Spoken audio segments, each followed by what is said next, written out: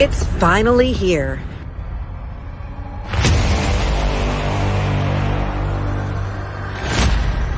New voices, new faces.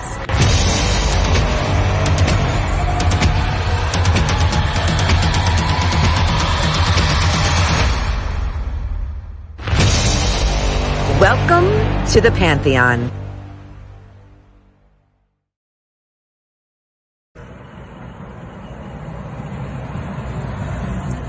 Let's get this party started!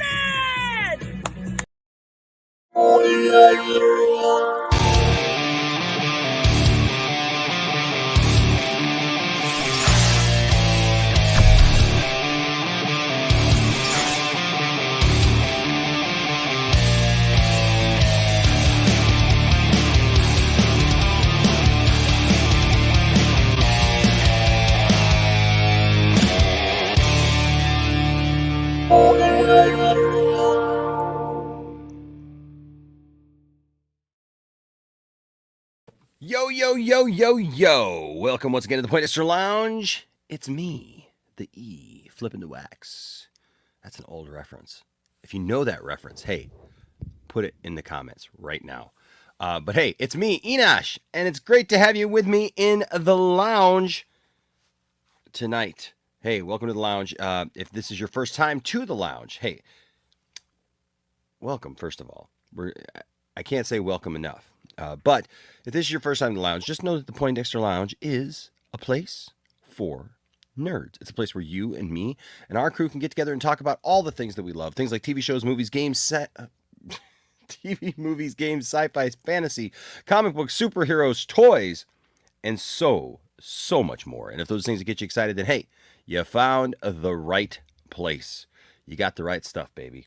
And so please hit that subscribe button as well as that notification bell and join our growing group of nerds. We'd love to have you here. Before we jump in, I just want to say hello to everyone.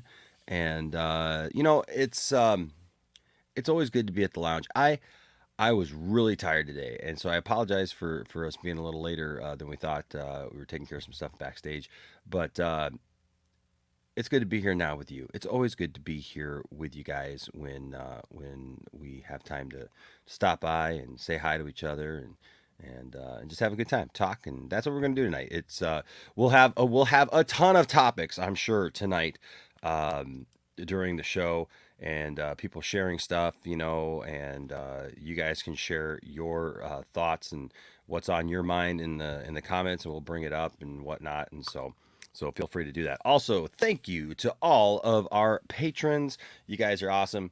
Thank you guys for so much for standing behind us and standing with us, standing alongside of us, I should say, and joining the Patreon. And then, of course, all of the members. You guys are fantastic. You're awesome. And we're grateful to each and every one of you who have joined the membership and have decided, hey, you know what? We're part of the Poindexter Lounge, and we are glad for each and every one of you. And, of course, everyone who gives super chats. You guys are awesome as well. And we can't do what we do without you guys. We just can't. And so that's why, of course, we have our giveaway right now, which is Megatron. It's a nice Megatron statue. But there's more, you say. Yes, there's more, because we're also giving away an Optimus Prime as well. So it's a twofer. It's a twofer. So get in on that. All you got to do, of course, to be in on that is to be a part of the patron, be a patron, be a member, or, of course, give a super chat, or anything that you give tonight via any of the other means. Then you are automatically entered into that giveaway. Also, don't forget, and here's a little mention tonight. You all know that we have all these other options here for you to be able to give for PayPal, Cash App, and Venmo. All of those are in the description below. And so tonight is a little bit different because usually we do topics, we do a stream with all that kind of stuff. Tonight, we'll get into it in just a second, but tonight is something that William and others mentioned to me when we were talking about the Motor City Comic Con and just how many people are going to be there. as far as the con itself, and people were like, "Oh, Enosh, you need to go to that, and you need to report back on it for us." And I said, I'd love to, but we just it was going to run pretty expensive to do, and so I said I'd love to, but man, I just can't. And so everybody said, "Hey, we're going to do a stream. We're going to send you there." And so they put me up to this. I want to make that very clear. I am not just running a fundraiser for myself. Can I feel like I need to say that for the people in the back, or the lurkers, and the the people who will be like, "Oh, there's Enosh just grifting, just trying to get people's money to just go to the Comic-Con." No, that's not what this is at all. This was something that members of the lounge and people around said, "Hey, we want you to do this." So that's what we're doing. So if you have it to give, please don't think that this is us coming to you and saying, "Oh, please give to the channel, give." No, look, if you have to give, we greatly appreciate it. And the one thing that I do ask, look, if the only way that you can give is a super chat, we understand, and that's fine. YouTube takes quite a chunk of the super chat money, though. So if we're trying to reach a goal and we're trying to get this done, if you can, please pay with with one of these three options here, either the Cash App, the Venmo, or the PayPal. That way we actually get that. And I will tell you this: as you give, we'll bring it up and we'll thank you. And so, like I said, but anything and everything is appreciated tonight. But if you can, please try to use one of these three things, because we get that actual money then. And so that will actually go towards our goal tonight. So just think about that when deciding if if you can. Of course, we do have our store, which you can feel free to peruse and look into, and see if there's anything in there that you like. And hey, that's it. That's it for all that stuff. All right. So thank you guys so much. We're gonna go to the chat here real quick and say hi to a couple people. And Oh, I know, bro. Silence says, "Stop addressing the people in the back. They are irrelevant. Do your thing, Enosh. We are here for you." I know. I just always like to make sure, because I don't want anybody who's just in here to become a person in the back. But we're thankful for y'all, and I just want you all to know that, like, this isn't just me going, "Hey, I'm doing this, whatever." That you guys know what's up. You guys know what's up. So that is that. And I will put this down here for you all. Okay, who is here? Let's see who's here. We're gonna have a fun night. Like I said, if you have topics or things that you want to talk about, put them in there, and we will talk about it as the night goes on. Now, mind you, we may get into some spoilers tonight, maybe possibly for Doctor Strange, and talk about what we thought of it and what everybody thought of it, and we'll see how that goes. But stay tuned. All right, we'll see. We'll see, but we'll warn you first. What's up? Oh, says, hey, Enosh, panel and chat. Happy Mother's Day. Happy Mother's Day to you as well. Well, happy Mother's Day in general. Dad Dude Vance says, good evening, all. Jason E says, well, after the big reveal for the next Doctor Who, I wonder how the series will turn out. I don't know. Hopefully, we have some people on tonight who watch Doctor Who. I have never watched Doctor Who. Doctor Who was always one of those things that I kind of wanted to get into, but I've never really known where to jump in. And so, yeah, I really don't know much about it, to be quite honest with you. I know about it. I know the story. I know the gist of it and things like that. But as far as like actually watching it and following it, I've never done that. What's up, Anthony Beltray says, what's up, Enosh? How was your night? My night was good. I got a little bit of rest. I fell asleep for a little while after my day. We had a big day today. Happy Mother's Day to Tiffany, my lovely wife, and happy Mother's Day to my mom and my grandma. Love you guys. And very, very thankful for you guys. What's up? Hal Jordan says, hope you had a good weekend. Hit that like and subscribe button. Yes, do that. What's up, Keely Chow? Hey, Keely Chow. I think I thanked you for this, but thank you for shouting out the channel to different people. Appreciate that for sure. What's up, Aaron Pritchard? Says, hello, Enosh and everyone here. Good to see you, Aaron, for sure. Anchorman's here, says, sing the wondrous love of Jesus. I like that. That's cool. What's up, Stella? Good to see you. You do suck, says, let's send Enosh. Yes. What's up, Andrew Casali? Says, hey, buddy.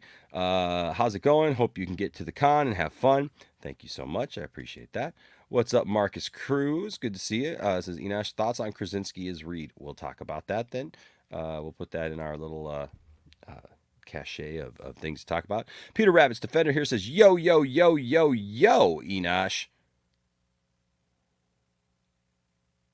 No super chats today, but I'm ready to donate. Oh, thank you so much. Thank you so much, man.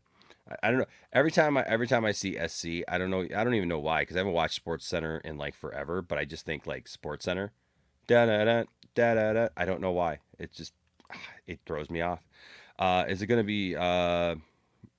Darskipio says, is it going to be first business or peon class airplane tickets for Enosh? Right. Well, fortunately, I don't have to fly because it's the Motor City Comic Con, and so I can just drive down there, which is the good thing. That's the good thing, is I can just drive down there. So I'll be providing my own accommodations, but it's mostly just for the meet and greets, for the, Shatner's going to be there, so that's going to run, a little bit. But William's like, dude, you got to meet Shatner. He's 90 years old. You got to meet him. So, yeah. Chris is here. So it's not a giveaway, y'all. That guy's mine. That's funny. He's talking about the Optimus Prime and the Megatron there. Let's see here. Much love to Scotty, of course. Read that already. Monkey Jeebus is here. Says Doctor Strange, biggest opening this year. Yep, we'll talk about that tonight. Brian Master None is here. Scotty actually says the biggest issue wasn't who was playing the Doctor, it's who has been writing the show, and it has been bad. Davies coming back is hopeful. That's cool. Let's see. Yes. Oh, that's nice. Let's see here. Anybody else here? What's up, Kenneth Crowley? Good to see you. Kenneth. What's up, RJ? Says, good job for the spoilers. Marcus Cruz, the movie just came out. Jeez. Well, you know what? Like I said, we'll warn some people tonight, RJ, but we may actually jump into some spoilers tonight. I mean, every other channel literally has been talking spoilers. It's one of those movies everybody's kind of seen by now, who it's really, really important to, if they can. So, let's see here. Anthony Grigsby is here. What's up, my friend? Says, good day, everyone. Let's get our main man to Comic-Con. Love you guys. Love you, man. Let's see here. Also, make sure I'm not missing anything. All right. Cherie is here. What's up, Cherie? Good to see you, my friend. Always good to see Cherie in there. So, all right.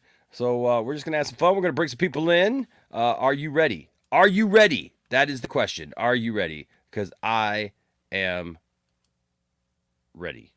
If I can find a couple of drops here. Ladies and gentlemen, you love him. I love him. He's always a hit here on the channel anytime he can be on. And so we're always glad to have him. Where is he? I don't see his drop. Why can I never find his drop, man? I tell you what, I got so many drops now. I'm just gonna randomly play drops now from now on, like that. It's just like whoever, right? Whatever drop just suits at the time, I guess. Where is he? Where is his drop? Oh my gosh. That's not his drop. Here's his drop. Ladies and gentlemen, Brian Master. He wants to be perfect because the competition is being broadcast on national television. Brian charges down the runway, but then he slams into the pommel horse with tremendous force and collapses in agony.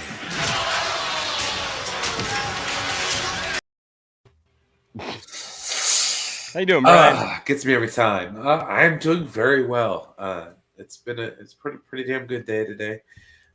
Wasn't over the top. Used to Sundays being a busy day, and it wasn't the case today. So we're doing really good. And I did get a chance to see Doctor Strange, and I'll give my thoughts on that with everyone later. All right. Let's see here. Also, we got Stella.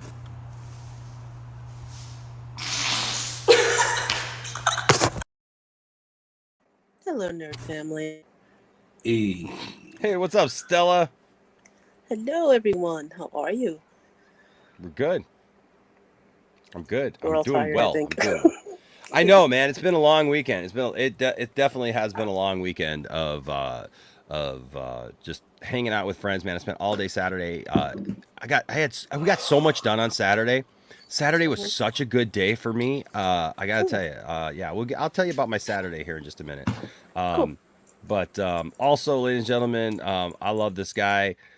He's a good guy. Even Tiffany. This is how you know. This is how you know that the guy's a good guy. Tiffany tonight, because he's in our private chat. Tiffany says to me, "You know that Chris is a good guy," and I said, "Yeah, you know what? I think so too." Here he is, ladies and gentlemen, Mr. Chris, the bipolar Jedi. I don't mind. Once when I was 7 years old, I sat on a banana. And of course, that changed my life. Hey, Chris, what's up? I try. What's up, I try. What's up, Hey, Chris.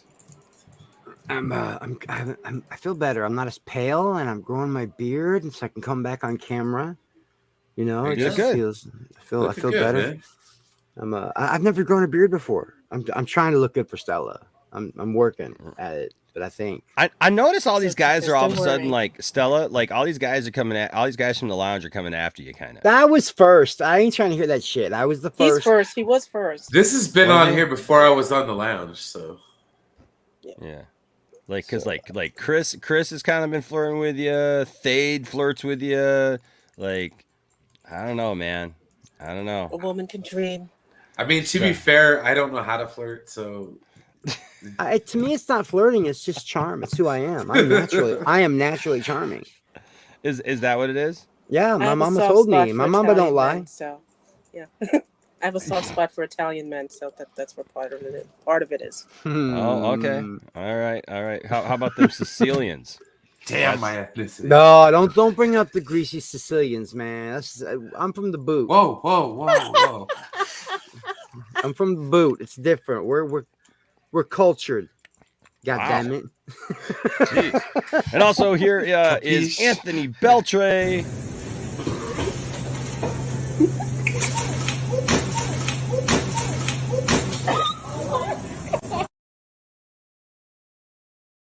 Every time Talk I see about that trash. What's up, everybody? Hey, what's up, man? Hey, Anthony.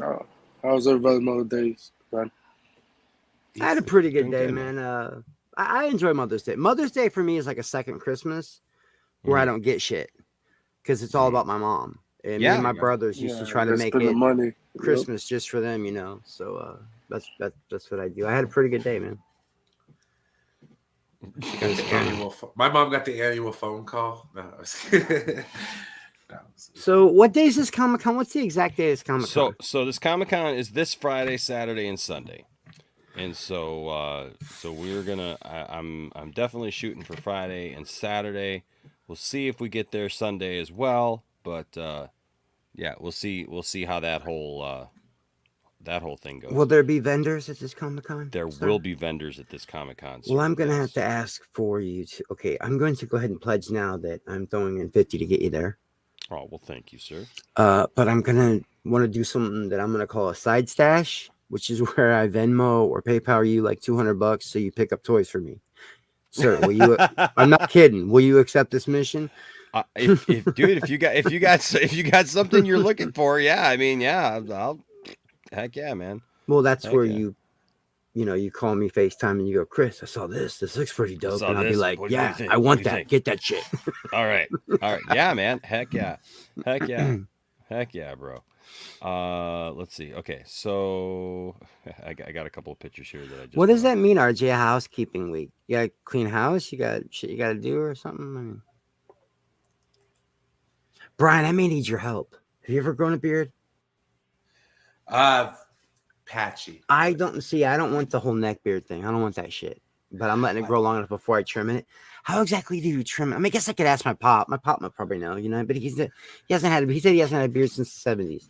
I just do the goat. I mean, just get yourself a little trimmer, right? That's all you gotta do, man. Just get yourself a little trimmer, and just yeah, man. Just like. So I just want it to be like this, nice and clean, nice and tight.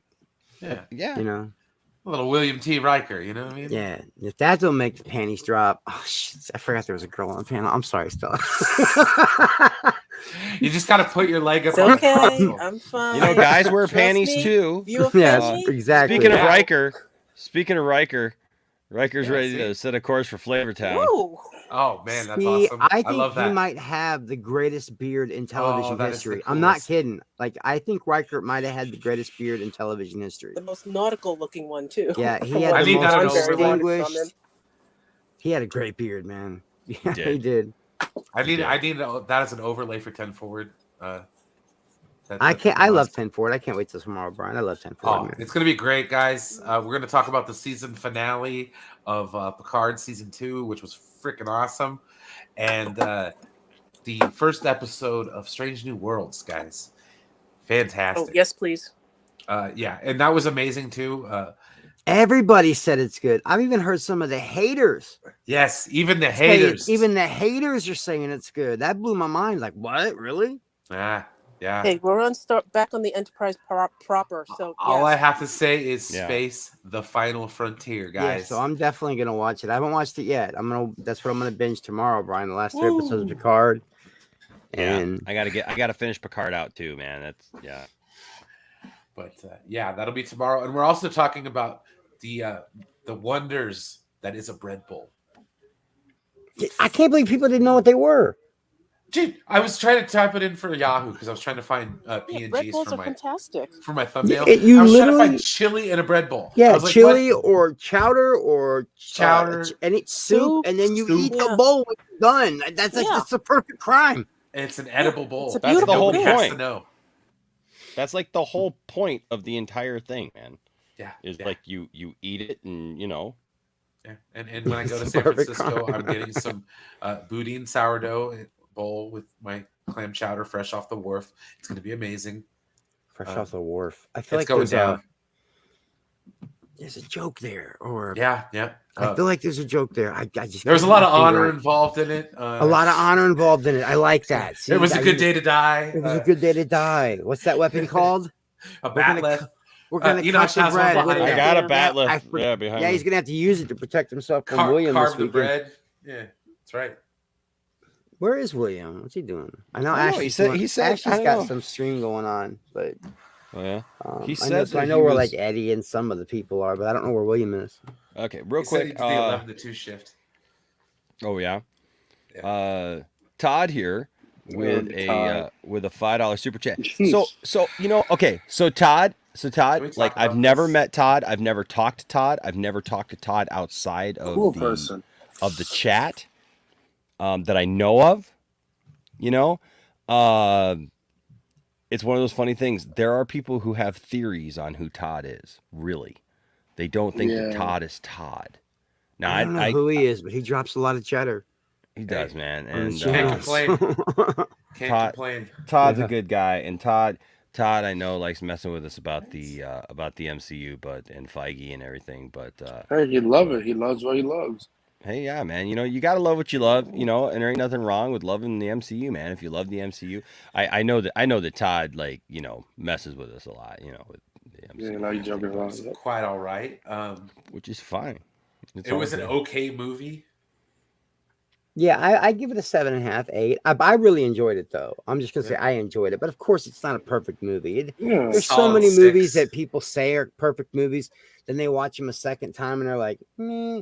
This one I feel like I can find something new that I'll enjoy every time I watch it, but Mhm. it's just not. It's going to be a hit or miss. This movie's going to be divisive. I'm letting you know now because No, the thing is that I love it. It's dropping off on Rotten Tomato because people don't like it. So I was like, oh, I'm curious about it. I'm just crazy. The audience. who's that a picture? Like, his That- mother. That That's is his my grandma. grandma. Wow, yeah, she was. She was. Yep, that is my grandma. I can see why she I'm adding dated some Inga photos Burke. here. Yeah, I'm adding some photos here of my grandma. Just a special Mother's Day to her, and just show some love for her. But I forgot that I had this up so that you guys were actually seeing while I was doing this in real time. But it's all good. I'm telling you, man, your grandma's got this Damn. weird Jane Fonda meets Raquel Welch vibe, bro. Like for real. And them That's old cool. pictures, because when I look at my mom's old pictures, sometimes I'll look at them and not recognize that it's my mom. Mm-hmm. Yeah, That's no, kinda I gotta hear be you. what it's. I hear you. This is my mom with Donny Osmond back in the day.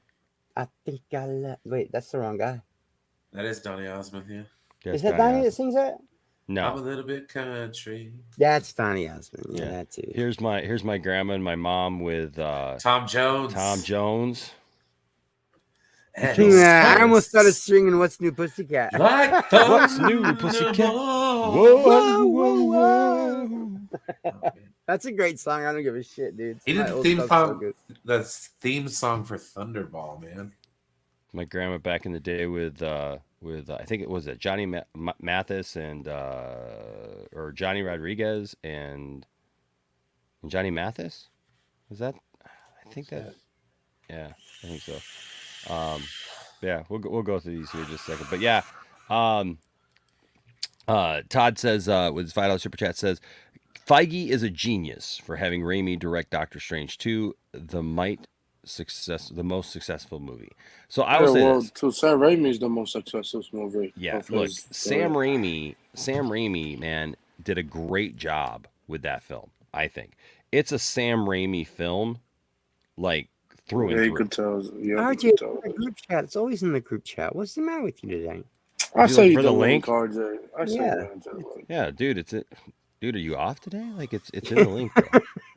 I could send it to him real quick. The link is there, Okay, man. so- The link so- is there. The link is there. I know there's a couple people like- a couple people fluctuate in and out of the backstage. The I got you, Poindexter man. Lounge I got you, backstage, so- RJ. Don't you worry about it. Last I checked, though, I was pretty sure RJ was in there. So Either way, got him. yeah, we got him. We got him. He's on. But yeah, it is a Sam Raimi movie throughout. Just like Spider-Man 2 is a Sam Raimi movie throughout. See, I don't know, man. I see, Anthony. I will say this, man. This is more of a Sam Raimi movie than Spider-Man 2. than any of his Spider-Man movies. I say the then- horror element with Doc Ock was Sam Raimi. That's it. Oh, okay. Yeah, but I don't even think that, like, I mean, yeah, there was a little bit of that horror element, like with the arms and stuff like that. But I'll be honest with you, like, I don't even think that was so much where, like, Doctor Strange, like the imagery of the wraiths and the demons and the souls or whatever. Yeah. That's straight out of Evil Dead, man. And then the Bruce Campbell Straight out of Evil Dead. straight out of Evil Dead, like the fact that he's punching himself in the face at the end, just for fun, and Yeah, stuff. I mean, Doctor Strange put a spell on him. Yeah. yeah, I mean that's the same thing, man. Look at my grandma here. Happy Mother's Day, Grandma. And to my mom. Is that red hair? Yeah. Oh, dude, my grandma had so many different color hair, man. It wasn't funny. Mm-hmm. She know the people that were involved in the movie Casino, not like the movie, but the actual people. The actual people. My grandma did know some mobsters, man, back in the day. I'll be honest with you. What was his name? Gosh darn it! The character that Robert De Niro's character was based on. He was a real dude. Rosenbaum. You talking about Casino? Yeah, from the movie. I love the movie Casino. That's like one of my favorite movies. It's a good movie. He was based off a Jewish guy. I can't remember his name. Al Rosenstein. Rosenstein or Rothstein.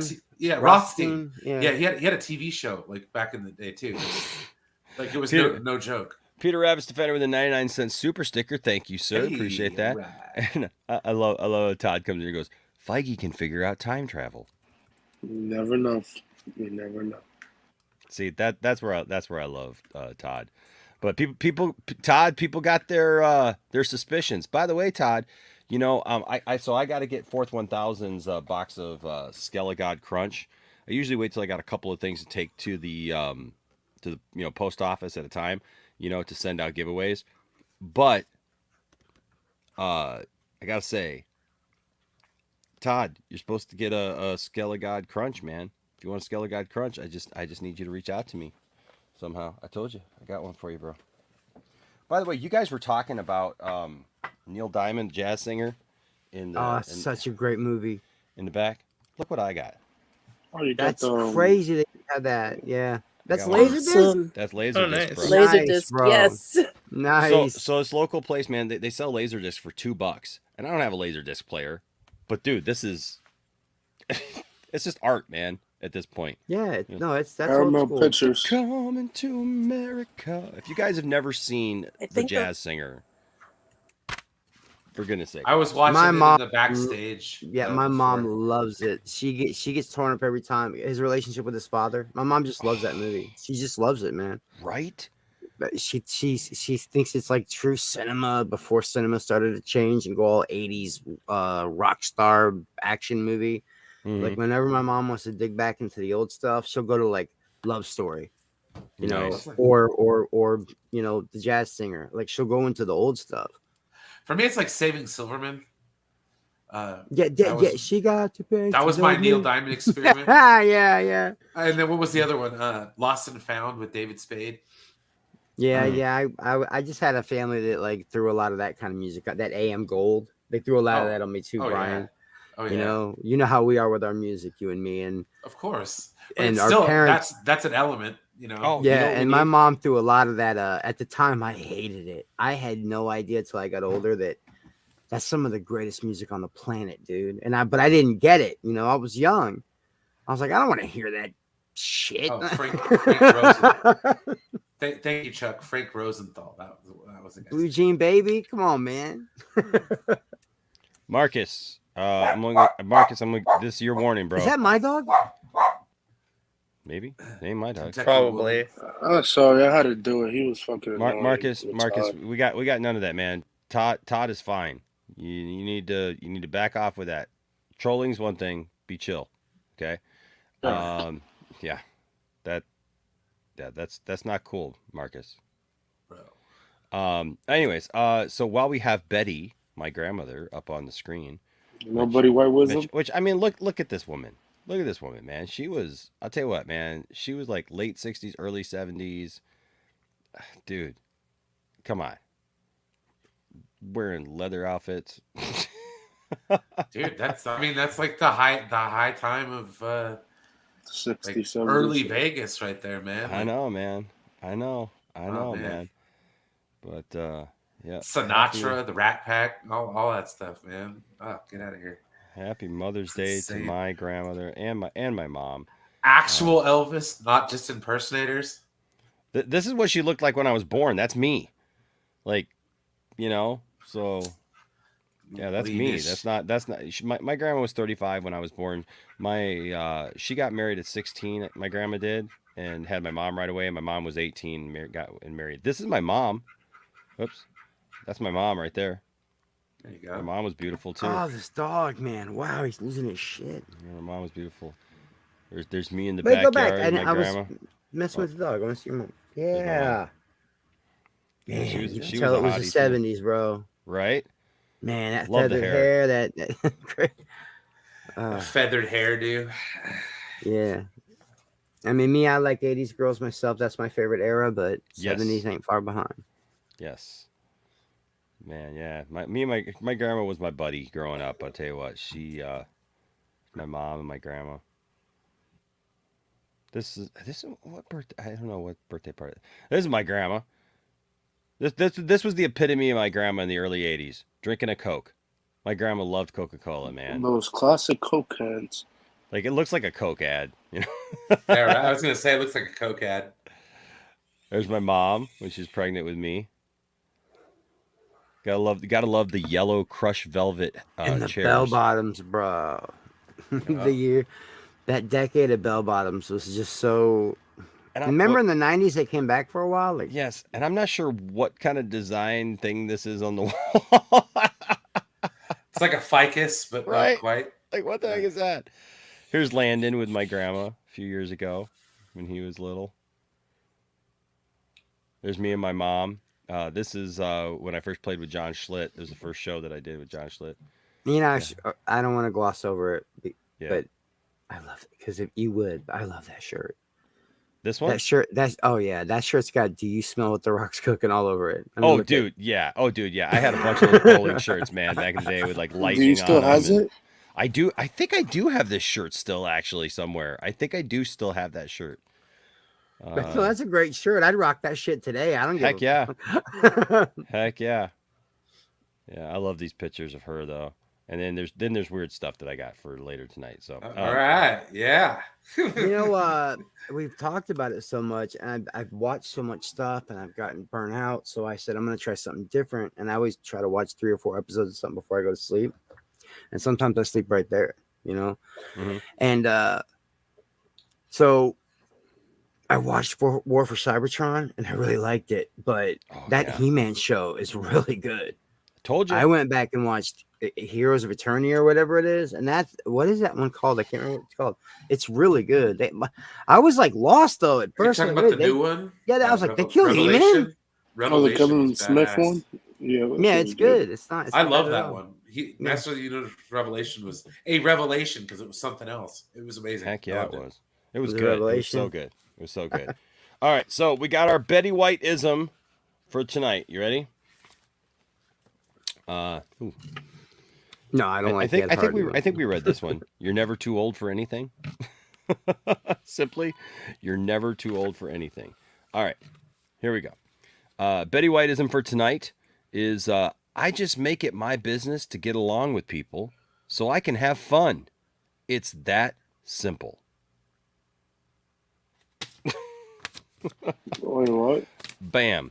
I just make it my business to get along with people so I can have fun. It's that simple. Yeah, that's fair. I make it my business to have fun. But that's what we do here at the lounge, man. That's the like Betty White would have fit right here in like here at the lounge, man. I'm just saying. She would have fit right in, man. Should have fit right in. So what am I missing in the chat? What is this war going on in the chat right now between Marcus? Marcus versus Todd. Yeah, this is no, Marcus. Nope. I'm gonna put you in timeout.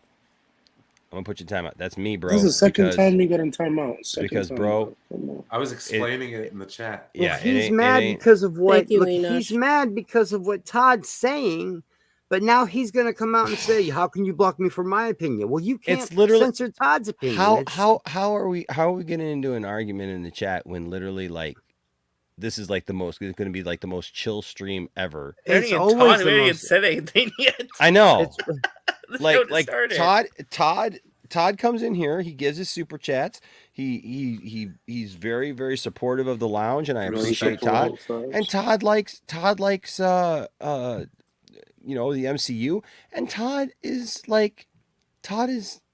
Todd jokes around a little bit. I mean, come on, anybody knows. Like we all bust each other's balls. If Todd is talking about Feige inventing time travel, come on, don't be like that, okay? Like we love you here, but come on. And we all bust each other's balls. And Marcus has grown on me. Remember when I couldn't stand him? So Marcus has grown on me. Come on, guys, get along, Marcus. Chill out. Todd Fair here. Whoops, hold on. Another file on Super Chat. It disappeared. Now, if you all excuse me, I'm gonna grab a bottle of water. I'll be right back. Okay. Todd here with I'm high. I said a battle of water. With a battle of water. Todd with another $5 super chat says, Enosh, I'm curious, who do people think I am? A lot of people, I'll be honest with you, they think you're H parts. They think you're H parts. But I've talked to H parts. I think at this point, if it was H parts, we'd know by now. I think so too. And because once I actually straight up asked H parts, because people were bugging me enough about it. They were like, hey, I think it's H parts. And I'm like, I don't think it's H parts, but you know what? I'm going to ask. And I asked, and he said no. So there you go. So I don't think. Yeah, like I said, if it was him, I think we know by now. So. Yeah. So how you doing, RJ? I'm doing okay. It's been a nice, chill Mother's Day day today. Just been chilling for the most part. It's just been a relaxing couple of days. So Yeah. just getting some stuff done for the week, So Yeah. What do you got going on this week? Well, this week's, like I said, just a housekeeping week. Got to get some stuff straightened out because my grandpa's coming to visit. Not this upcoming week, but the following week. So other than that, nothing really. Yeah, it's it's just typical it thing. is just kind of like a chill just kind of a chill week, man. Yeah, no, pretty much, yeah. But yeah, like Doctor Strange, I feel that Doctor Strange is more of a Sam Raimi movie than it is an MCU movie.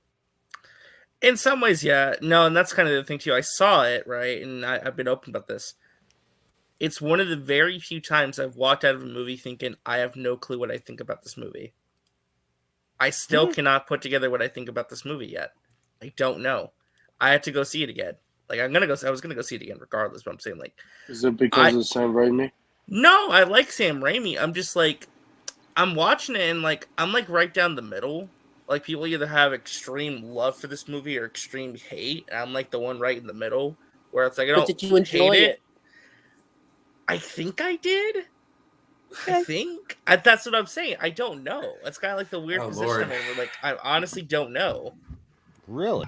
Yeah, like, it's one of the rare times I've walked out of a movie thinking I have no clue what I think about this movie, and this has never happened before. It happened to me. You guys showed me a movie that I didn't know existed with Matthew McConaughey and dragons, and I watched it. And I didn't know how I felt about Reign of Fire, and I went, I don't know. But before we go on, I want to say something I forgot. While I was I went into the kitchen and I saw my open box in there, and I was like, oh yeah, I forgot to, because you said something about Tiffany when you brought me in, and I just wanted to say that happy Mother's Day. I'm glad she likes me. She's the quintessential wife, and she's like the cool.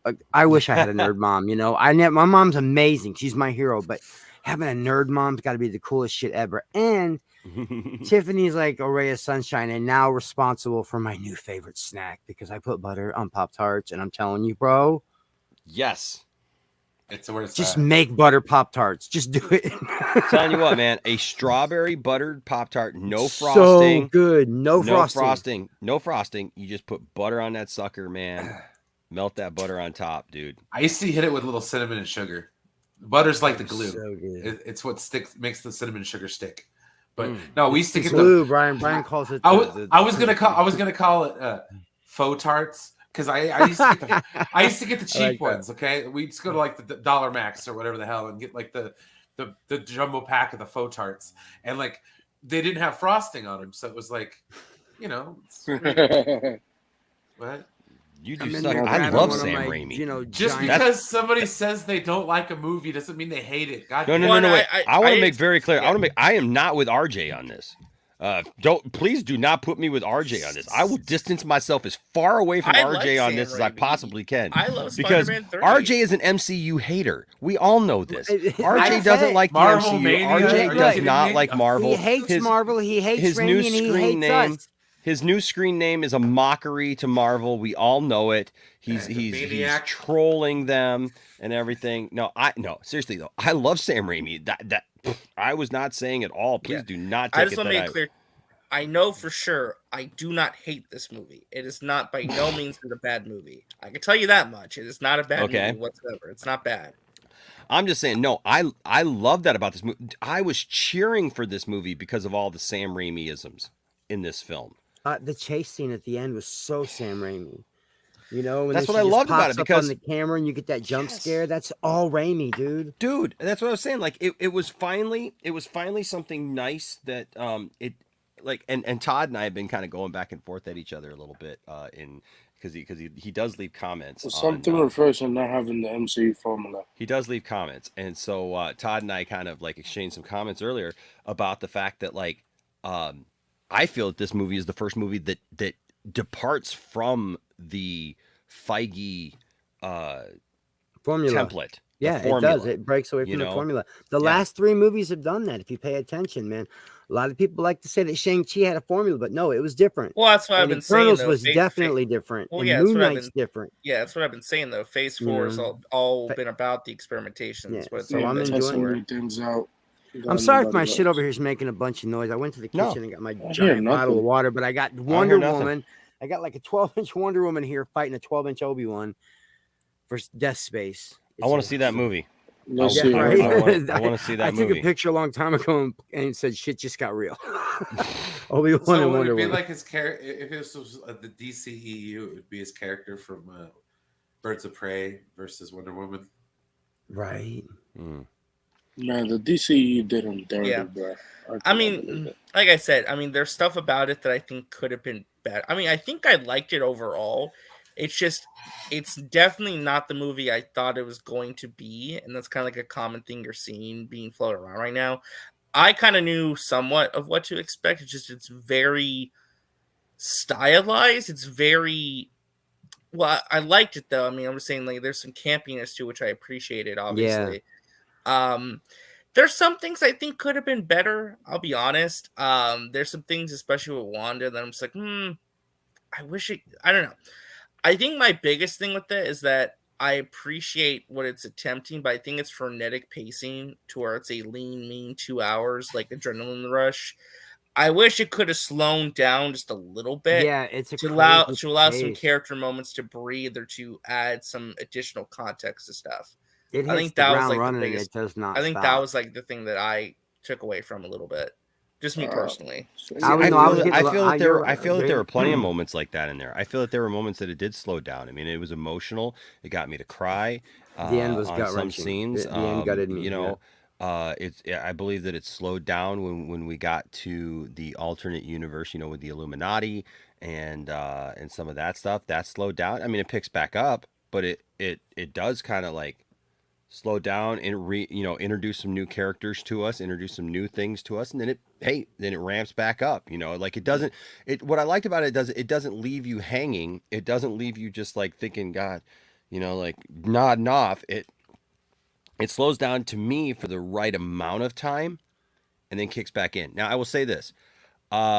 Regarding Wanda, and look, if you haven't seen it, you know what, just close your ears for a second or hit mute for literally just a couple seconds because I just want to mention this. All right, in 3, 2, 1, go. Wanda, that's not Wanda. Everybody's like, well, how is she going to be redeemed? She doesn't have to be redeemed. She doesn't have to be. She's gone full healed. I knew It's she was going to freaking go full Scarlet Witch, It's though. Scarlet Witch. She was always. And she's Wanda- the Anakin Skywalker of the MCU. No, she's guys, not, though. You know? No, dude, no. She's That's been my victimized since the first time Okay. she. No, I was get on that. I get that. screen. But here's my point. She's Jake Lloyd, bro. Here's my point, though. Who did all this stuff? Like, because I was sitting there at first thinking, oh my God, like, she's killing everybody.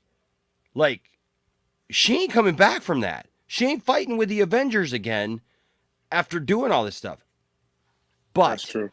But she doesn't, and I've heard some other panels and stuff talking about this. She doesn't need a redemption story though, because No, and that's not what I mean by because the it wasn't Anakin thing. Wanda. It wasn't Wanda. It was Scarlet Witch, and they showed that because of a character moment and a slow down moment where Professor X goes in and he's trying to free Wanda. Wanda has been held captive in the mind of Scarlet Witch. Scarlet Witch took over her body and is holding Wanda captive. They were two the separate... Wanda from that universe, but No. Well, that's the way I interpreted that scene too. No, that was not that guys, Wanda from that and universe. Scarlet Witch are synonymous. what They that are was, the same yeah. person. Yeah, no, They but are. I in the comics, but not in that moment. In that was... moment in this scene, that was the Wanda from that universe trapped under the rubble. No, it wasn't. Yes, it was. No, it wasn't. No, it wasn't. No, That it was wasn't. the way I interpreted that. No, it scene wasn't, because the personally. Wanda from that universe was all beat up and hurt and on all those things. That was not Wanda from that universe. I guarantee you that they're going to show that Not was in the her real mind. Wanda. No, I guarantee you that they're going to show that Xavier Wanda was being... walking, dude. I know. Anyways, but I'm going going to tell you. I'm going to tell you why. I guarantee didn't- you, though. I guarantee you that is Wanda held captive in Okay. the Scarlet Witch, and that even though the Scarlet Witch was destroyed, Wanda will live on, And I guarantee you, at most, what'll end up happening is the team won't trust her, and she'll have to prove herself to the team. But Wanda is Okay, not. look, gonna. I'm going to you're give you gonna have this. to do a That's lot, actually though, because- now that I think about that scene in my head, that's actually like kind of like it's almost got a Moon Knight angle to it, so it does make sense. But I respectfully disagree. But I that gotta is an watch it interesting- again. But that was my takeaway from it. But what I meant by the that was the real Anakin Wanda. is, we all went and saw the Phantom Menace, and we knew that cute little boy was still going to grow up to be Darth Vader someday. Yeah. We've been watching Wanda since day one, since her brother died, since Vision died, since she's been victimized over and over. Anakin was a victim of love. The Emperor used love to victimize him. Wanda, the Darkhold is using love to victimize Wanda. It's the same story, except Darth Vader, where he kind of was able to redeem himself he returned balance. I won't say he ever redeemed himself. I don't think Wanda can ever be redeemed after this. I mean, she shredded a guy. Yeah. Well, she literally in one of the actually, I was going to mention that too. One of the regardless of how I thought about some of that Illuminati thing went down, to see one of the coldest lines in the history of comic book movies being like, Black Bolt could disintegrate you just by whispering, right? And she's with his mouth. What mouth? Like, what mouth? And you turn around, it's like, oh, and his whole brain I explodes. feel bad for Black Bolt, bro. I feel bad for him. His brain exploded, man. Bro, his whole man just snitched on him. He's like, yeah. This is to answer the question. This is to answer the question. Hey, what's up, Drunk 3PO? So here was the thing. So the Motor City Comic Con. Whoops, not Riker. Riker Fieri. Yeah, we love Fieri. Riker, man. Greatest beard in TV history. Exactly. No, Motor City Comic Con is coming up, and we were talking. Everybody was like, Enosh, you got. Usually I go to the Comic Con, but like we were joking around a few nights ago that there's so much going on at this Comic Con this weekend. There's no way that I would be able to cover it all, and so the reason for this stream is, and I'm still surprised William's not here. Like William was like, I'll be there at like 11:30. He's like an hour and 15 minutes late. Is that his 11:30? I know, because he was supposed to host it. Does he have a different 11:30? No, William's close to you, isn't he? Yeah, maybe he meant 2:30 in the morning. He's like he's in Vegas. He's in Vegas, so maybe that's what he's talking about. I don't know, but anyway, so everybody was saying, hey, you know what we should do? We should do a fundraiser and send Enosh to Motor City Comic Con to report on it, because people like William Shatner is going to be there. There's a lot of big names that are going to be there. A lot of DC people, and obviously, I'm a big DC guy. In fact, I'll bring up actually all the website. Yeah, I'll bring up the website here. Yeah, there's a lot of people going to show. Yeah, there's I can't believe I didn't know there's a whole Superman the movie reunion thing. I actually had somebody reach out to me because of my after my connections with going down to when we went down to Metropolis. Like I met some people down at down there, and somebody was like this week was like one of the artists actually says, hey, I'm going to be at the Superman thing, so why don't you come by? Is that the real Drunk 3PO? Yeah. Yes. Yeah. He stops in. He's the only one I really like out of that. I don't want to start no shit, but he always says that too, dude. He's like I don't know why they like me. No, he's the only one I really like. Check PayPal channel, man. That's it. So yeah. So what's that? Drunk 3PO say check PayPal. Oh. Just don't, dude. 3PO. He said, "Don't dox me." Oh, that's okay. Right. Alicia Silverstone's going to be there. I will not. But 3PO, dude. Wow, man, you are awesome, bro. Thank you so much, man. Yeah. Hey. Oh, man, that is so nice. That is so nice. Said that he watches church services sometimes. And thank you for the church. Thank you, man. Dude, I really, really appreciate that. Man, gave $100 for that. Thank you so much, bro. I'm telling you, he's the only one I like. Oh, thank you, Drunk. You rock, man. You know what? Cool. You know what? The shit, man. I love it. you know what? Here's the thing, man. Is like, Jeremy's been in here. Jeremy and I have talked a few times and stuff, and like I know everybody's, like we have sometimes we have differences of opinion, but you know, Jeremy and I found common ground. I can talk You to know, Jeremy too. Jeremy's yeah, okay. I can talk to Jeremy, man. and that's and that's fine. That is, like we don't have to agree on everything or like everything the same. You know what I mean? I had a couple of actual like disagreements with Jeremy. The last time I talked to Jeremy actually was on Max's stream, and I had Yeah, he one was question super for cool, him. man. Yeah. I had one question for him. He answered that question, and he answered it in the way that I had hoped he would answer it. And I was like, okay,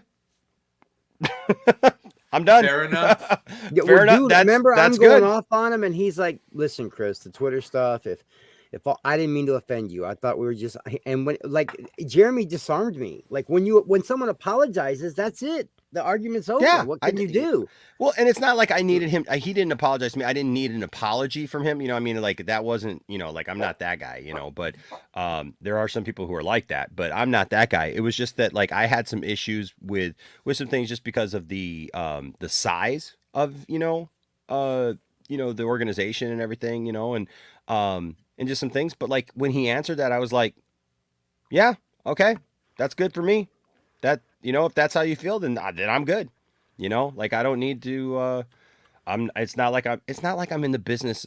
Here's the difference between me and other people. There are people who are in this for drama, right? There are people who are in this like, and I've been told by a lot of people, you should go after this person. You should go after this person. Listen, guys, I'm not here to go after people. Yeah, I don't want to do that either. That's not what this channel is about. I understand that some people came to this channel because I voiced an opinion, and it's funny because I just voiced an opinion about stuff and it got blown up sometimes. And then I got thrust into a situation where I got to give that opinion to certain people. But I'm not a gotcha channel. I'm just not. That's not, who I am. And so I'm glad that, because there for a while, like I was kind of getting lumped in with a lot of that. And, and I'll be honest, I'll be transparent. Like it wasn't that I was trying to go after people. It was just that I had opportunity to speak my mind on a couple of things that I disagreed with in communities. But like I said, once that's done, it's done. Like I'm not looking for my next match. Like this isn't WWE, where it's like I finished my WrestleMania program. Now I need to think about, the next thing, right, Brian? We gotta get her up. Think about SummerSlam, brother. Well, dude, who am I going up against next?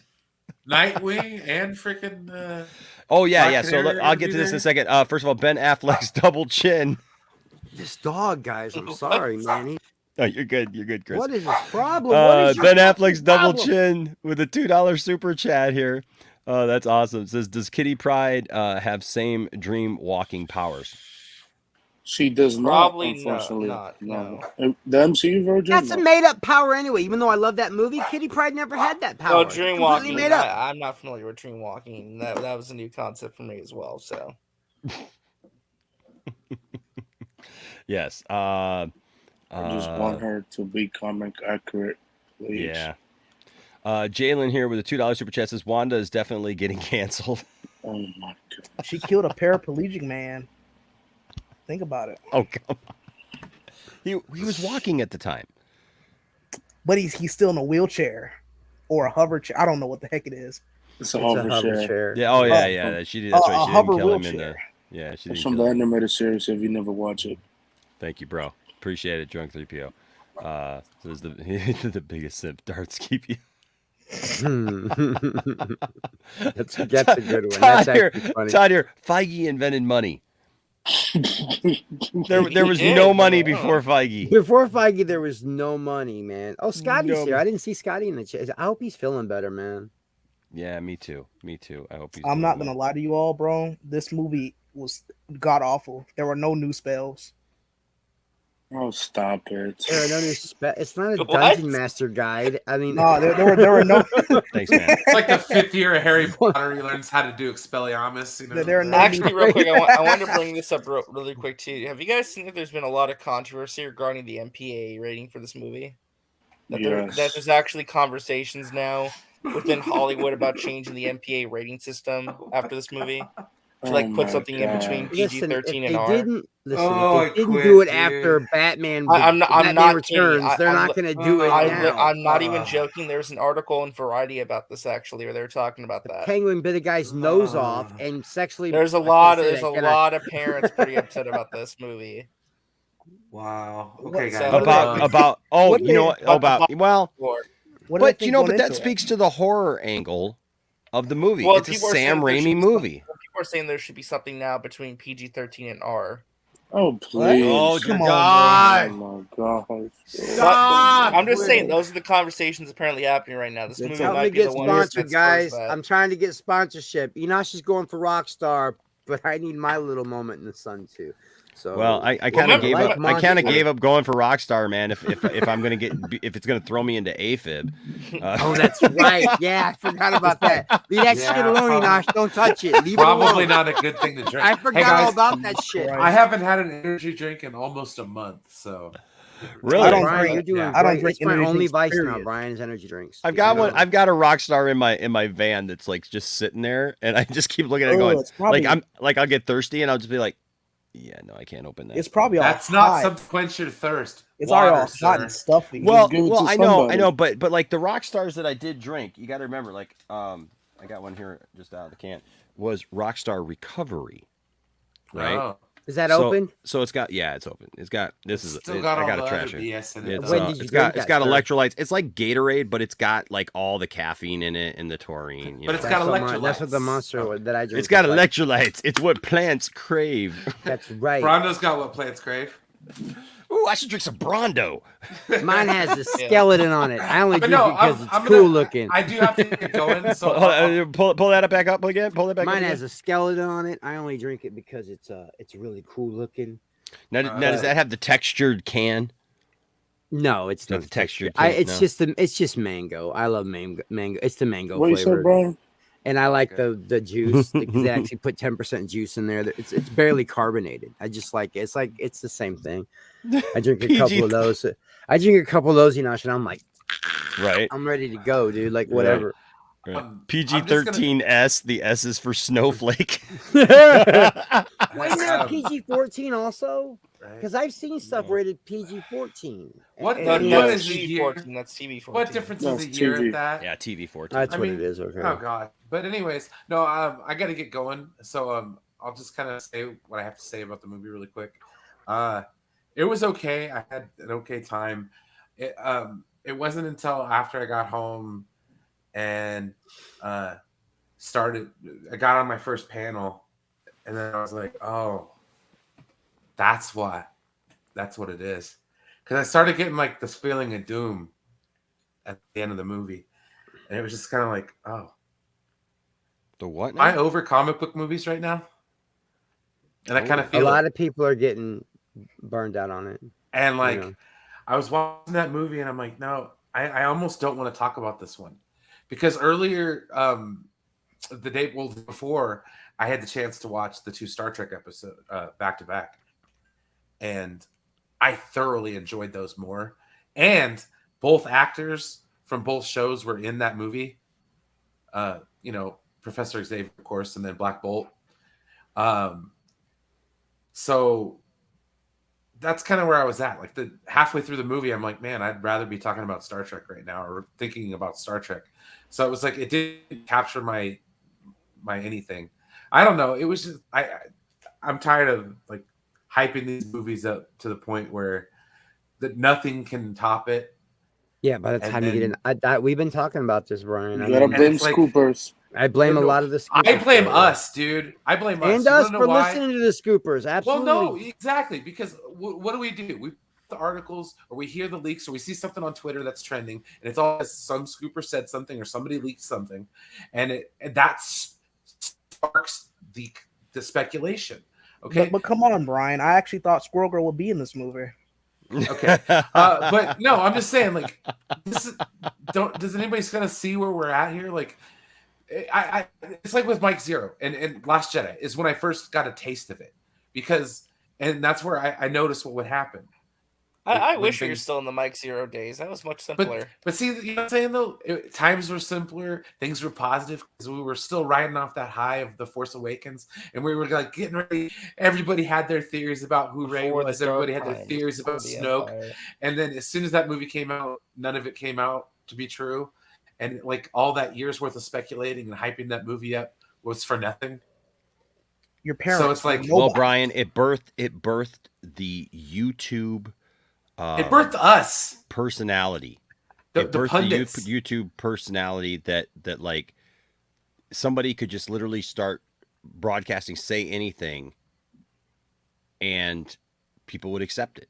Unfortunately, you know. Well, It started with people like Mike Zero. Like all this started with like legit people. You know, I mean, like people get mad Campia at- like Yeah. like Jedi Council, Collider Jedi Council was the one that I used to watch all the time. Yes.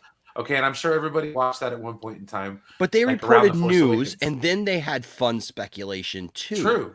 True. But it wasn't until like Scooper started getting involved. But I agree with when people say that they drive the narrative of the conversation, and that's 100% correct. Okay, they basically seed what we converse about, and then 15 minutes later, we're talking about how much we hate Scoopers. But it just gave us 15 minutes of shit to talk about. I So don't it's like- hate scoopers. I hate talking about them all the time. Well, I get You it. know? I'm just saying, like, when we talk about what they talk about all the time, it's like, what are we doing here? We're just spinning our wheels.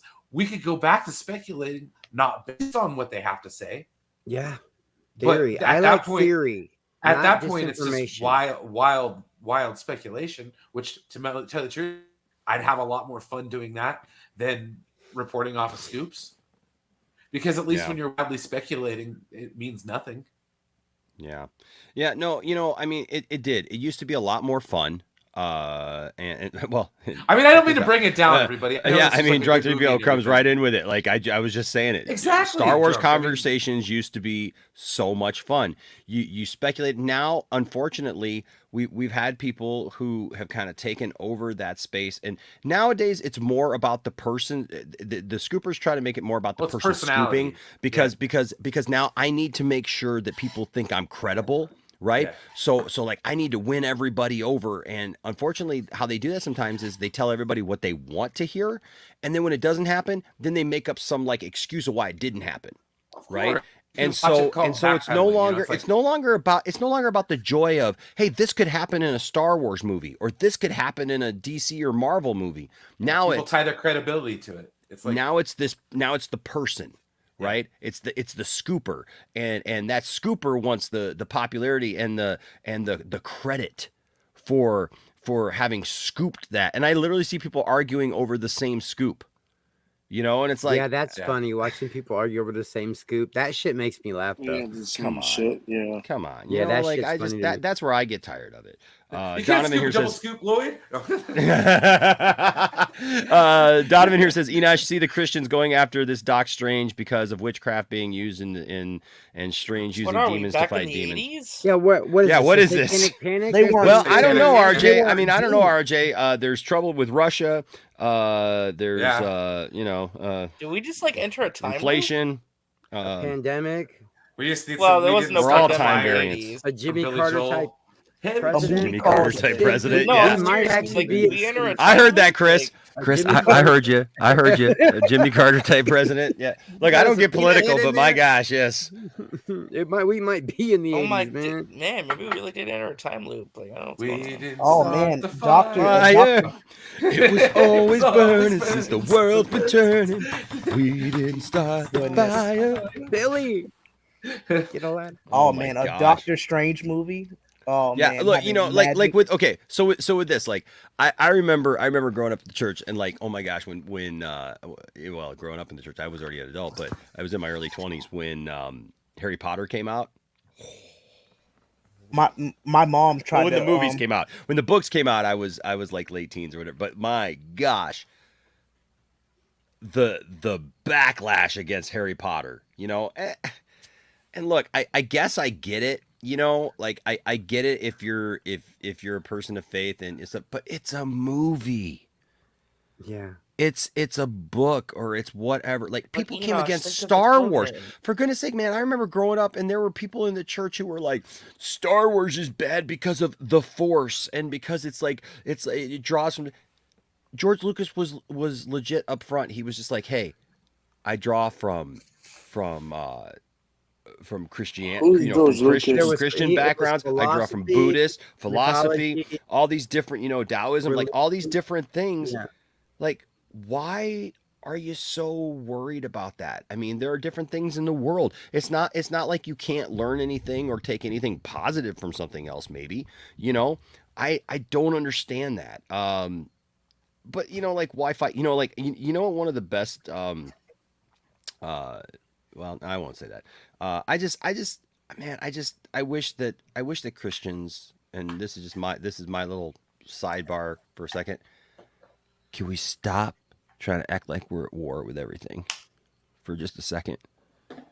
And that's people in general. Okay. But I mean, like that's my sector. That's my little group. It's like, can we stop acting like we're like battling everybody? It's like I got up this morning and I was ready for the fight. Like He said, I get up in the morning. Conquer.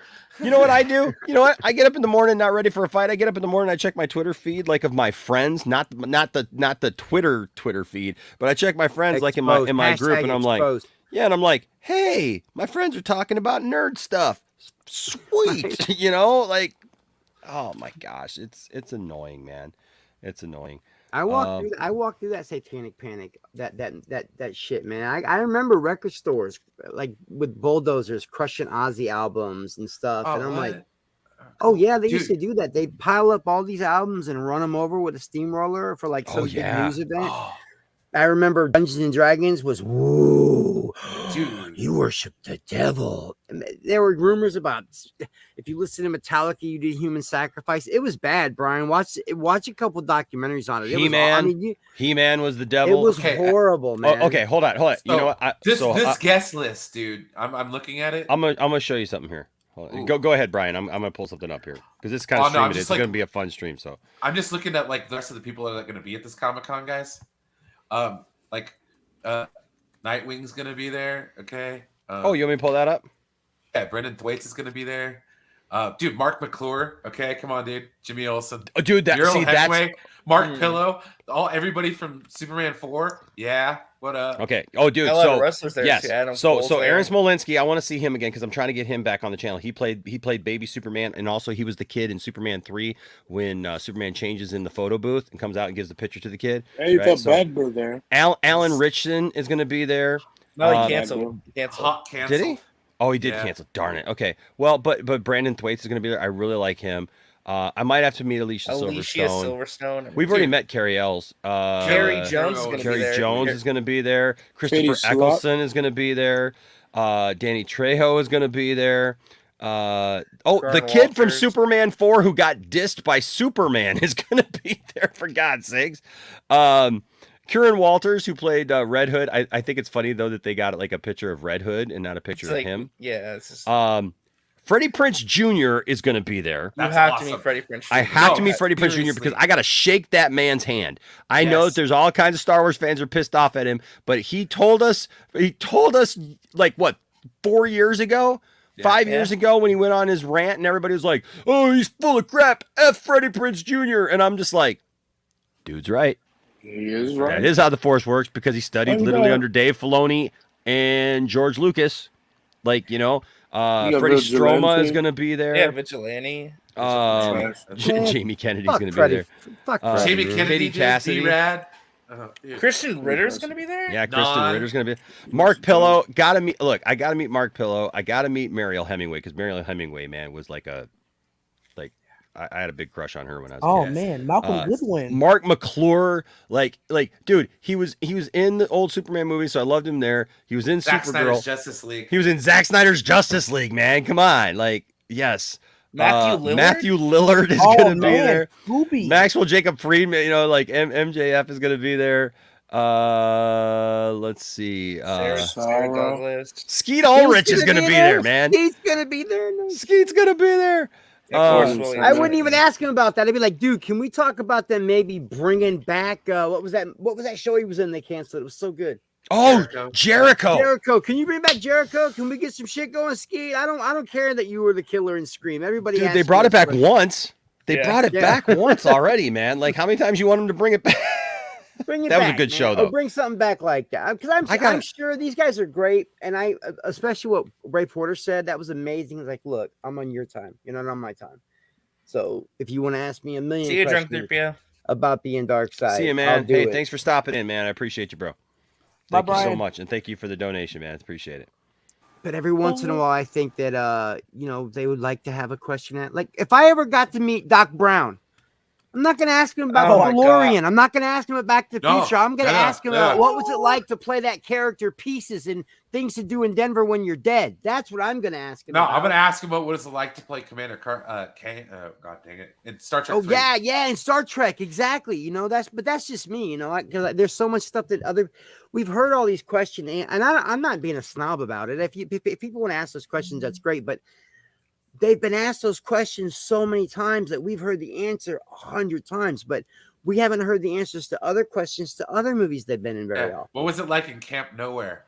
Oh, yeah, that's just me though. So when you see Skeet, your mission, should you choose to accept it, is to make him bring Jericho back. See if you can make that happen. All right, Enosh? I think you got some clout. I think you pulled this off. Yes, I will see. Well, I single-handedly made the last Bill and Ted movie, happen. Right. So.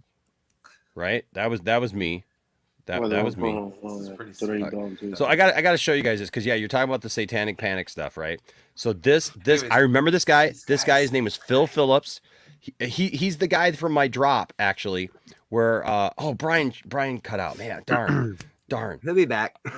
He might not. Yeah, I don't know. He might not. I know. I was hoping to show this to Brian, but you know the drop that I got where it's like because it's popular. That guy, that's Phil Phillips. That's this guy. That's let me see if I could find that drop real quick before I play this, because that's where I got that from, because this guy, he wrote a book called Turmoil in the Toy Box, and it was pretty Scotty, popular. that's awesome. That is awesome, bro. I just meant that I'm sure he doesn't mind, but if you go up to Christopher Lloyd and you say, "Hey, man, I loved Things to Do in Denver When You're Dead. That was a great, crime movie. I loved you in that." Maybe he'd want to talk about that too. But what kind of trains? Like real trains, or like, or like toy trains, man? Mm-hmm. I don't know. Where's the popular one, man? I had because it's popular. I love that. I love Audrey loves.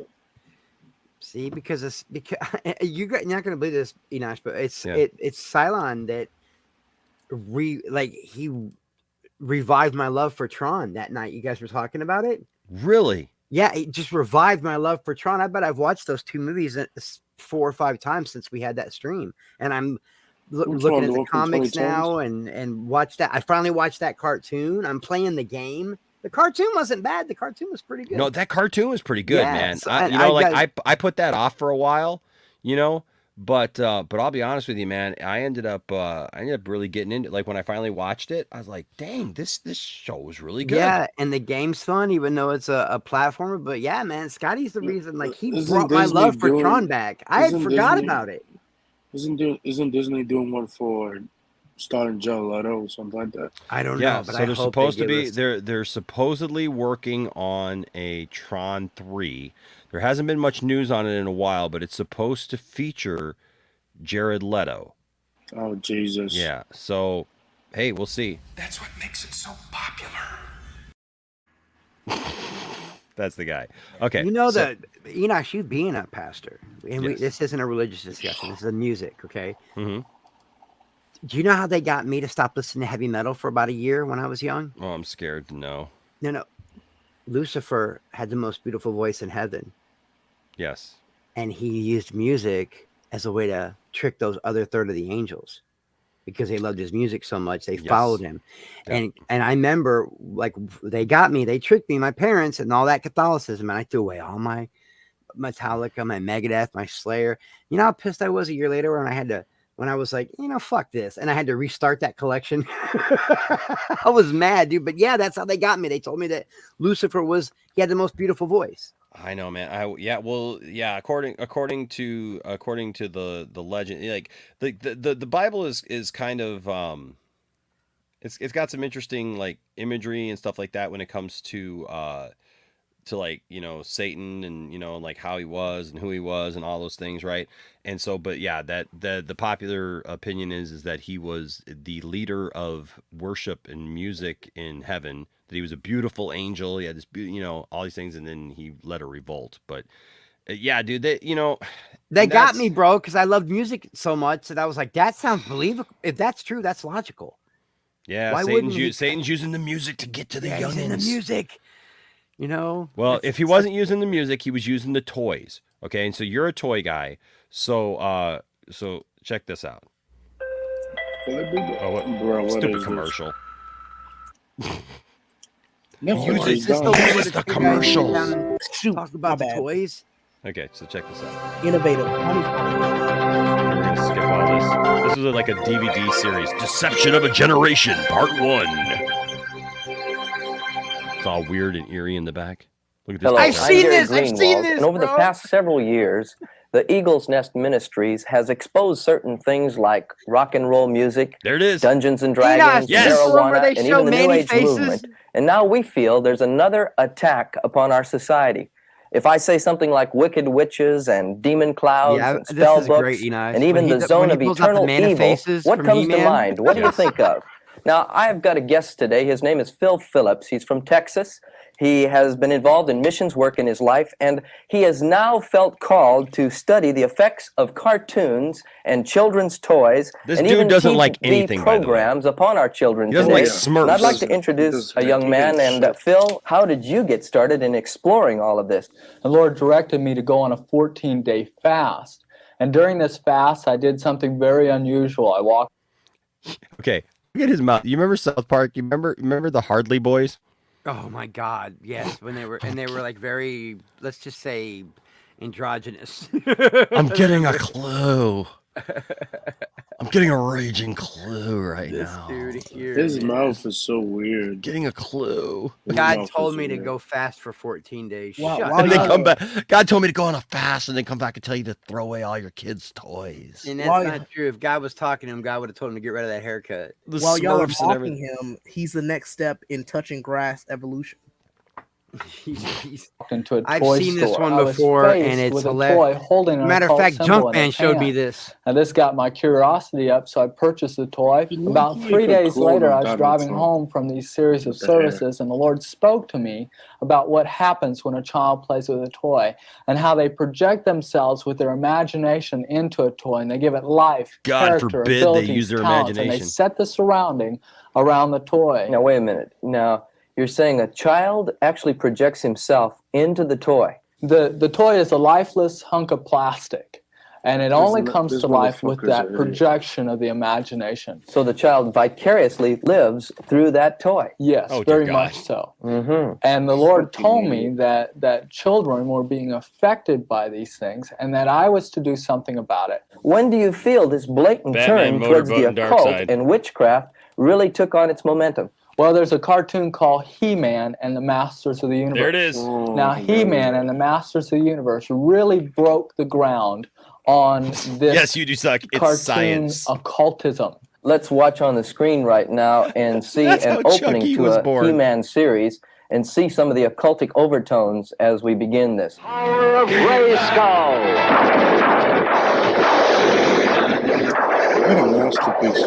What you just seen is He-Man being transformed. In fact, his name is Adam.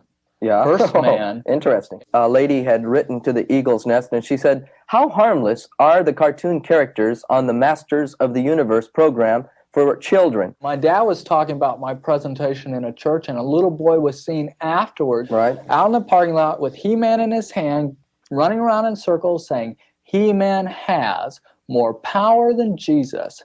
He-Man has more power than Jesus. That's true, though. Okay. I had my mic muted, and when Anthony said that, I spit monster all over the place. so okay, this is where this hits home for me, honestly, because my grandmother, God bless her soul, back in the 80s, she was very fundamentalist, and she would not let me say by the power of Grayskull.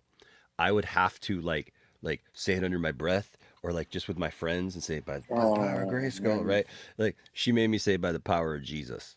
So if she heard me say by the power of Grayskull, so in my world, Phil Phillips, He-Man got his power from Jesus.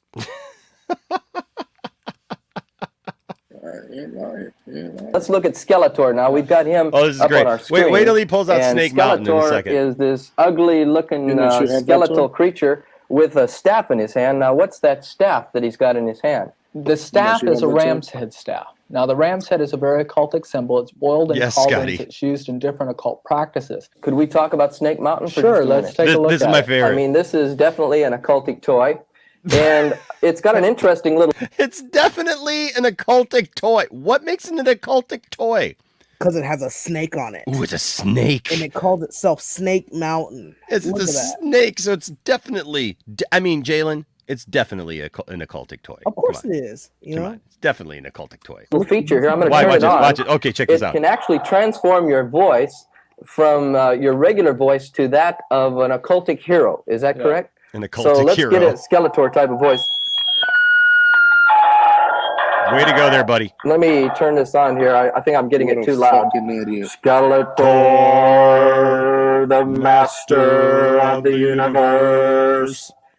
This is Tila. They call The idiot changed his own voice in a know. microphone and then blamed it on the toy. I know. It's And our parents would listen to these fucking hand jobs and take away our favorite toys because I know. Look, my grandma never took away my He-Man toys. I sold my own He-Man toys. And honestly, you know why I sold Castle Grayskull? Because Castle Grayskull scared the crap out of me at night. No, but dude, I'm having like traumatic like flashbacks now. I'm having my flashbacks. Because I remember like having to deal with a lot of shit over certain toys. I know. Now I'm getting triggered again, man. I know, right? It's no disrespect. Yes. Tila looked good right there. Oh, Tila, you should have seen her in the movie. Oh my god. Skeletor. I got my own thing back here. I should pull it out and just be like, Skeletor. I should do my own I wonder where these version of people this. are right now and if they're still thinking Master of the universe. I changed my own voice and made it monotone. call her the warrior goddess or the patron saint of all warriors. And this young lady is... She's not the patron saint. I don't know where they got that. I don't ever remember Tila being called that ever. This was the freaking book, remember? Like I don't remember a patron saint in Yeah, nothing. I don't remember none of that. involved in witchcraft, and you notice that she's a very bold... at this time. Was she hinted at as the sorceress's daughter at that time? Yeah, well, we always knew that. We always so knew that. she was so Tila's character was interesting because in the comic books that came out long before the cartoon, she doubled. So she was warrior goddess, she was also the sorceress, and she was also Tila. So she was all one character. The cartoon is what split her up, actually. So she was actually the sorceress to begin with. Like, and they had a sorceress, but it was like, I don't know. It was really weird. Imagine if this guy figured it out. Yeah, this guy though. I mean, like, hold on a second. It gets voluptuous looking thing, and they wear very tightly clad clothes and sometimes even negligee type. Oh my gosh, bro. Oh my gosh. Tila wearing that negligee. That chest piece is kind of tight. That's what I did, man. I'd pull up tight with my Tila action figures. I was talking about He-Man, but I suppose Tila counts as well, I guess. Well, I will be honest. That cartoon kind of pushed it. There were like all the female like badasses like in G.I. Joe and even Transformers gave RC curves. You know, like even RC had curves. Yeah, how does a robot have curves? But they gave her curves. Didn't even they? The new action figure. Chris, have you seen the new RC action figure for Transformers? The pink one? Yeah, she got boobs. Yeah, she got boobs. It's crazy. If I went into all the Transformers look, we'd be here for hours. Like my question is if the trope is what does God need with a starship? what does an Autobot need with boobs? Sometimes they can self-replicate. Things on the show. So there's a sensuality about the toys also. Yes. This character is called Many Faces. It's Manny faces, not mini faces. Mini faces. Many Faces becomes demon possessed by drinking a magical potion that Skeletor gives him. Now I've got the little Many Faces toy here.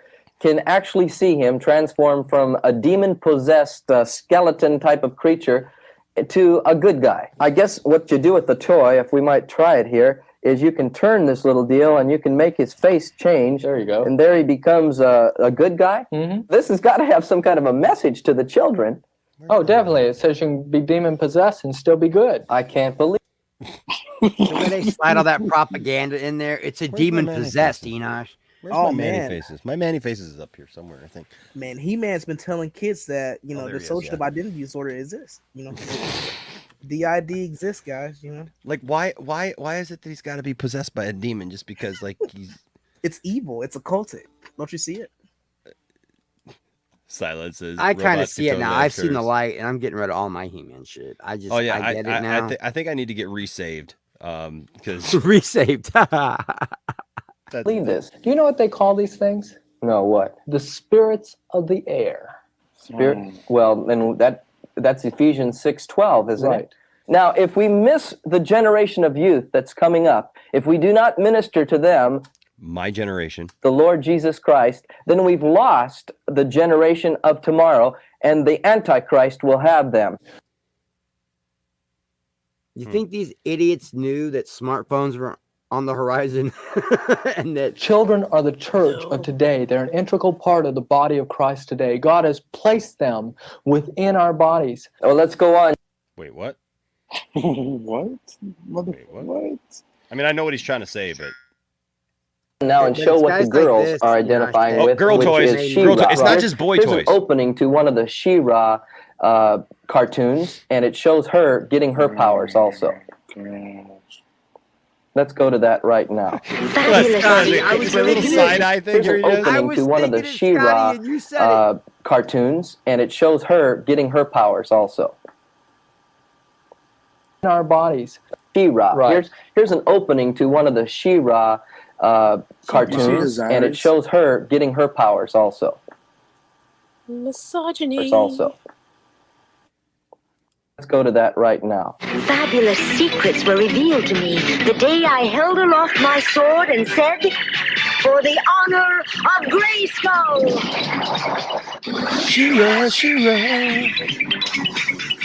Totally satanic. You know, He-Man, the people that Oh made dear God, a strong woman, run! they were one of the first ones to like literally break off a cartoon and spin off into an all-female centric that you could have a badass female that was just as strong as her brother, actually whooped his ass a couple times.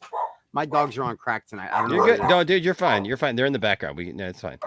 But yeah, like She-Ra was like the first one as far as I can remember, She-Ra was the first one to do that.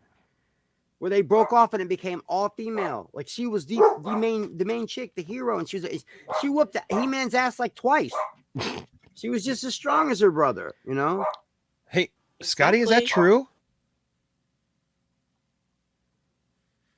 Like, are you being because you made this comment because we were laughing about that. He said confirmed. He touches kids, and I'm like, I was thinking it, and Scotty said it. That's Let's go on to Thundercats for a moment, because I believe there's something to do with the martial arts in the Thundercats series. They're also half men, half lion. Again, the beast-man combination, much like many of the gods of the ancients, were half men, half beast, or hybrid. This is real, and they folks. do things like This was the communicate with 80s the dead for us. and have occult powers themselves. Here's Thundercats.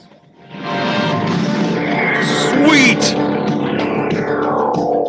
Don't forget, I just bought that Sword of Omens. Yes, watch yourself. Watch yourself. we Tiff love might be it. Thanks possessed for by the sharing. devil now. I know. I walk upstairs and it's like the Paranormal Activity movie. She's just standing alongside the bed and she's like, thunder. Thunder. Thundercats. Ho!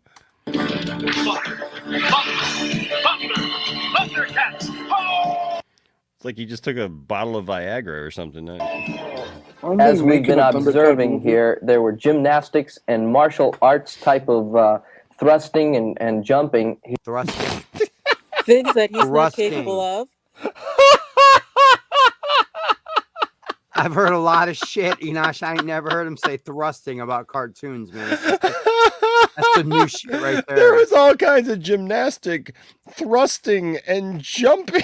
This dude's extra, bro. This guy's extra, man. For real. There's all kinds of gymnastic thrusting. Maybe this guy's onto something. It's the final vault for Stefan Beletsky. Father and coach Usten Beletsky looking on.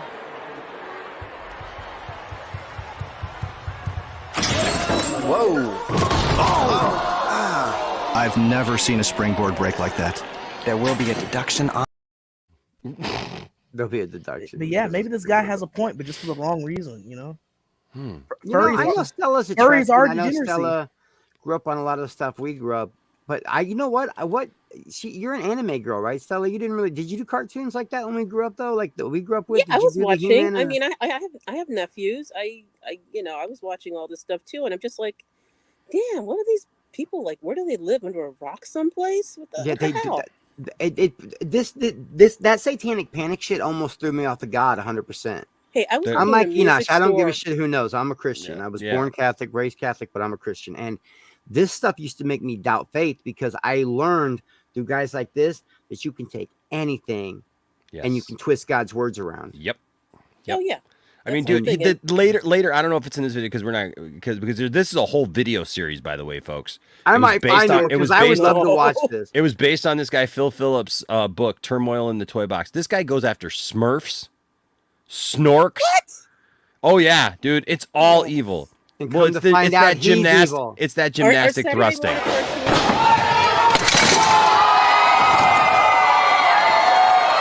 So Saturday morning That cartoons were guy's evil. dead. Yes, all the Saturday morning cartoons were evil. You know, every time you play that, Enosh, no joke, I wince. I cringe for real, like the real cringe, like when you see a bone get broke.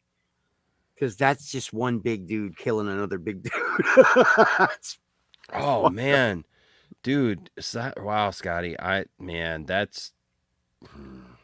Oh God, he hates D&D too. Yeah. Oh no, dude, Stella, like that's what they started out with. Was It D&D. started with Here D&D. with Yeah, the they came I'm for us, bro. absolutely astounded. Phil, what is this called when they talk to the dead? It's called necromology, and it's dealt with in Deuteronomy on a number of occasions. That this is something we're not even supposed to have in our home. It's interesting. If I push the back of this doll, the arms begin God, to he's move. got a and mumra, man. If you put a battery in the with back, all of the the eyes accessories. will light up. Totally amazing. God, I wish I had am, that.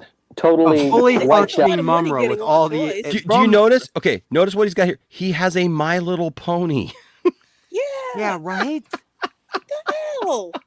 Well, it's a fable creature. It's a And it's got a mythological tattoo on its creature. butt.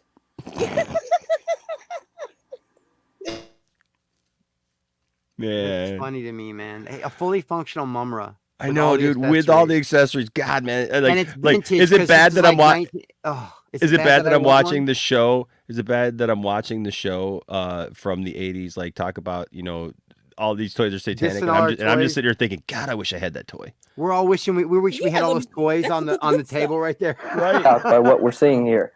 He-Man is more powerful than Jesus Christ. Right. In the name of Jesus, I break every stronghold and I command that Satan loses hold upon your household, and I praise God for it. The camera guy's going, "Whoa, dude." What? Amen. As you've been watching today's shocking interview, Shocking. I'm gonna guess. Send us some money. Send us some money. many of you may want to share this message with family and friends. Yes. Evil powers are trying to brainwash this generation of children, but the truth will set them One My Little Pony at a time. free. You can take that truth to them. Let's pray that churches across the nation will rise up and expose this deception of a generation. Again, what and this is where this started. This whole we're fighting the world, man. We're like we need to rise up. And what happened when Peter rose up and pulled his sword on the dude who came to get Jesus in the Garden of Gethsemane and cut his ear off? Shut the fuck up. Jesus literally put it right back on and was like, "No, Peter, that ain't what we're doing, man. That's not you're." You know what I missing the always point wondered here." though, Enosh? What? like them soldiers that came to take Jesus, and that one got his ear lopped off, and Jesus put it back on. I always wonder what that soldier was thinking in that moment. Like, wow, we're fucking up. We shouldn't be doing Right? Right, like wrong guy, folks. This dude's the real deal. I always wonder what that soldier Today's interview includes materials taken and now offered in 3 cassette messages. The cassettes bro, include they were Spiritual Warfare in Your Child and Deception of a Generation, both by Phil Phillips. The third cassette is titled Dungeons and Dragons by Gary Greenwald.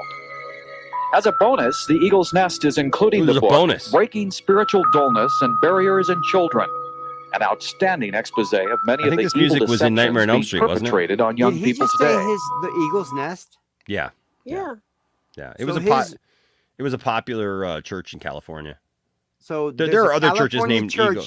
named after the Nazi whatever. Well, no. It's based upon the scripture. It's not. I mean, it's based upon the scripture that that God will surround his children with wings like eagles, like that they shall mount up with wings like eagles, those that wait upon the Lord, but also that God protects his children like a mother Protects eagle her or egg, hen, yeah. protects her. Yeah. So that's what that was supposed to be. And look, there's some other good churches. Actually, I have some good friends actually we just met, Tiffany and I just met recently, who pastor a church not too far from us that is called Eagle's Nest. It's not, I don't think it's affiliated with, with any of this stuff, but this stuff was like out in California and stuff. But yeah, I mean, look, there's folks, there's just good and bad, and unfortunately there's that in the church. Oh my God! Why they were busy? You just suck. This is great. Why they were busy If he coming pulls out after the our pet toys. rock, I'm done. Exactly right. Well, how could? But look, while these guys were trying to like come at us about our toys, these Christian groups that were like way. I think it was all they were the first grifters. Honestly, they were. But yeah. The way while this was happening, Scientology was literally becoming a thing right in their backyard.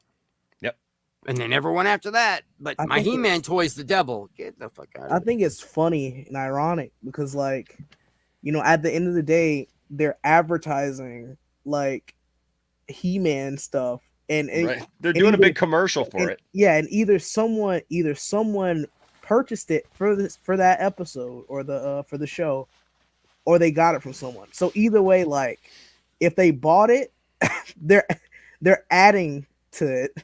But but they're advertising it as like a whole. Like, yeah, and what's crazy is the little kid that had to sit there and watch that with his parents was thinking the same thing 40 years ago that me and Enosh are thinking right now. Man, I want that Mumra. That's what the kid was thinking. I want that Mumra. Right.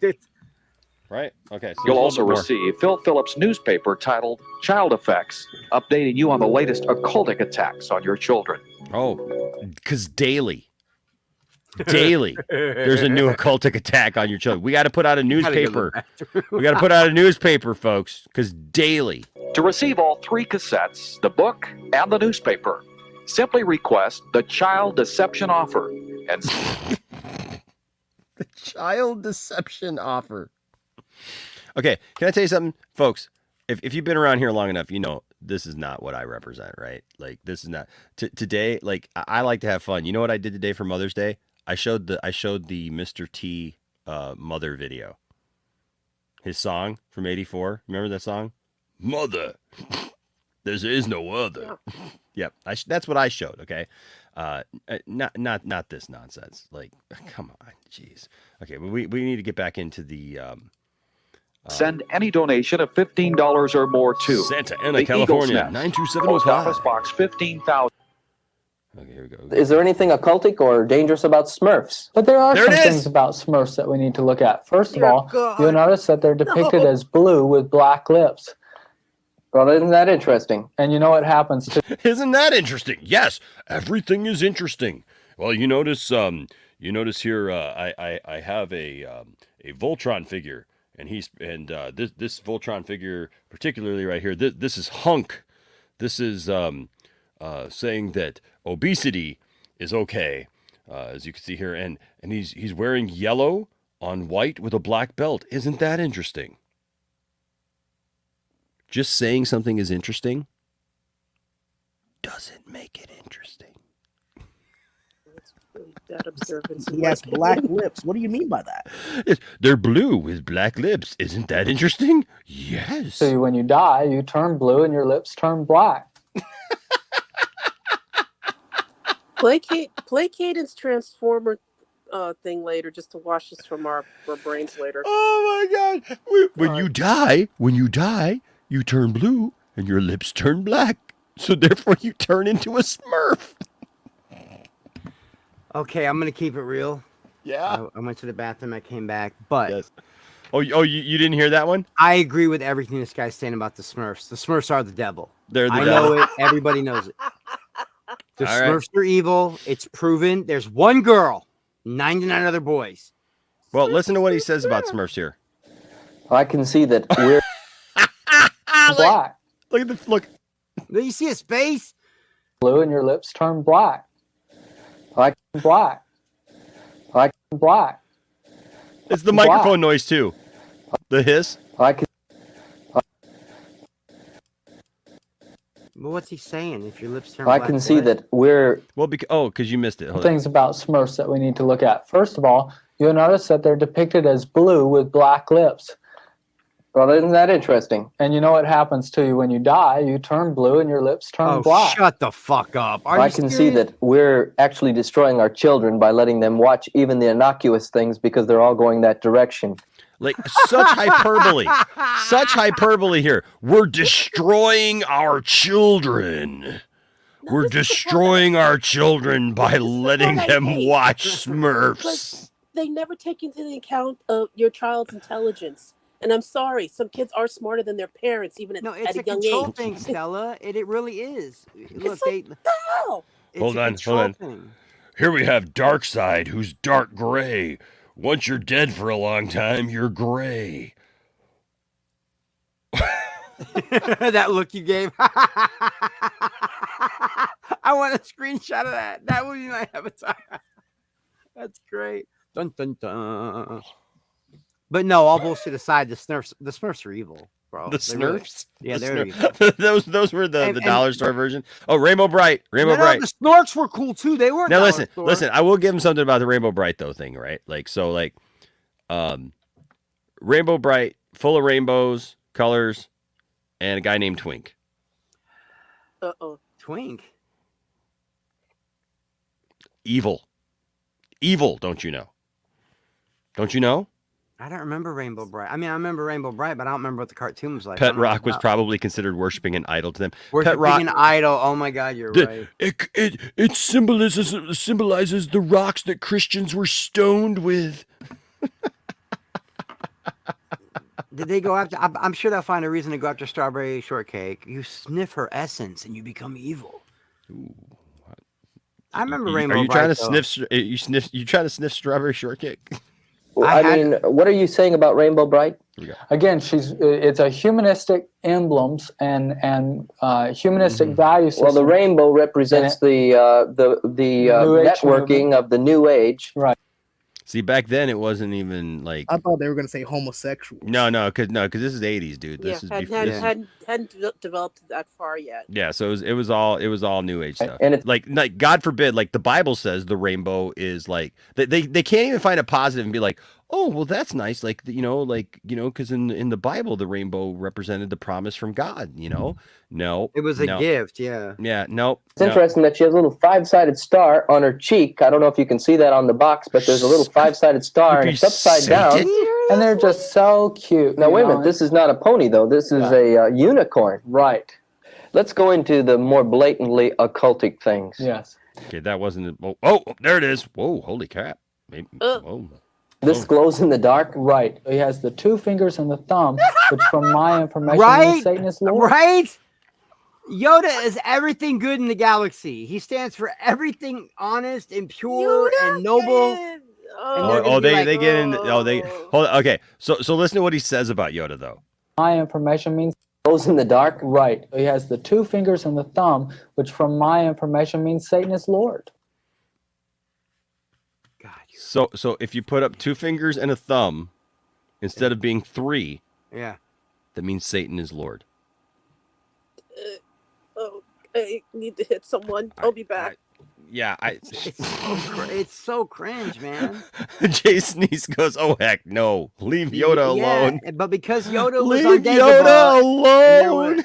There was a snake involved. Oh, he worships. They say that though. They talk about the snake. It was a camouflage call. Oh, not in this one, but like because this is like clips of the whole thing, you know, obviously. But they talk about he's surrounded by snakes and movie, including levitation, psychic healing, mind control, mental telepathy. When the fuck did E.T. mind control anything? Also, ever.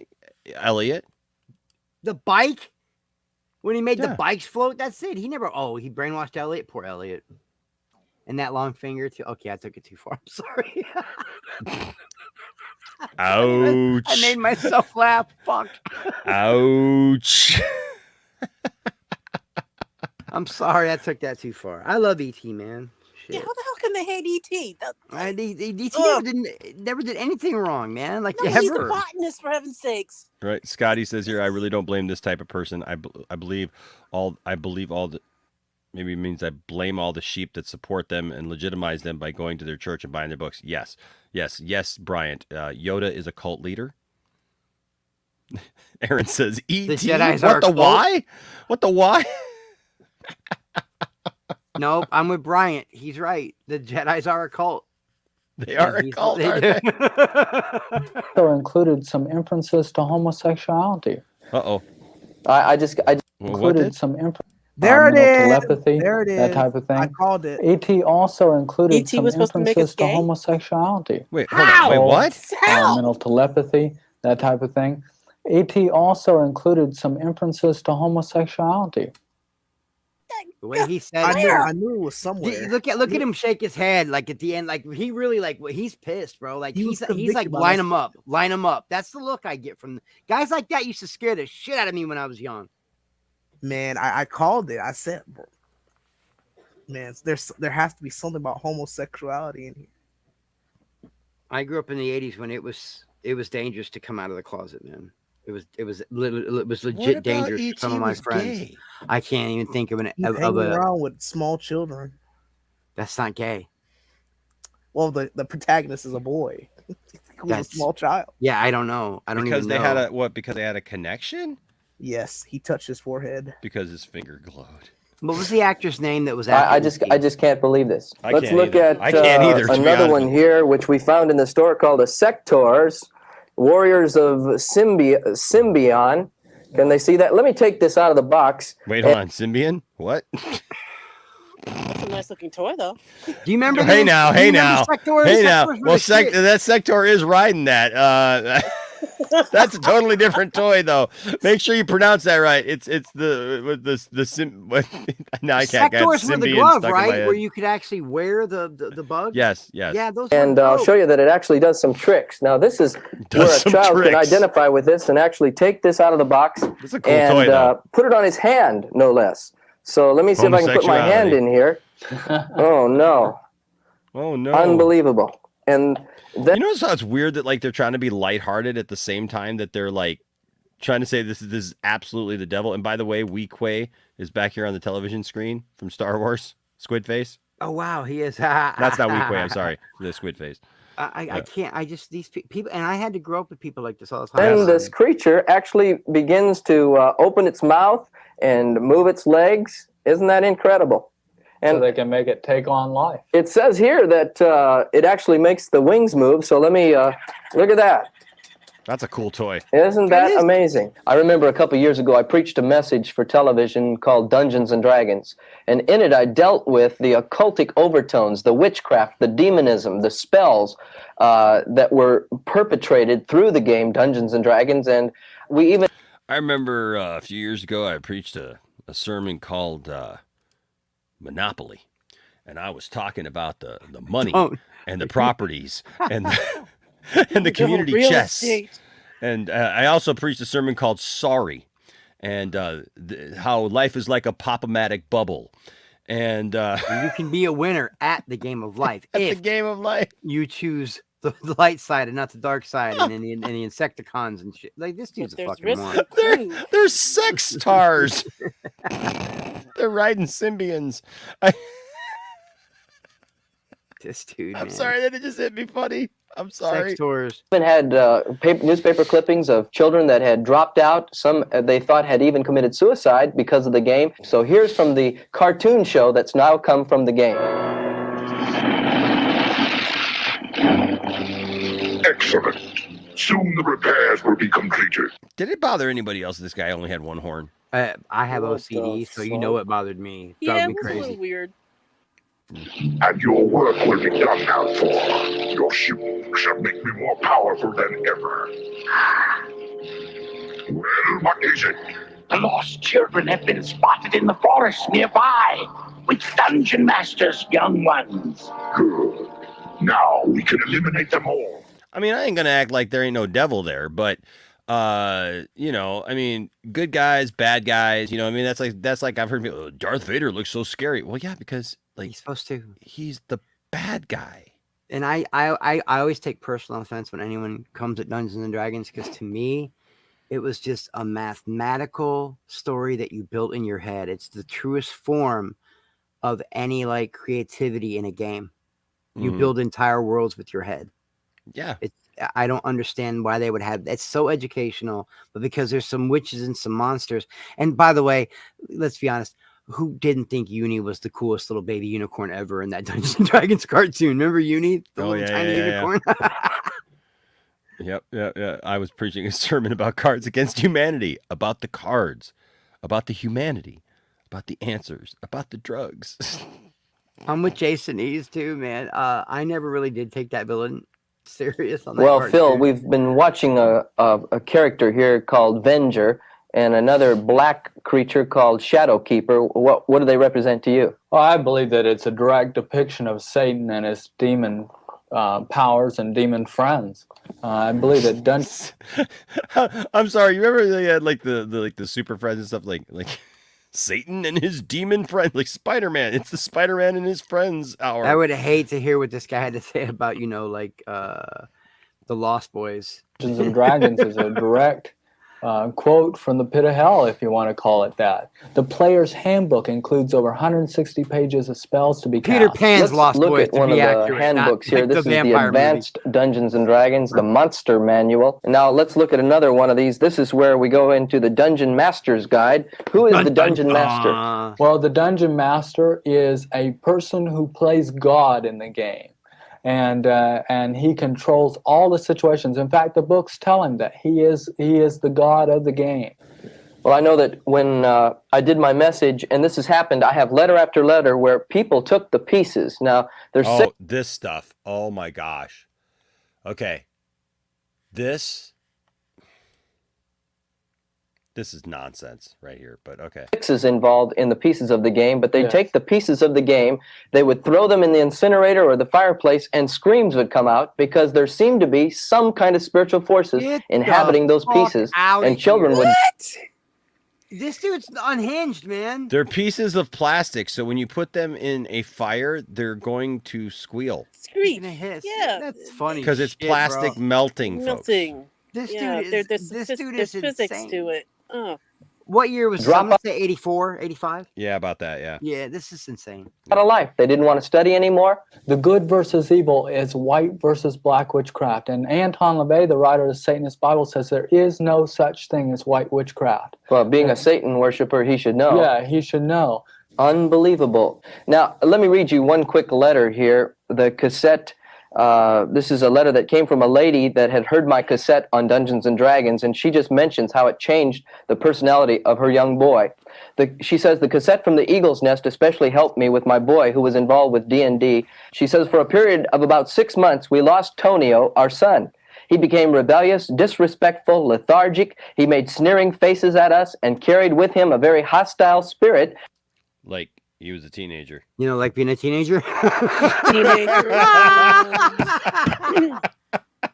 like puberty, motherfucker. Like, right, come on, you know, man. he hit this age between, I don't know, it was like 12 and 20, and like he didn't like being around the family anymore. He was finding his own stuff. He was wanting to drive. He was getting into girls. Ooh, the devil. That could be felt wherever he went in the house. After much sorrow, Tonio finally let go of D&D, only after his father forbid the game as his day's pastime. This toy and cartoon series is bringing the occult to younger and younger children in a very real way.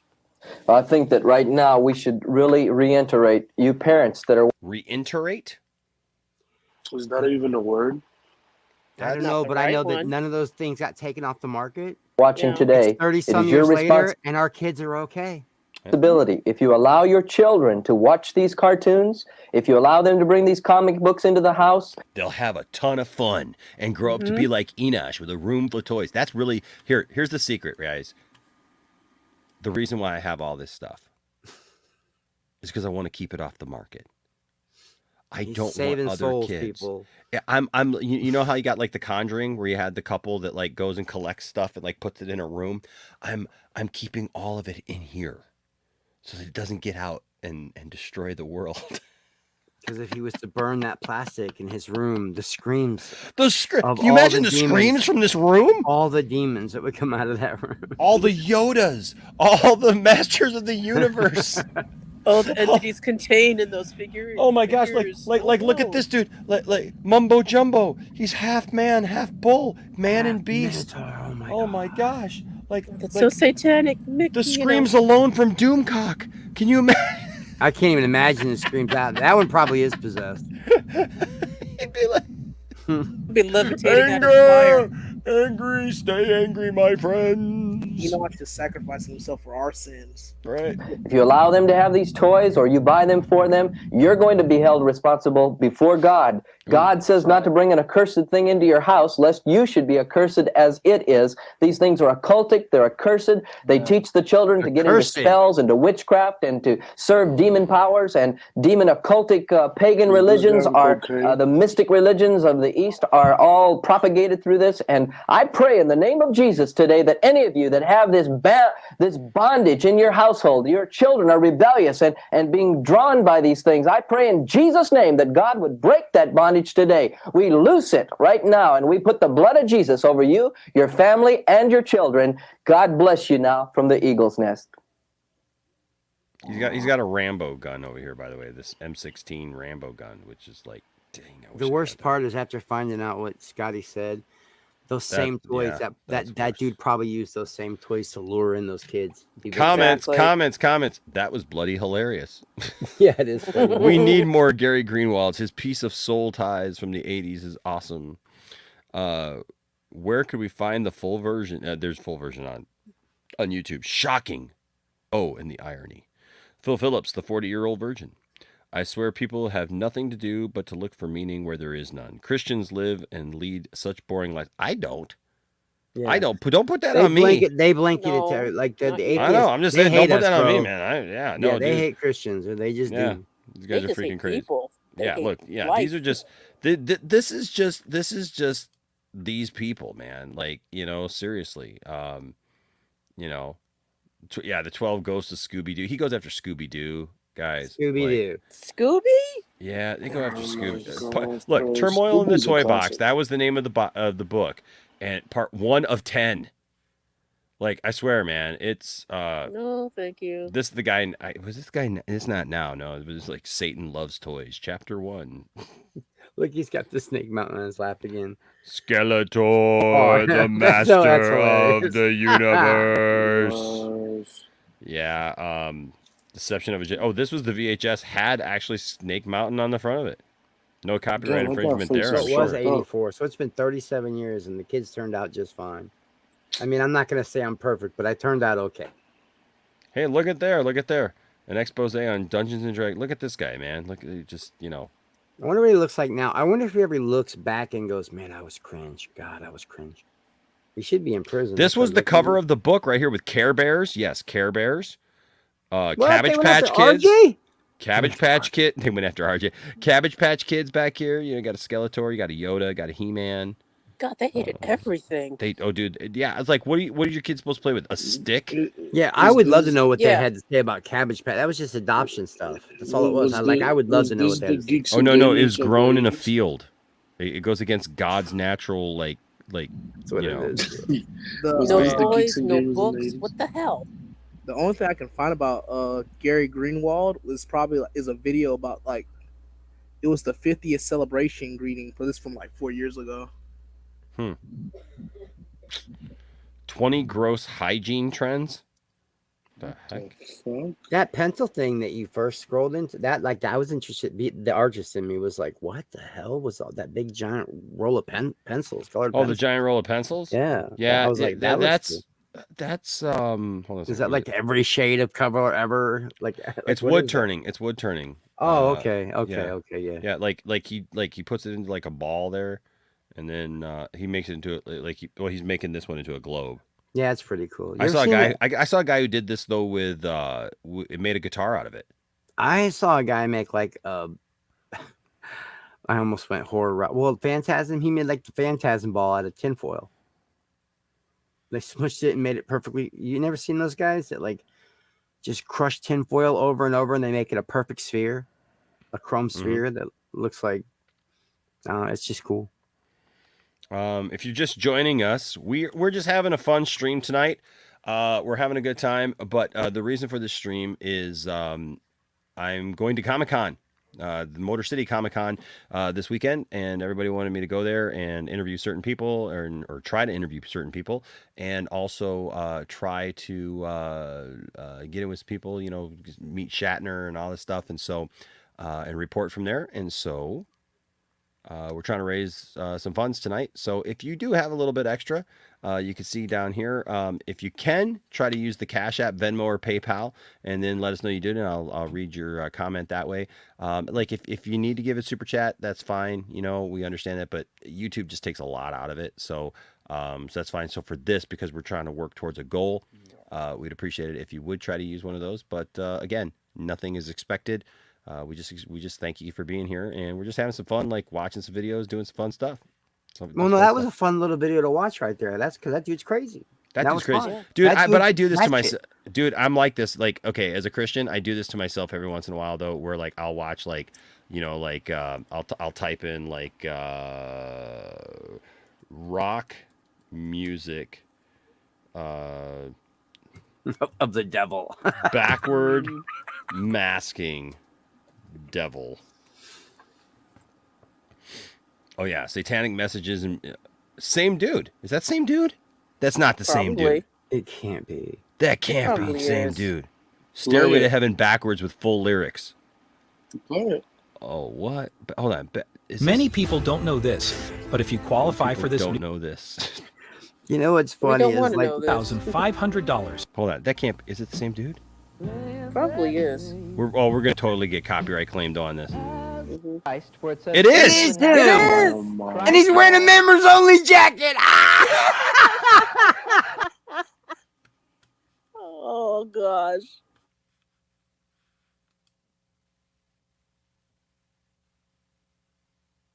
What the fuck, man? What? Oh shit! I don't know why that's so fucking funny to me, but that's fucking funny. It is because it's so cliche and stuff when that members only stuff came out. He looks like he should be in one of the bands that he's talking about. Exactly. Oh, that's fucking funny. Motherfucker looking like an episode of Miami Vice and shit. Trying to pull off some a long-haired Magnum PI. Fourth 1,000 with the $5 super chat says, thank you, buddy. Says, hopefully this guy is still in prison. He'll probably say prison is the devil too. A modern-day Sodom and Gomorrah. Yes, well, yeah. Dun, dun, dun, dun, I'm sorry, I don't know. That caught me off guard. Seeing him in a members only jacket with that curly hair. That's some Daryl Hall and John Oates shit I'm looking at right there, dude. Yeah, I was broken there for a second. I was just like, what am I looking at here? Dude. He really does look like a low rent Magnum PI, bro. Oh my gosh. Oh my god. It's just Like, a lot of people probably like, what's a members only jacket? Now, Me and some say Enosh know this what a is members garbled and only you can't jacket really is. hear it. I want you to make the decision. I don't want to say it's there. I want you to listen to it. What you've just heard forward where he said, we'll see if eternal life is meant to be. When we play that backwards, you listen and tell me if there is a secret message that's masked into there. The word infernal, where it says, Christ, you're infernal, in the Webster's dictionary, it means you're inferior, you're abominable, you're inhuman.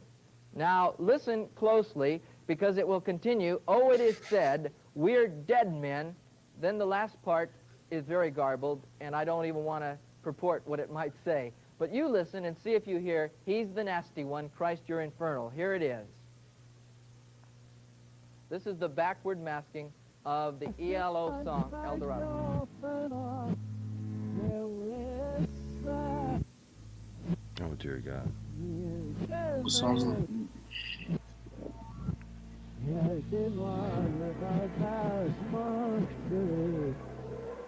There's nothing wrong with it. I don't know if I have that on another cut. If they'd like to keep that playing, we'll find out if there's a slower cut.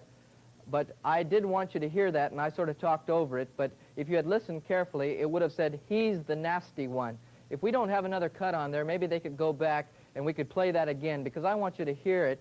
He's the nasty one. And as we're waiting for that, I want you to look very closely at the We'll do it album live. cover of El Dorado, and you'll get the idea that Satan may be after the children. Now look here, and you'll see Always with the children. that there's two hands, green type Looks like witch-like they got hands, hold and of I the believe adults. this might be the Wicked Witch of the East, taken from the Wizard of Oz. Enosh, I'm not And gonna this lie, I really find the purports music the fact one that Satan is trying to more get triggering the than kids. the toy Now, one. that's my interpretation, but I don't want to say that that is for sure what they're trying to say in this album.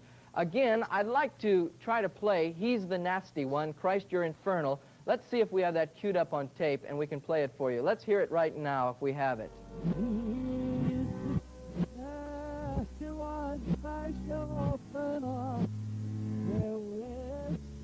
It is said, we're dead men. Everyone who has the mark on him lives. That's what some people say it says. He's fucking retarded. I can't watch Dude, him. the backward masking stuff was just like... They would make up shit. You know what I heard when I played my shit backward? That's what the fuck I heard. Yeah, that's all I heard. Yeah, I And- like what I Prince did remember on Purple Prince. One Purple Rain. Prince as a joke. He Yeah. did it as a joke. Remember when you play Purple Rain back and Yeah. it just says, "Hi, how's everybody doing? Fine, fine, fine." That's all it says. No, it was like, Well- no, Welcome to the Kingdom of God. It was more like it. Oh yeah, he It did was that on really the, well on the done. chair. Yeah, I mean, like it's Prince did it as a joke, as a own. Like I'm gonna own you. Well, you know, the thing is, one of my favorite bands, Petra, Christian rock band, right? They actually did a backward masking thing in the 80s as a joke right before their song Judas Kiss, which Judas Kiss is such a sweet guitar song, by the way. It was this garbled thing that was backward masked. It was actually played backwards on the album. Right. So it wasn't like it was played forward and like you'd have to play it backwards. It was played backwards on the album. So people had to backward mask it to hear what they actually said, because they actually put something backwards on the album. And so it would just be like, and then you would play, if you played it backwards, it sounded like Squiggy from Laverne and Shirley. And it said, "What are you looking for the devil for when you ought to be looking for the Lord?" That's funny. Scipio said all I heard was Missy Elliott. It's surf from a different one yet. The NBA playoffs are here. Right. And the best way to get a piece of... Okay, Oh, so you just got demonetized. Did I? Yep, they said the NBA just fucked. Oh. You're funny. Well, You're the funny. Detroit Pistons and then Okay, the NBA. okay, hold on a second. Here's Stairway to Heaven backwards. In the playoffs.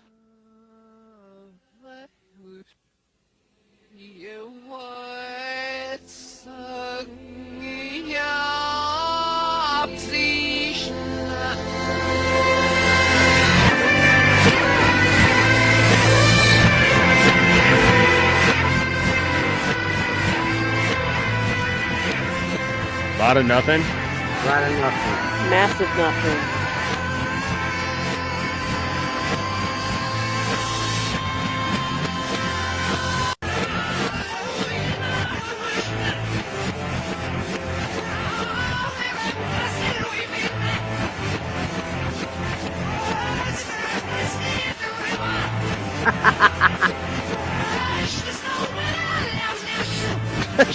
swells. What the hell? Hold on. She swells with our lousiness? Like, it's just. The heck are people hearing and stuff, man?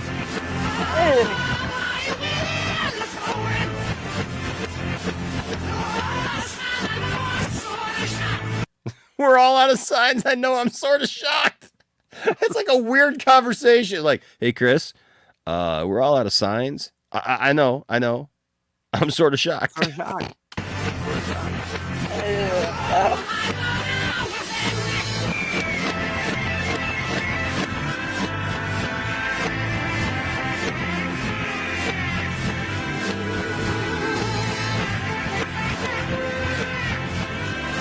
Okay, come on.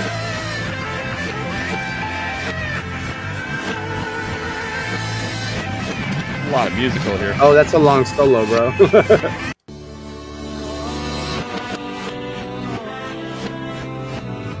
Ner. Oh, that definitely Satan. Wait, what?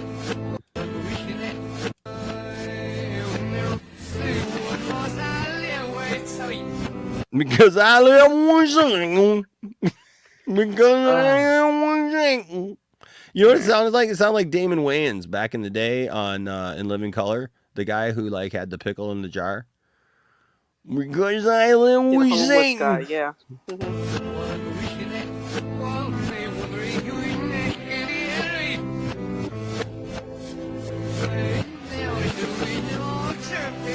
Why does he sound like Enosh? But oh, I was the shaggy fool. Clothed in agony, lost at a height. What the fuck?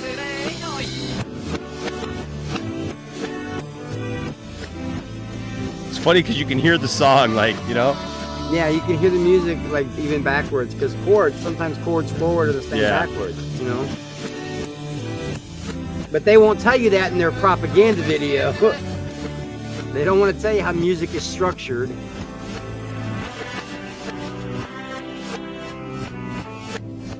Lots of people with too much time on their hands. Oh, this is the controversy. This was a really controversial.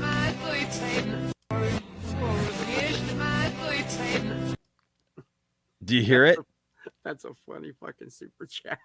Do you hear it? Yeah, I hear him say, so here's the my sweet thing.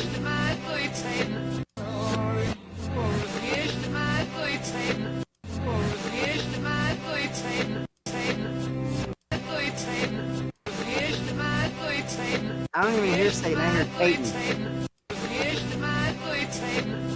Yeah, I hear Peyton.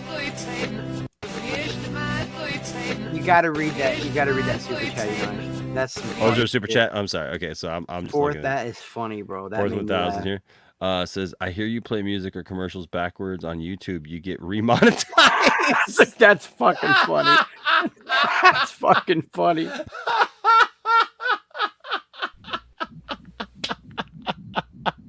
Now that's a good one. How do you get remonetized? Yeah, and Jared. Okay, so here's the thing, Jared. You're absolutely right. People heard what they wanted to hear, right? And it's just nonsense. It really was. It really was. Like people just say, like, oh, I heard this, and so then like when you're watching it, it's like, oh yeah, it sounds like so. Here's to my sweet Satan, right? But have you heard the another one bites the dust one? It sounds supposedly like I want to smoke marijuana. I'll bring that one up here in just a second. Another one bites it. Yeah. Is that like play a the video I song? sent you on Twitter, please. Sound on. Okay, I'll check what that is real quick.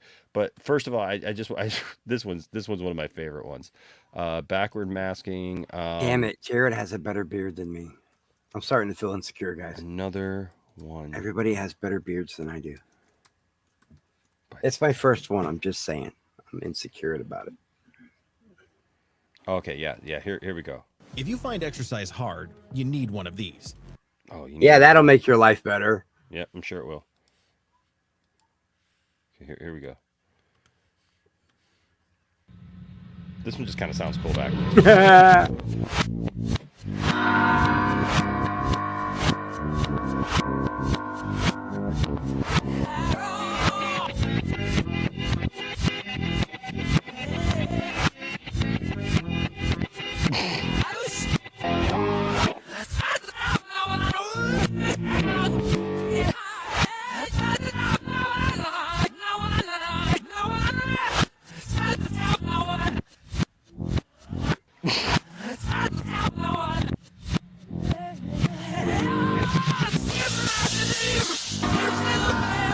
hear it?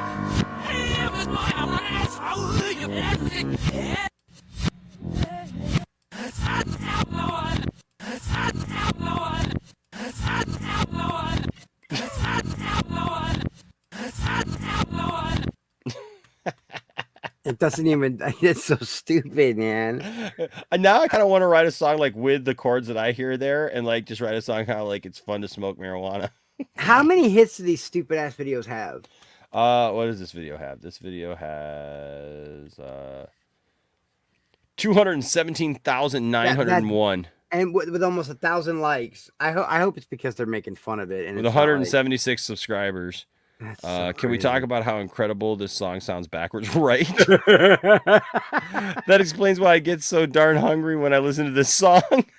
I don't care about the messages. I just wanted to hear the bass line on backwards. Only Queen can sound good backwards. It's fun to pet my iguana. Oh my God, that's exactly what it sounds like. It's fun to pet my iguana. It's fun to pet my iguana. It's fun to pet my iguana. Try playing any random song backwards and you're bound to find some kind of message in the backward lyrics. In my opinion, it's really fun when he first says it's fun to smoke marijuana. If you replay that over and over, it just gets old. I'm 99% sure Queen didn't even think of doing this, much less know how to do this.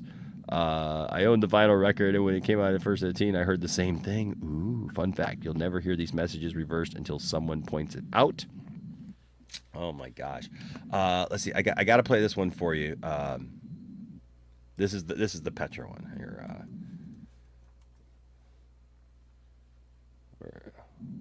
Oh, they showed up in there. Hold on a second. Oh yeah. So here's what it actually sounded like.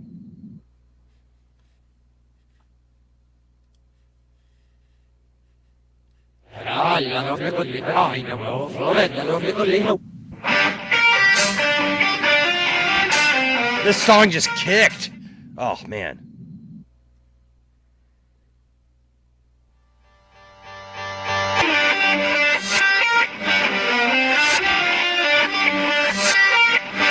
What are you looking for the devil for when you ought to be looking for the Lord?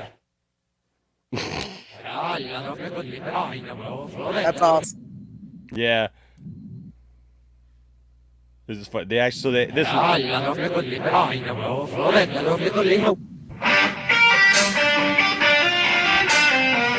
That's such an awesome song. Such an awesome song. Does it have any comments on it? Oh, on this one? Hold on a second. Let's Yeah. see what the, let's see what the comments are on this, because I'm interested. Oh yeah, anyone who was around back then had a record player, and we all reversed it. This is something the band did intentionally. It was something they did intentionally, since it was all the rage back then for churches to focus too much on backwards masked messages and secular music and devote entire sermons to it, like the one we just saw. The band's counter message to this was backwards masked message. What are you searching for the devil for when you ought to be looking for the Lord? That's a good backwards message. It's not bad and satanic. It's very clear, so it sounds like it was supposed to be there, because it was. Petra used this album to try to put a stop to the backward masking controversy. It was my idea and my voice. JD, oh, this is the guy who actually did it. This is Jay Slick. Whoa, he was the keyboard player back then. That's freaking awesome.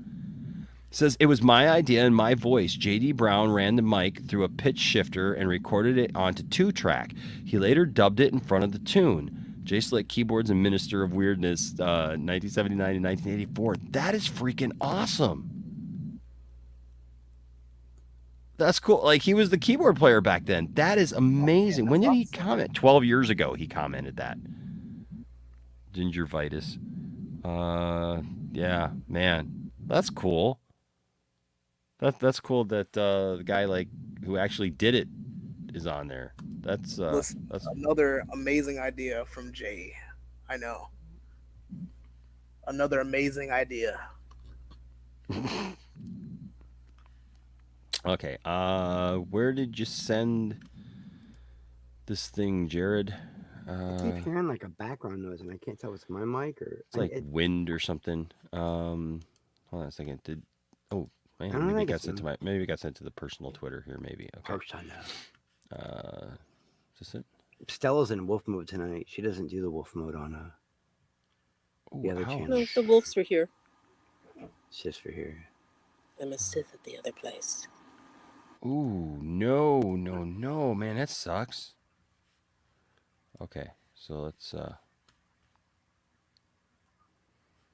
okay, so let me see if I can I just realized the Jar Jar's Faja. I just got that. I can't believe I just got that. What's that? Jar Jar's Faja. I am your Faja. Faja. Okay, so this was sent, and he said watch it with the sound on.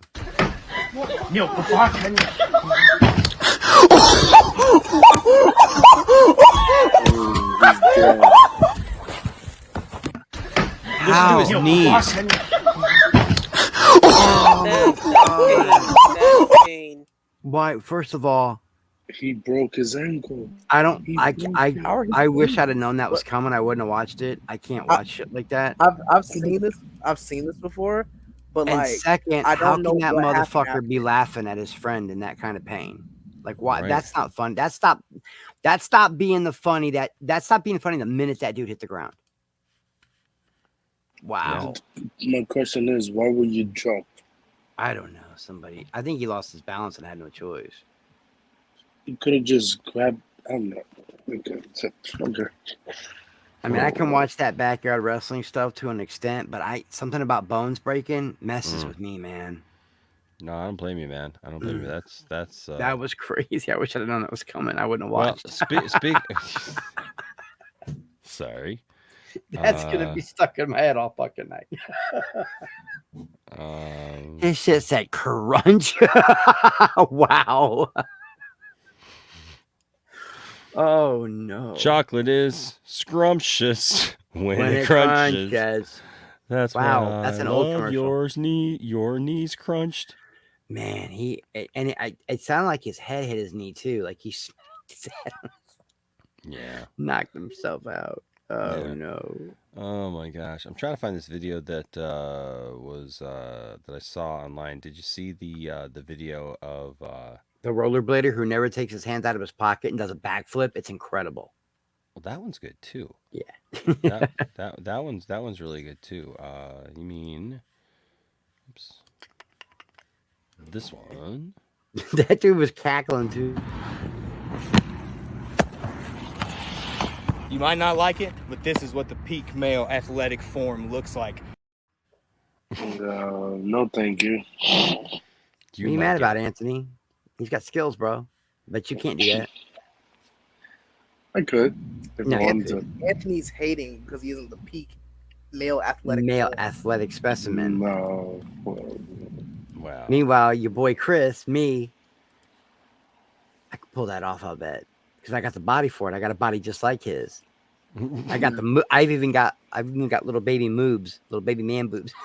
little baby boobs. Yeah, the moobs. Yeah, good luck with your ankles. I wouldn't do it with my hands in my pocket, but that's fucking crazy.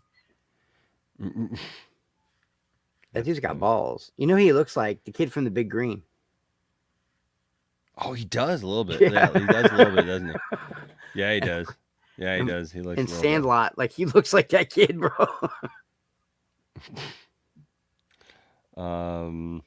Let's see. Trying to see if there's anything else. Anybody going on with anybody? William did stop in for a second. Did you see Did in he? the chat? Yeah, No. he came in the chat and he'll be here in a few minutes, he was said. being very over opinionated and dissing everything I like, and then he said, "I'll be here at 11 at my time." Meaning 11 or Vegas. 11:30. 11:30 his time, yeah. Because we got 6 So, more yeah, minutes for that. So 2 do we hold out for William? Yes, we do. We hold out I for think William. so. We just end this stream right before he comes in. I don't know. Or we could do that. I say we end it literally as he joins. Wait, what? I thought it was like a marathon stream. Yeah. Speaking of, boom. Took him 10 years. Yeah. There he is. There you are. How's the sir. fundraising going? Are you going to church? So far so good, man. We had Drunk let's see. 3PO came in and dropped the 3PO came- Spino. Yeah, dropped $100, man. So How far away are you? I don't know. We've had some super chats. Nobody else has given anything the other ways, so we've had some super chats though, so that's cool. And like I said, it's all. When do you have to buy your ticket? I'm gonna have to buy it tomorrow. I'm going to buy it Okay. tomorrow. Yeah, probably when the stream's done. So we'll be able to I at need least clothes. soften the blow, I guess. Yes, yes. Are you coming close to what you need to get to Shatner? What is Shatner? Shatner is chocolate is let's see, the photo op is 130. So we're set for Shatner, I think. Oh, okay, cool. So we're set. Did you guys already cover Multiverse of Madness and all that, or we talked about it? We talked about it. Was kind of talking about it. Yeah, I had him on the stream the other day, and it looked like he was down with comic book movies after that. So yeah, he's been like that for a while though. Me and him talk a lot before and forward. He's just kind of burnt. Scoopers, like he's kind of burnt on Scoopers and Cape movies. You know, he wants to talk more Star Trek, more Bond, more other stuff, and he's just kind of a lot to talk about with Star Trek. I mean, we did talk a lot about Star Trek the other day when we had him on there. What else? Yeah, it was mid-tier Marvel. I put it below the Avengers movie, 2012, not Age of Ultron madness. But below that, below Spider-Man No Way Home, those level of movies, but not, obviously, stratosphere above anything to do with Thor, any of the Thor movies. But it was right in the middle. Some of the stuff in there, like I said, I don't know if you guys did a spoiler review or not, but the cameos to me were worthless. The cameos to me, it didn't do anything to add to him or the movie, and then the way they kind of disposed of him. There was two of them in there that were inaccurate. I mean, I guess that's just a comic book geek in me. I don't know. Did you do a spoiler review yet, or is this a non-spoiler type of? We were talking about spoilers. I'm looking at the Shatner thing, and I'm trying to figure this out. Yeah. What? Because they got Group A. They got Group A, right? So they got Shatner autograph Friday, Group A. Then they got Group A for Saturday. They got Group B for Saturday. And then they got Group D for Friday and Group D for Saturday. But the weird part is Group D is $130, where Group A, that they have 8 left for Friday, is $250. There's probably a little bit extensive. We were talking about this before. Remember when we first bought this up? Yeah. That there was something different about that one where you get a little bit closer to them or a little bit more time, or it's a photo op or a different type of photo op or something. It's got an info thing here, but it's it's just like what time you get to maybe because you get Friday, to the front of everybody, I think. And he'll have a little more energy on Friday. So you want to be probably, you don't want him passing out on you. Once you get up to your turn in line, he's like, gotta go. Yeah, right. Wow, you can get either a picture just with Shatner, but of course it's up to 4 people. Yeah, like your family and all that. Yeah, so. But the Superman Legacy reunion is Sarah Douglas, so Ursa, the kid, man, it's everybody. Mark Pillow. It's the kid who got gonna be there. It's no, Terrence Stamp, dude, is he's in bad right now. So he's not in good health. Damn. Yeah, no, he's unfortunate. It seems like he's got some dementia. Oh yeah, he is up there. Yeah, so it's unfortunate. So I'm wondering though. Thade's trying to get your attention backstage. Who is? Oh, Thade. I don't let that asshole in. No, I'm just kidding. Yeah, what's up, Thade? Damn. Really, William? Really? Hey, wait a minute. Hold on. Wait. No, I'm just kidding. Yeah, no, I'm trying to see this because this is weird to me. It doesn't tell me what's the difference between the groups. I mean, I know that like a lot of it is just time, but I thought it was order too. I thought it was like the priority. Probably we had been talking it might about be this priority. before. I wonder if they refund your money if he just wants to leave after Friday. Right? Like he's there like all day long. He's like, "Yep, nope, not doing this anymore. Bye." After Friday, he's like, "I'm up, dude. Fuck this shit. I'm out." Bye. Yeah, I'm 90.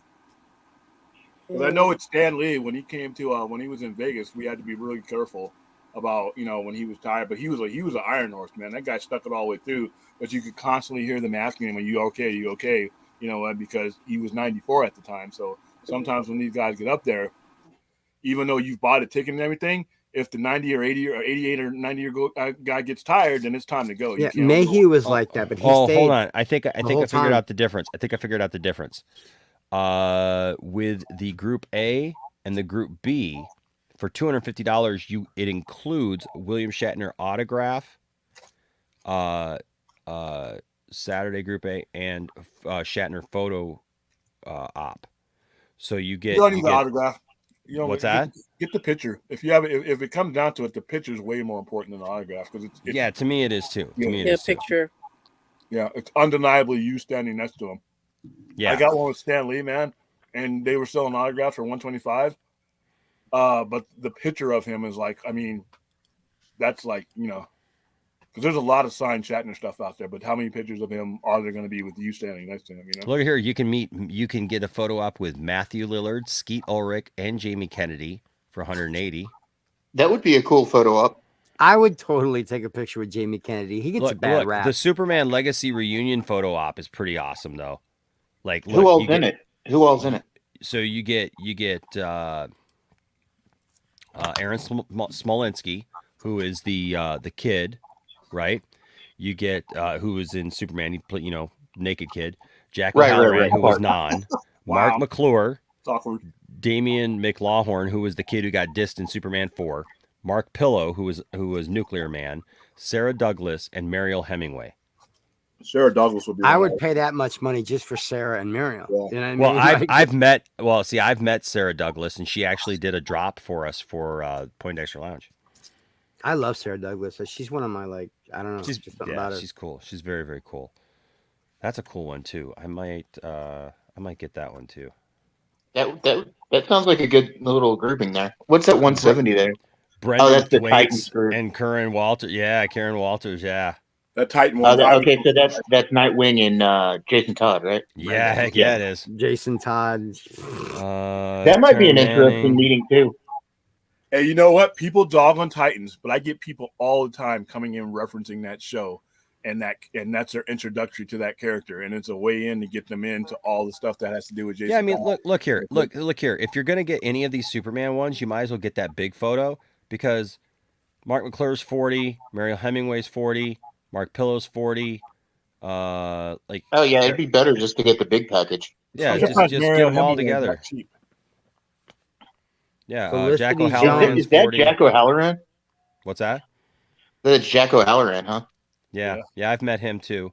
Because they've come to our cons a few times. Oh, Freddie Prinze Jr. I got to do the Freddie Prinze Jr. thing because Freddie Prinze Jr. is just awesome. A hand job. Yes, you're right. What? A what? I don't like him. I think he's an uppity motherfucker. I can't stand him. He's right about Star Wars, though, man. He's right about the Force thing, but he also told me that because I didn't like The Last Jedi, it meant I was mad that Han Solo gave the Millennium Falcon to a girl or some shit like that. Well, you know what? You know what? He's right. Okay. I liked the movie, Well, I like Force Awakens. How much of that autograph for Christopher Ellison? Is that part of the deal that you're already getting, or the Ninth Doctor? The what? The Ninth Doctor, Christopher Ellison, or Destro, as some people might know. Chris Eccleston. Yeah, is he part of the? Is that part of what? Is that part of the tier that you're going to get into, or is that extra? Because I might have to give you. Well, you don't get all of these. You have to. These are a la carte. I might have to give you $40. Is this $40? Can you scroll down there? Yeah. Hold on, let me find it again. I already have Adam Cole's. Let me find it again here. Where did he go? Eccleston, right? Yeah, Eccleston is no. Oh, that's 200. That's sold out. Yeah. Wow. Yeah, no, the 200 one. He's not even one of the most popular. That's Saturday. It looks like he's not going to be there Friday. So that one again is also an autograph and the photo op. For just the photo op is $100. I remember him more from Gone in 60 Seconds than I do Destro. Like I always think back of. See, I only know him from Destro, man. I know he was the Doctor and everything, but I was not a. Raymond Calitri. He was Raymond Calitri in Gone in 60 Seconds. Him and Nick Cage played excellent off each other. It was really probably most famous for the Doctor because that was the breakthrough back into American TV after it being off the air.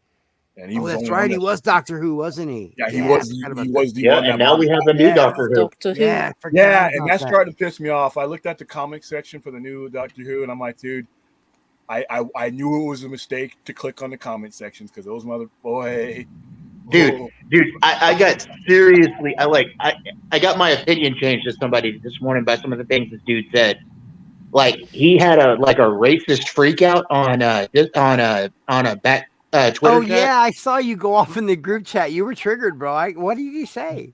Dude, he was like, yeah, not only is he black and gay, I'm tired of this bullshit, blah blah blah blah blah. And I was just like, dude, wait, hold on, like, what?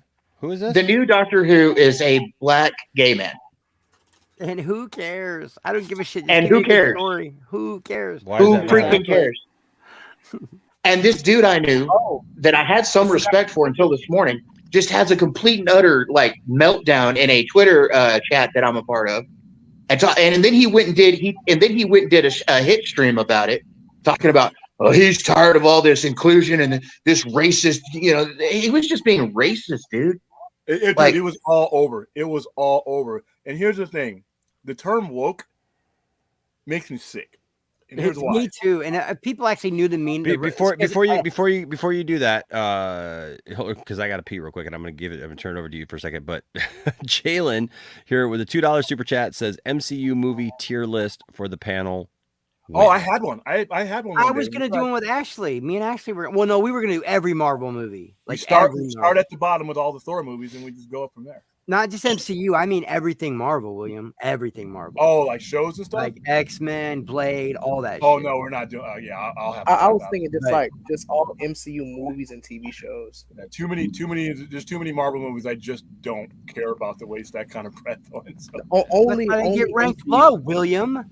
Do your due diligence, sir. Do what? Say that again. That's why you rank them low. Do your due diligence, sir. It's Marvel. We're talking about adding Howard the Duck, so we're starting at the bottom with Howard the Duck and the Thor movies, and we just go up from there. Okay, from the Thor movie, Howard the Duck and Thor. No shit. Yeah, they're basically the same level. If we're starting with Howard the Duck, we are starting from the top. We are starting. Yeah, right, man. Because Howard the Duck is the movie, bro. Okay. Whatever, dude. That's one of the first weird ass sci-fi movies I ever watched. Leah Thompson, baby. I will say this though, I was kind of skeeved out by the Leah Thompson weird ducky sex scene. It was kind of weird. Not me, man. I loved her with the big 80s hair. She was so beautiful with the big 80s hair. So the crimped hair. Yeah. Yeah. Oh my God. Yeah. She was phenomenal, man. I'm gonna have to go look and see if that movie's around still. If I can find it anywhere streaming. That's the only movie you'll ever see Leah Thompson looking like a straight up. Dude, Howard the Duck is awesome, man. All-time worst. Oh no, I don't think it's a good movie. But hey, I'm not saying that. Dude, it's awesome because it is a trash movie. Yeah, I guess it's so bad it's good. But I love Leah Thompson in it. You'll never see Video Vixen Leah Thompson like that in any other movie. She had the crimped hair. She looked gorgeous, man. This woke thing with this doctor. So, the term woke, I just want to choke people. For the most part, it is uttered by, not entirely, but it's uttered by people who either are too fucking stupid to have a conversation about things, or in a category where none of these things that they consider woke will ever affect them. All right. That and they misuse the word sometimes. Yeah, and I hear the word woke, and I'm turning around. When I hear that in somebody's mouth, I'm turning around. I'm wanting to and look at and see that a person with a club and their knuckles dragging the ground. You know what? Just because you may live in a tier of society where you can turn the channel from things that affect other people doesn't mean that those things shouldn't be discussed. If you don't like something that has those aspects of it, human interest or whatever, turn it. But to dismiss the fact that, other people are going through things that you don't and may or may not be represented doesn't make anything woke. It just makes you ignorant. As far as I'm concerned, it makes. I never saw the term as that, William. I always saw it as it started out as you need to wake up, you need to get woke. And yeah, but it's been distorted though. It's been turned and they turned it into this whole. If you put a black chick in a white chick's role, it's woke. Shut the fuck up. Yeah, because we got off to such a huge head start here in the country. Heaven forbid we out of 44 presidents, we got one, and out of how many doctors we get one. Oh, we're taking over now, and anything to do with anything that they will never affect them. I'm like, if it doesn't affect you, shut the hell up. The All guy right? from the only thing I know him from is sex education. It Now, it does affect them, William, though. It affects them because they can use it as rage bait and clickbait. It lines their pockets. Yeah. It's like the fear that the country will no longer look or represent what it has for hundreds of years really scares the shit out of people. And it's hilarious. You see people who should be smarter, people who look like and sound like they have more common sense and education, act like total Cro-Magnums when a change or any type of change or representation that doesn't look or feel like what has gone before. It's almost like the sky is falling. And now none of that stuff bothers me. And the only thing I ever got mad about, was the really extreme progressive views where they feel like I'm supposed to wake up every day and apologize because I was born white and with a penis. You know, like that you can only say me so much, man. Like for being a white straight man. Jack, I was on Jive with Jack. We were talking about something like this, and he asked what the solution was. And the solution is interaction and political engagement for the most part. Me and you sitting at a table, we obviously know you had nothing directly to do with any of these things. But at the same time, we have to balance that with the fact that it still happened no matter what. The playing field for a lot of people from a lot of marginalized lifestyles still happened, whether you had a play in it or not. We still live in the same world where the consequences of those still happen. The consequences you froze. Just don't go away just because the person across from didn't have anything directly to do about it. So we have to find a way to kind of go forward with it, recognizing that, but not destroying the current land where we're sitting on. We don't have a TARDIS, so to speak, to go back in time to undo these things. But at the same time, because we still have the consequences of this type of representation. And when I saw this morning with the guy, forget about the guy, the fact that an experienced Doctor Who person who has been casting the show, has been writing this show off and on for years, sat down and interviewed this guy who probably knows Doctor Who, current Doctor Who, better than anybody chatting on them little crappy pages, interviewed this guy and said, this is the guy. All right. So that was enough for me. But some of the outright racism I saw in response to his casting, I was like, wow, it kind of sucks because I'm an optimism when it comes to racism and all these things. I'm not in my parents' generation. I'm not in my grandparents' generation. No one will ever tell me what faucets I can drink from. I entered an integrated army, whereas my grandfather did not. So I have a hope of, optimism when it comes about the country and how it's making of anything else. But when I see stuff like that, I'm like, wow, there's still a significant amount of knuckle draggers out there that have to remind you the fact that we still have work to do. That blows my mind that somebody really that had whole situation this morning just made me sick, dude. It did. Who was it? Oh, I had so many people. It was a guy that goes by the name Dalek451. He's a smaller channel, but like, dude, it just like and 3 people left that backstage chat room because of that, because the dude just lost his damn mind on it. But then there were also people in there defending him. Like, the hell, dude? Defending him, bro. I could never defend no shit like that. Never. Yeah, That's defending ridiculous. something like that is bad. I'm like, what are you defending? I mean, what is this? I mean, he's represented. I wouldn't have minded. Listen, I didn't mind the female. The Doctor Who is not driven by actors. It's driven by storytelling, because Matt Smith is my favorite Doctor Who, and it probably will be for a very long time. Well, now, mind you, I was not fond of Jodie Whittaker's Doctor, but that's just one aspect of the Doctor. Okay, I wasn't fond of her storytelling, and she didn't have anything to do with that. She was a victim of some really inconsistent storytelling, because she's probably that's what I'm talking about. No, I wasn't thrilled with her storyline, because I also wasn't thrilled with Capaldi's storyline either. But Capaldi had some really good episodes.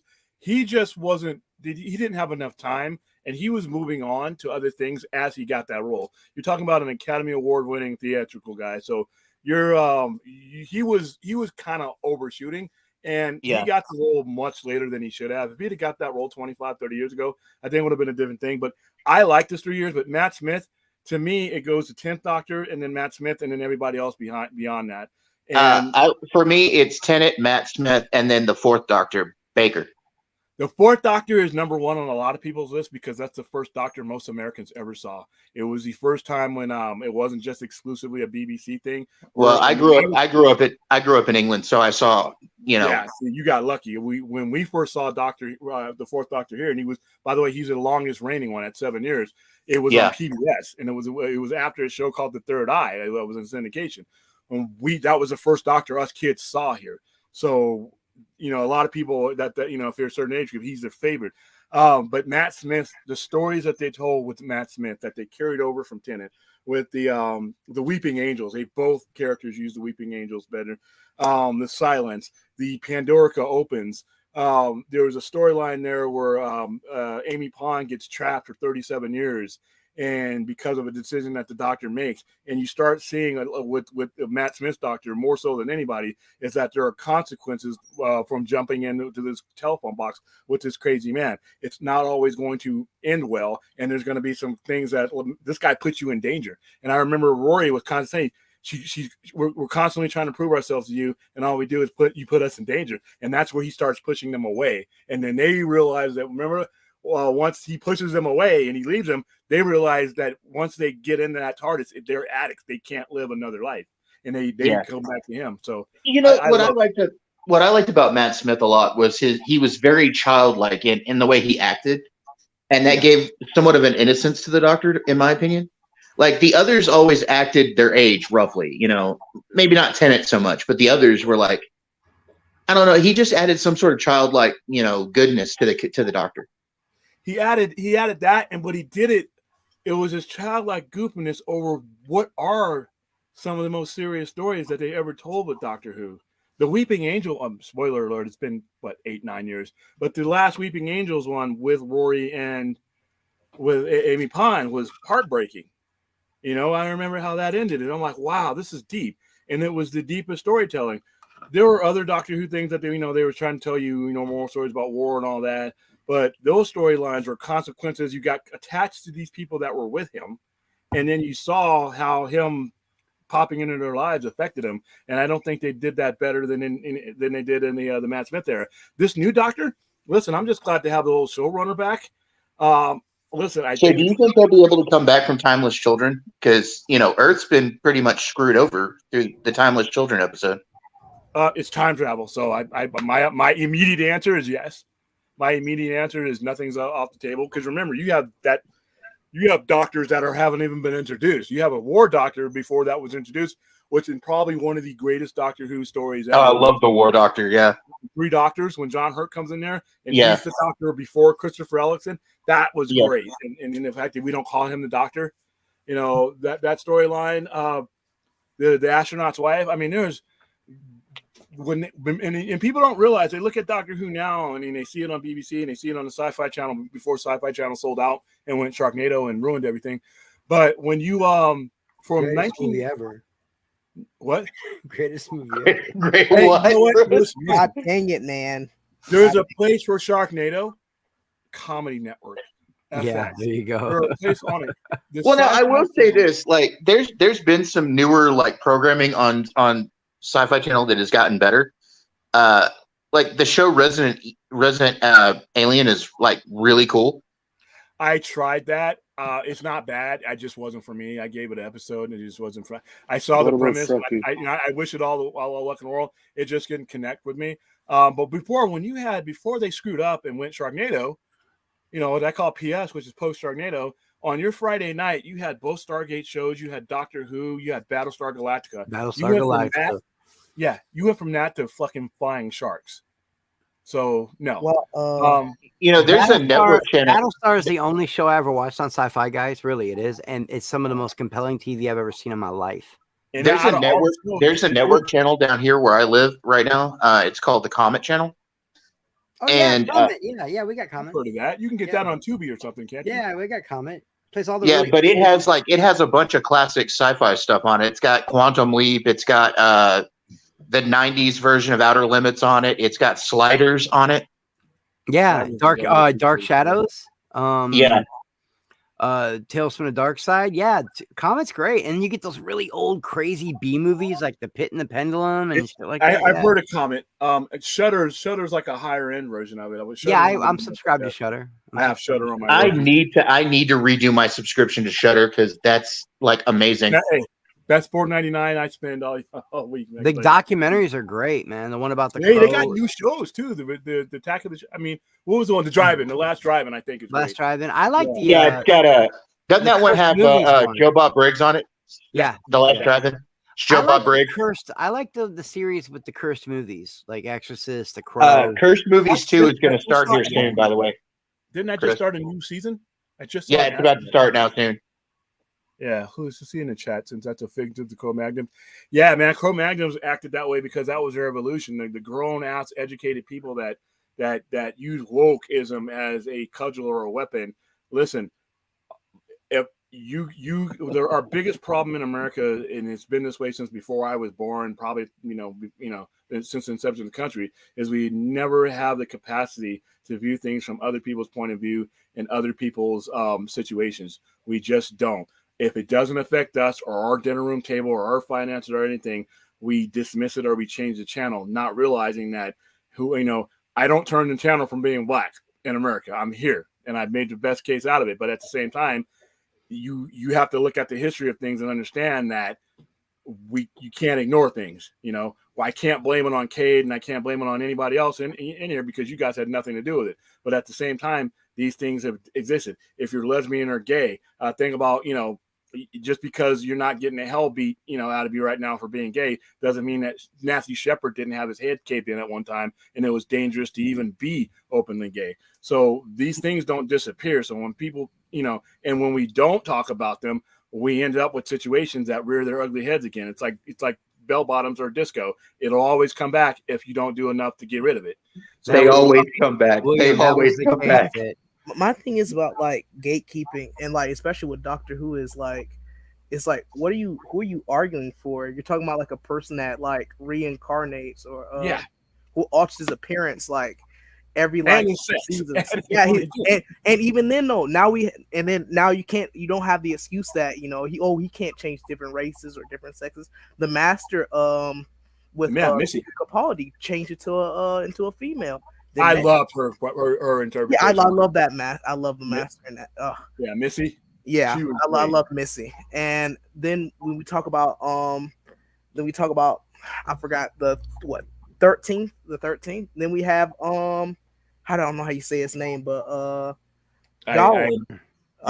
We have Darwin, who was a person of color as the Master, which now it's kind of ironic now because our 13th Doctor unmasked him in what I think was it Nazi Germany. Unmasked him in Nazi Germany, and now she's becoming a black man. My only thing is for this new actor is I've seen him in Sex Education. He's a really good actor, but I don't know how he's gonna kind of transition to like that's for the best. But yeah, I think it's good that we have like a lesser known actor, and I can't wait to see it. It's like, see, that's the thing. That's the thing. A lot of the early Doctors were lesser known actors. They all were. Not one of them had a huge break before Doctor Who, and including Tom Baker, who was 40. He had a decent career in Britain, but nothing big. He's that guy that will be like, I remember that guy. Or remember that guy? Yeah, I don't know his name kind of guy. That was Tom Baker, and he did some plays and stuff. But he was 40, and he was just submitting scripts, and he got that role. After that, none of those guys were known, and they did that on purpose because they didn't want to attach celebrity. Jodie Whittaker will probably be the most one that you knew outwardly, depending on what brought you, all these other things that you watch if you watch BBC, but none of them were huge stars. Peter Capaldi has an Academy Award under his resume, but a lot of people didn't know who he was. Yeah, never knew who Peter Capaldi was. You guys are making me want to watch this. And I don't know anything about Doctor Who. And Peter Capaldi was like my first Doctor, and that's probably the reason why I have favoritism. I would want to go all the way back to the beginning if I was going to watch it. I would. You should. You should. I know my brother loved it, and that's the only reason I know anything about it is that he loved Doctor Strange. Not Doctor Strange, a Doctor Who. Wow. He loved it. We had a group. We still do have it, but when before Hulu, before all this stuff, where you could just, it was all on digital. Back in like, late 2008, 2009, you didn't have access to Doctor Who. It wasn't on any of these streaming channels. And every week we would host an episode of Doctor Who. But what we would do it, because the way Doctor Who was originally aired, it was aired in half-hour episodes. And it was a 4-story arc. So every a month was like one story arc. So we would do the 2 hours each night, and we would give away little paper TARDISes. And we started with the very first episode of Doctor Who, which was The Earthly Child. And quick fact about that one is there's 2 versions of that. There's a pilot, and then there's a called The Earthly Child, because it was released the night that that Kennedy had been assassinated. And so the ratings were so bad that they figured, you know what? Nobody's watching anyway, and there were some things we wanted to change about it, so they redid it. And the first ever episode of Doctor Who aired the night Kennedy was assassinated. Yeah, it aired on November 22nd, 1963, and that's the pilot. That's why when you look up the episodes, you see the pilot and you see An Earthly Child, which is the same basic episode, but it was reworked, and they re-aired it the following week. Because if you watch, there's a documentary. It's a pseudo documentary, Adventures in Space and Time. It shows you how they have an actor that plays William Hartnell, and they show you how. How many episodes is a season? Because I know the BBC stuff's different. I know. Well, in 1963, you had about 12 episodes. I'd have to look it up, and then you'd have a break in between, and then they aired it that way all the way up until Sylvester McCoy. I think it's Sylvester McCoy's 7th Doctor, and that's how you would air it. And then in 1989, it was the last one. You had a new movie that came out in 1996, and that's where the 8th Doctor came in, and he was just a television movie. And then from 1996 to 2005, you had no Doctor Who on the air. It was the first time in almost 40, 50 years that you didn't have Doctor Who on the air. So that's why it was such a huge deal when they redid it and Sci-Fi Channel went all in with Christopher Eccleston. And where can I watch him, William? Where can I watch the You can watch on BBC America if you have. BBC America has them. Yeah, I do. I can go all the way back to the 60s and watch the early stuff. Wow. BBC owns every. Now there are some episodes because back in the 60s, we didn't think like we did now. They needed tape. Tape was expensive, so some of the Doctor Who episodes were taped over, and they revoiced them. And in some cases, they literally, I shit you not, use sock puppets to retell the story, because they had the sound but not the video. And then some of the stuff, they just didn't take care of it. At the time, nobody thought it was going to be as big as it was. And like I said, it waned. In the 80s and 90s, that kind of storytelling wasn't in anymore. William, is BBC America connected to HBO Max or it's connected to yes. Yes, you can. Then I have it. So the first season had 8 episodes. Okay. Second season was, let's see, 8 episodes. So no, 9 episodes.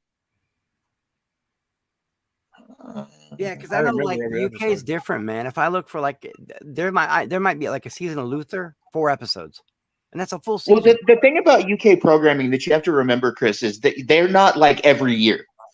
Like you may have a season of a show, and then you'll have to wait 3 or 4 years for the next season.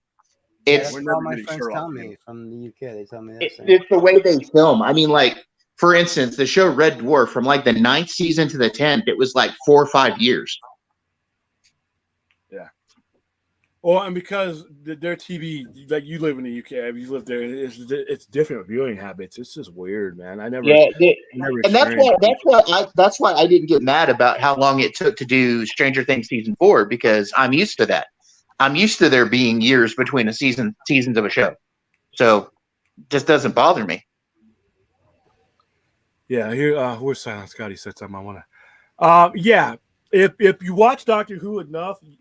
The actors are there's never been a bad Doctor Who actor, in my opinion, but sometimes the storylines, and then they would complain about Jodie Whittaker's, there's this woke social justice. Once again, the writing wasn't as good as other Doctor Who series, and people, have done it with Chibi and all that. But once again, when you say social justice, who the hell are you? That's what I want to know. My first question to that is, are you someone who has been on the other end of social justice? Are you someone who's ever had to break through and fight a little bit harder for something than the average guy does. If you're not, I want to fucking hear from you. You know, when I hear that SJW shit, I'm like, it's not, like I said, not exclusively, and I'm not putting a blanket over everybody, but when I hear SJW, I turn around, I take a look at it. It's almost entirely someone who has skated through without ever having to deal with a social justice issue. And congratulations on being that person. But at the same time, you have to understand that we all watch TV. We all pay to go to movies. We are all part of the same world in a consumer. So you're not, it's not just your world. All right. And social justice differs from person to person. If you're nobody who's ever gotten screwed over, then yeah, great. Have a party about the fact that, you know, social justice is alien to you. But I don't want to hear you. You know, I look at you, I see the Knuckles Dragon, I see the club, and I'm like, okay, well, there goes that conversation. So that's just me. Yeah, Protoss X, you're not wrong. Nerdrotic did a top 5 franchises that were murdered by it's his thing. It was top 5 franchises that were murdered by the writers or something like that, and his number 1 was Doctor Who. Yeah. So. Yeah, I think the casting of Enosh as the 14th Doctor is definitely soiled my image of Doctor Who. Here's hold on, Fourth 1000. I just saw something else you said. Okay, here we go. All right, so I don't know Fourth 1000 how far back you go with Doctor Who. Doctor Who has always been somewhat about social justice. All right, as has most BBC television. To be honest. Doctor Who, the only one that you really can make an argument that didn't deal with social justice issues would possibly be William Hartnell, number 1, and then number 2. But as things go on, because remember, in 1963, this show aired on the day this country lost its innocence for the most part. 1963, prior to this show airing, hours, the day of, we had a presidential assassination. We went full head steam into the Vietnam War. So from Doctor Who, the third Doctor, all the way now, there have always been social justice topic. They use aliens as metaphors as the enemy. They use weird science fiction bombs and technology to discuss how we were going through the nuclear arms race in the Cold War, how we treated Russians, how Russians treated us, the Iron Curtain. Doctor Who has always been about social justice. So when I hear somebody say, well, they're telling social justice stories with Jodie Whittaker, I'm like, hey, you just admitted to me that you either didn't care about what you were watching or you didn't understand it. It's like Star Trek. It's like Star Trek. The entire series was based around, the entire concept was based around that it was in the future where there's this utopian society where, you know, we've gotten over all these, you know, pains of the world, and women are equal and men are equal, and you know, all backgrounds are equal, and all, you know, anything that you can, you know, race, religion, creed, culture, you know, all those things are gone. You know, it's just that. And so, I mean, I don't know how people say like the Star Trek is woke, because it was always woke. If you look at it that 1000, and that wasn't directed at you personally. That's just, I've heard that a lot, and that seems to be a banner that is like, you know, just like you said, these guys are only paying attention to these things when someone else is represented or something happens that breaks the news. If you are watching these shows from beginning to end or at any length of time, they were always talking about these same things. All right. They were always talking. Now, these people didn't comprehend it as such. Not my fault. That's how they were written, especially Star Trek, especially even in comics. People are like, oh, you know, comics, I can't get into comics because they're woke. Now, Stan Lee was literally telling you the story about the civil rights movement through his pages. All right. The Jewish immigrants who had relatives literally in Europe were telling you immigrant stories. They were always woke. If they weren't woke, you guys were just asleep. Maybe, I don't know. But I actually found a clip that a YouTuber had put on that was Stan Lee talking about how how what he did, what he meant Marvel to be and everything, and how it doesn't matter what color you are, doesn't matter what religion, creed, all of that. It was something he recorded shortly before he died, and it was just it was made because Marvel was getting a whole lot of flack for the all new, all different Marvel, and he filmed this little clip because of that. talking about anybody's a part of Marvel. Anybody can be Marvel. I remember that. Yeah. But like I said, in the early 60s, though, it was a different world for him, and he couldn't get things past, backers and publishers and everything like that. Malcolm X and Martin Luther King, like we've always said, Dr. X, Professor X, and Magneto.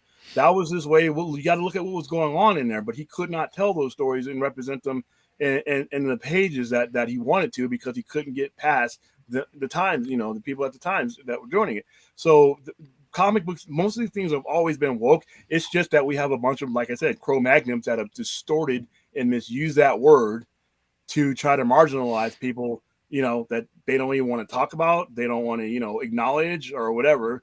It's not my problem. That's not me. Gay rights doesn't affect me. Black, that doesn't affect me. You still live in the United States. It affects you.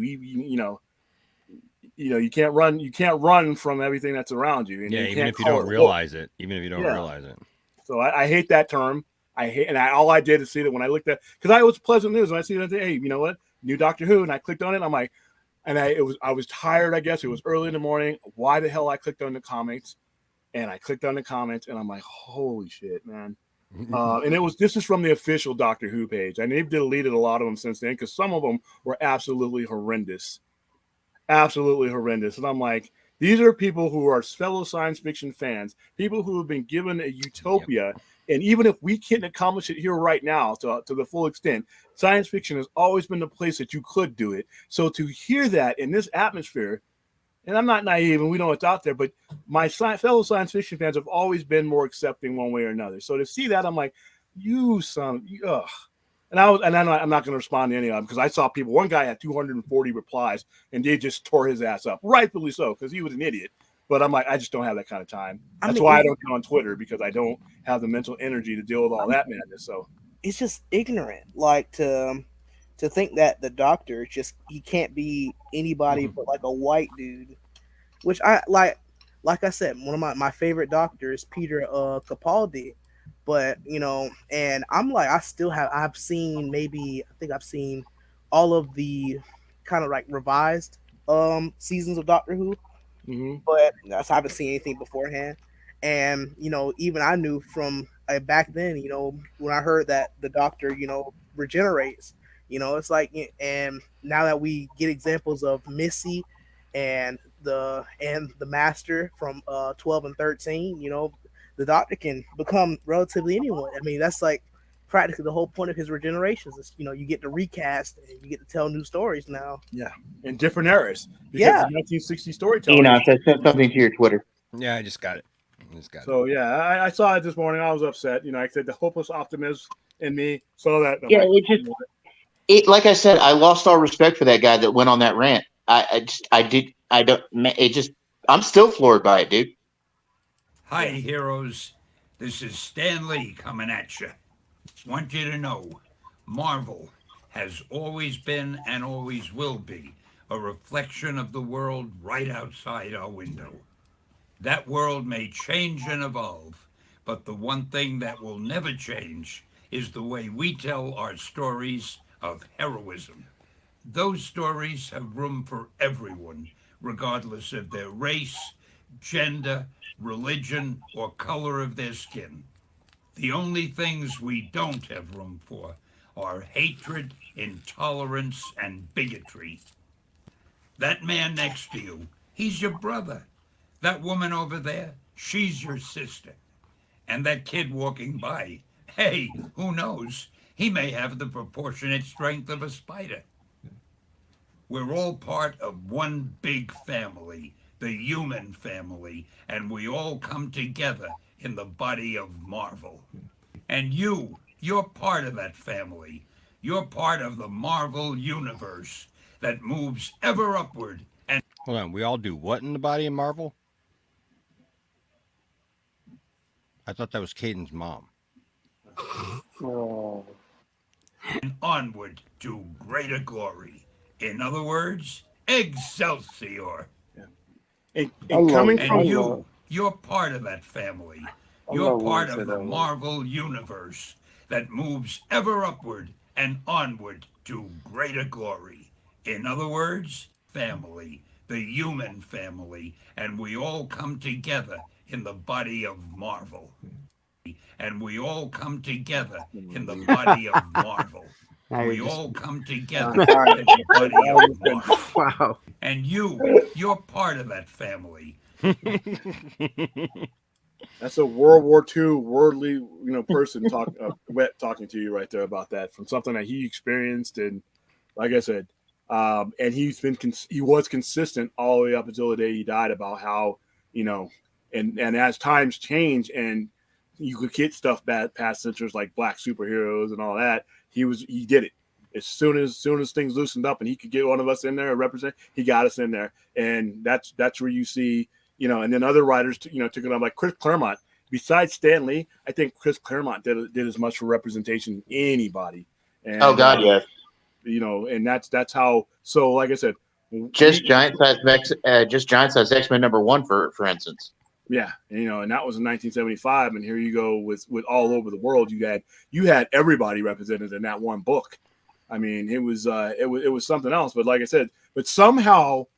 See, with all these technological advantages that we have, it only makes it easier for us sometimes to shut people out. Like if you say something about a political topic, if somebody posts something about a political topic or a race topic or a gender topic, the easiest thing you can do is block that person or remove them from your feed. That I think has damaged the brain. We can so easily just click away from them so we don't have to hear it. And then like I said, we're not forced to talk about things until things explode. And that's too late by then. Now we're woke, so, no, you were just asleep. Your brain was shut off, by the power of your own mouse. Not you guys, but in general. It's like that term woke just drives me crazy. Yeah. It does. It's so bad. I just get tired of hearing it overused. Yeah, everything is woke, that everything is some way. It's like everything is not that way. So, and when you overuse it like that, it loses its meaning. It loses its meaning, and you take away from the actual arguments of like, hey, this is actually an issue, or that's actually an issue. You know what I mean? Like it. Yeah, I mean, it's frustrating. But yeah, the new Doctor, I'm looking forward to the new Doctor Who. I think, like I said, the show writer that wrote some of my favorite episodes earlier on, even though I don't think he is the best showrunner, but he was better than what they had as far as direction goes and tone goes the last 3 years. So I can't wait. I just still think it's ironic. How we now have a black Doctor who in his last incarnation revealed a person of color to the Nazis, which is I still think I thought that was so bad. Yeah, it's like I said, that person who did that, who wrote all that stuff, was really not that bad a writer. I'm just surprised that he took things in the direction. Stephen Moffat, for me, is the best show director that's ever worked on Doctor Who. That's my personal opinion. He's the one that handled, for the most part, the 11th Doctor with Matt Smith, which, like I said, that was a breakthrough role for Matt Smith. I mean, Matt Smith, I'm not going to say Matt Smith was a nobody, but not a lot of people knew who he was. He was one of the youngest people to ever, jump in the TARDIS. And now look at him. He's on House of the Dragon as Daemon Targaryen, which is I can't wait to have. You know what? Having Game of Thrones come back, it just makes it a lot easier to hear about all this Lord of the Rings nonsense. I get the grown man's Lord of the Rings, the cutting and the killing and the burning. I still gotta watch Game of Thrones. I don't know. It's just I hear watch the last season. That's what I was like. Yeah, no. Don't watch the last 2 episodes, 2.5 episodes of the last season. The last season started off epic. That episode 3 may be one of the greatest half hours of television. That battle. I won't spoil it, but there's a battle, and it's the Battle of the Bastards. I mean, there's a whole bunch of things. And for you haven't watched it yet. Do you know anything that's happened in it or anything? Has anybody spoiled some of the stuff for you? I think I've already kind of spoiled myself to it, so I know the story already, but I don't know. Like, I've seen the scene, so I haven't spoiled myself fully on it. Well, the books were already out before the first 4 years or whatever. Yeah. People were shocked. I mean, yeah. But yeah, it's brutal, man. It's great. There's one episode where Now without spoiling it, there's a particular dragon, and a particular person gets on that dragon, and she goes and just burns an army, and it's so beautiful. I mean, the people were melting; they were melting in their armor. They were turning into white dust. I watched it over and over again. It was like, I've never done drugs before. I've never done cocaine, but I have to feel that this was like sniffing an entire mountain watching that scene. That's the kind of violence that Game of Thrones gives me. That's all William likes is violence. Yeah, the 3Ds. The 3Ds. Yeah.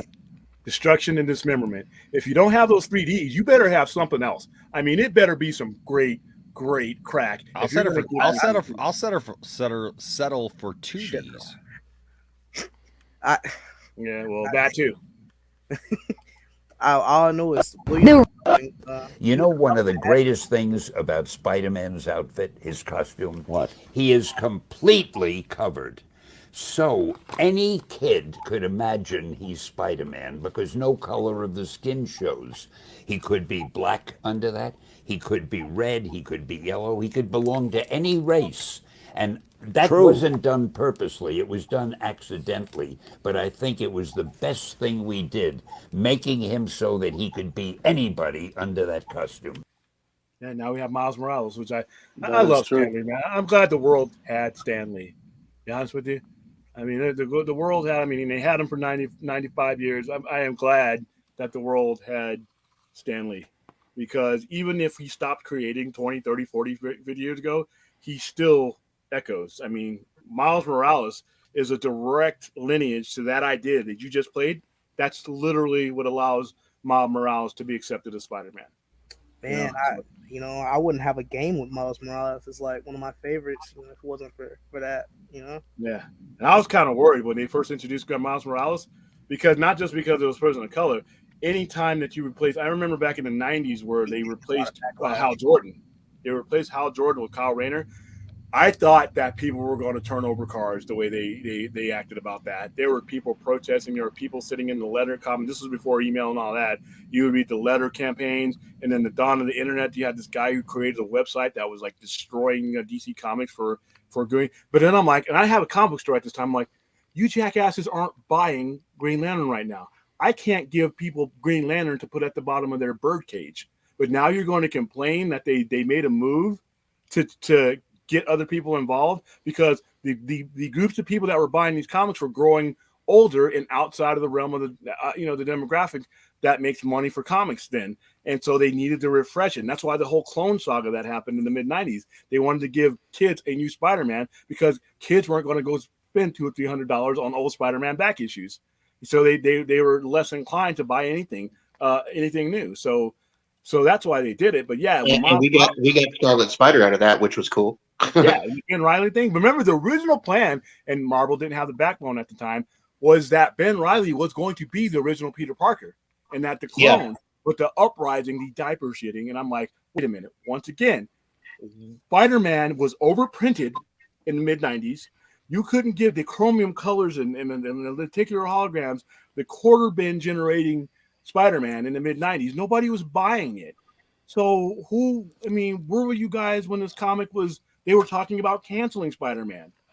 All right, where was all these guys in? But man, you switch up something, boy, here they come. So yeah, I always found that hilarious. And that's what the 90s. The 90s for comics, for the most part, I hate to say it because the year I opened up, it sucked, because that was what the speculator buyer was created. And well, that's and then that's why we had the comic bus too. I remember those days. Oh, there were 5 million editions of important issues, and yep. And it all started in Death of Superman is when it really started, because that was Well, remind me, William, what came first, Death of Superman or X-Men #1? X-Men #1, but X-Men #1's print run wasn't as much as Death of Superman, because remember, they had hinted 3 months ahead of time that this was going to happen. So we had people, I remember at my comic book store, my Lone Warrior Comics in San Bernardino, California, my comic book store, I had to wait in a line with a ticket to get into my comic book store the day that mess was released, because all these other people who couldn't spell Superman were there because of a news story. and they had printed so many of them that it was never worth anything. I remember what Still X-Men worth number something to one. me, darn it. X-Men number one in the 90s had what, 5 or 6 different covers, like 5 or 6 different issues that were had 5 different covers and one master cover, and the one master cover, the fold over cover, wasn't the one that was yeah, I got about 20 of those. You want to wallpaper your house with them? No, F you. F you. You F you, William. Scotty gave this to me, so F you. I can give you one. Oh, those are signed. William. Those are signed. Yes, they are. Yes, I've got my own editions of these, but yes, these are signed by everybody. You see the black collie bag there? I have 7 of those in a safe deposit box. The signed ones or unsigned? 2 of them are signed, the rest aren't.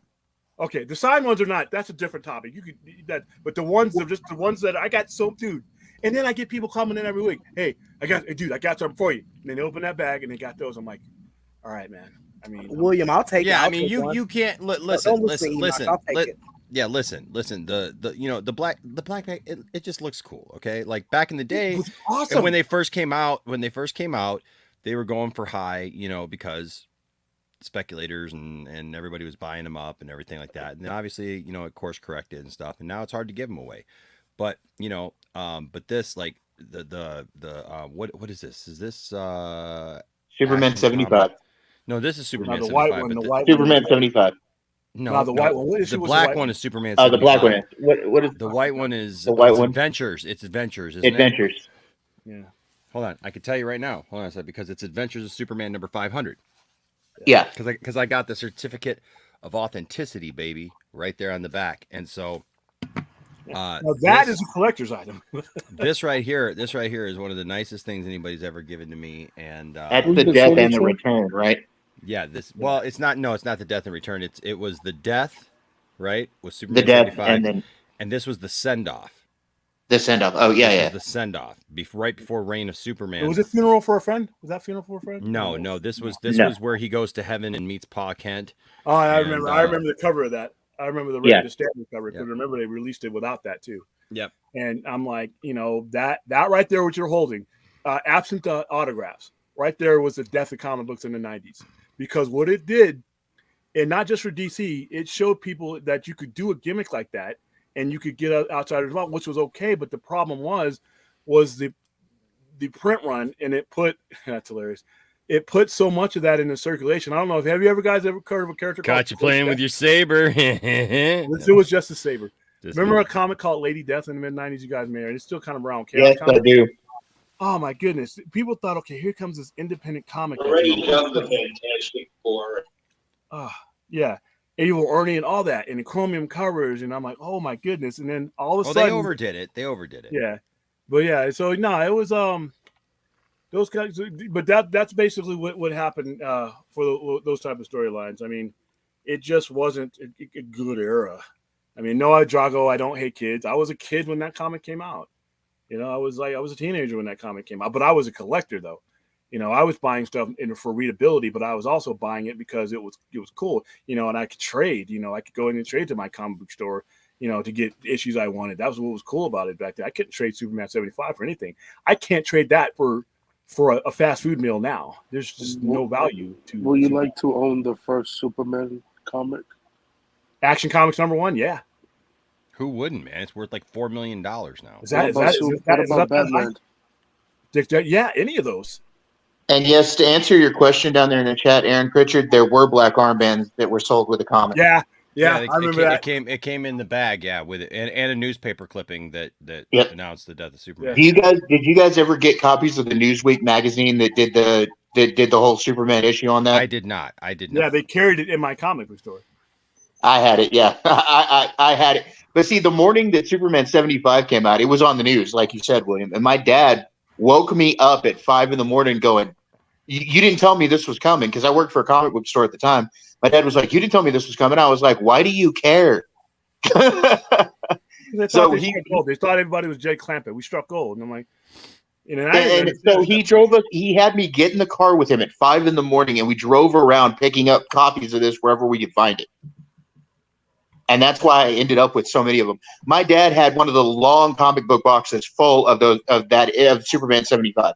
Everybody did, and I still, like I said, no joke. Remind me next time we're doing it and I'm at the store. I have so many of those that I literally made a joke out of one of our walls and did it. I'm like, would you? Now like that being said, I liked that story. I liked the beginning of that story when they were introducing Doomsday throughout the other comics, and he was punching through, and you didn't know what it was, and you just boom, boom, and then when he comes out, and I like how my favorite part of that comic book is when Superman is being interviewed.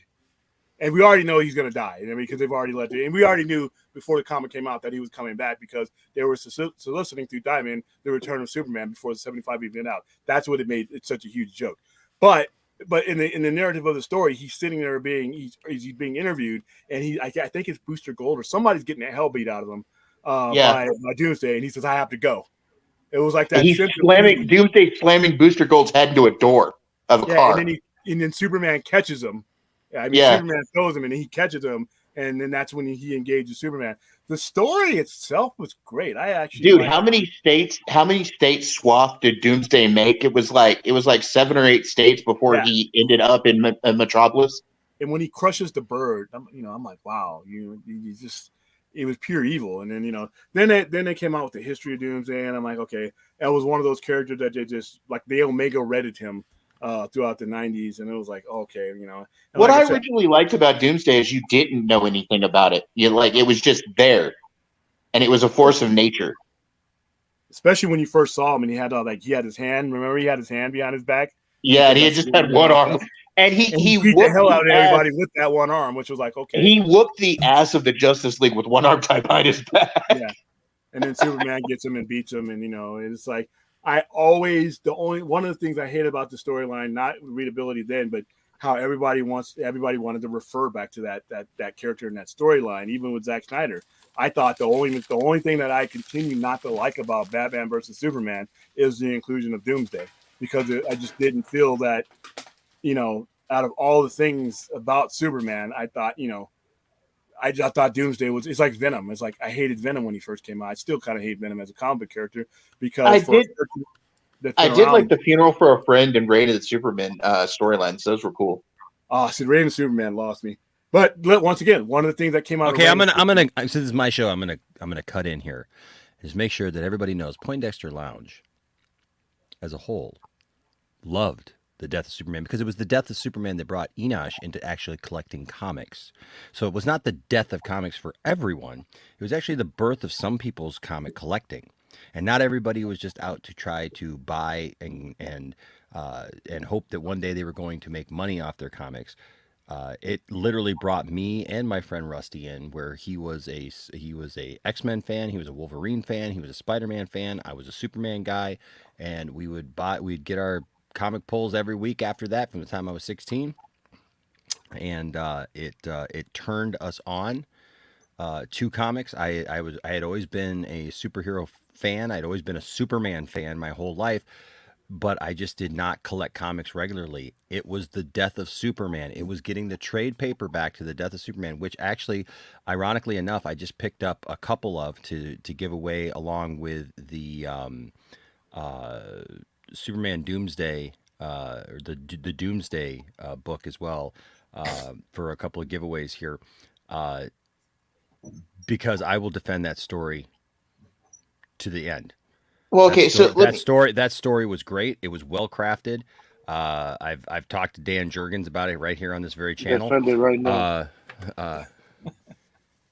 Let me just say, Enosh, I'm not saying I hated it. I loved it. I loved all three of those. Well, no, hold on. Before you could, because I was more cutting William off because I just wanted to state my opinion about this, because I was gone for a while. To me, Death of Superman was an amazing story. It was what showed me that comics weren't just for kids. Okay, a lot of what you see here is because of the death of Superman and because of what Dan Jurgens and that whole team did with that. And then Funeral for a Friend was an amazing follow-up to it, I felt, as the world mourned and said goodbye to Superman, and then how they set up and crafted how they were going to bring him back, and how they introduced new characters that are still with us today now. Okay? It's very rare that sometimes new characters get introduced and they stick around. And there were characters that were introduced there that are still around, concepts that are still around. And yeah, people keep chasing that, right? They keep trying to chase it and Drop whatnot. And names. because it was good, because it resonated with people. And we can be, I mean, you know, like I get it, everybody's got their own thing, but I think it's important to not be cynical about it, because it was a very, very important moment. You know, Enosh, one of my favorite Superman's characters. life, in his death, in the life of comic book collectors, in comic book collecting, in comics in general, for comic book stores, many of them. And yeah, it may not have held its value because the world moves on, and you know, it's like anything. I mean, hey, guess what? There's still a war in Ukraine, but nobody's talking about it now because a young person, you know, they only follow what's trending nowadays, you know. And so once something's not trending, we move on to the next thing. And Superman, the death of Superman was one of those things that trended and then it was gone before trending was a thing. But the return of Superman, man, that year, going to the comic book store every week, having those books in succession every week, because there were 4 books per month, and you would go every week, every Wednesday, and you would get another chapter in that story, and wondering where it was going, who it was going to be. I set off on my adventure from that, getting back issues for about the 10 years before the death of Superman, reading up comics, reading about Crisis, reading the John Byrne reboot, which is one of my favorite things, and I stand behind it. And I know William hates it, but I'm sorry, I don't care. And I talk to a lot of people who, and I don't say that disrespectfully to William, but you know, like, William can like whatever he wants to and not like whatever he wants to. But the reality is that was my Superman. That was who became my Superman. That is from the time that I was 15, 16 years old. That has been my vision of Superman and who Superman is and what he could be. And that's what I love. That is my perfect version of who Superman is, where Clark Kent was finally introduced as the real person, and Clark Kent was the focus. And then that evolved into his relationship with Lois, and then later on into him revealing himself to Lois. And I mean, those years between the late 80s, from 86 on until they killed him, and then for probably a year and a half until 0 Hour. 0 Hour, they lost me. They lost me shortly after 0 Hour. I just couldn't do it. The whole conduit thing, they made a big deal about him as a villain. But 0 Hour came out of the death of Superman because of it literally came out of the death of Superman. So I'm just saying though, 0 Hour, but there's 2 different events though, and 2 differences in how you execute them, I should say. Yeah. Okay. I will say my favorite character out of Reign. But Reign of Superman was awesome. Well, my favorite character out of Reign was the cyborg, was Hank Henshaw. Oh, dude, amazing villain. Did you ever read his initial story though? You said you went back and read that. Hank Henshaw. Yeah, when you go back, because it was a takeoff of the Fantastic Four. Yeah, I loved it though. It was very. It was very Fantastic Four, but it was also sort of different. I initially felt sorry for Hank Henshaw. It was tweaked. I mean, but it was basically what if the Fantastic Four event happened, and everybody died except for Mr. Fantastic. Except for Reed Richards, right? So Reed Richards suffered, like, they all got these powers. They all, you know, had these things at first, but then slowly the rest of the team died because they all got the same powers, dude. Just about. I mean, you had one that became a rock monster, basically. Yeah, one became a rock monster. He was more of a nature monster. Yeah, one had like firepower. Reed Richards could control, instead of being, or not Reed Richards, but Hank Henshaw instead, which RRHH, right? Yeah. Instead of being able to control, being elastic or whatever, he could control all things electronic and metal, right? And so the way that they brought him in made him Cyborg Superman. Yeah. I thought was great. I thought that was a really kind of cool way to bring back a character that they had created who had been in like 2 comics. Yeah. And make him and turn that dude into an awesome villain for, I mean, he was part of the Blackest Night series, you know, he was part of Superman. Yeah, He Cyborg was part of a Superman. lot of stuff. He became a major villain for like 10 years. Yeah, yeah, and but that was the thing was Hank Henshaw lost his entire family, his entire team, his wife, because his wife died, and then himself. Yeah, well, and then technically himself, but he lived on because he could live on through technology. But yeah, yeah. Yeah. Now, I can agree with the quality of the narrative storyline to a point. That's not my issue with the death of Superman. The death of Superman was, for me, as a collector, because for me, the comic books weren't for kids era was about 8 years earlier with X-Men. X-Men was the comic book that showed me that comic book was for kids. I just wasn't a Marvel guy, and I'll be honest. I mean, like I didn't collect Marvel. I didn't read Marvel. I didn't really know much about who.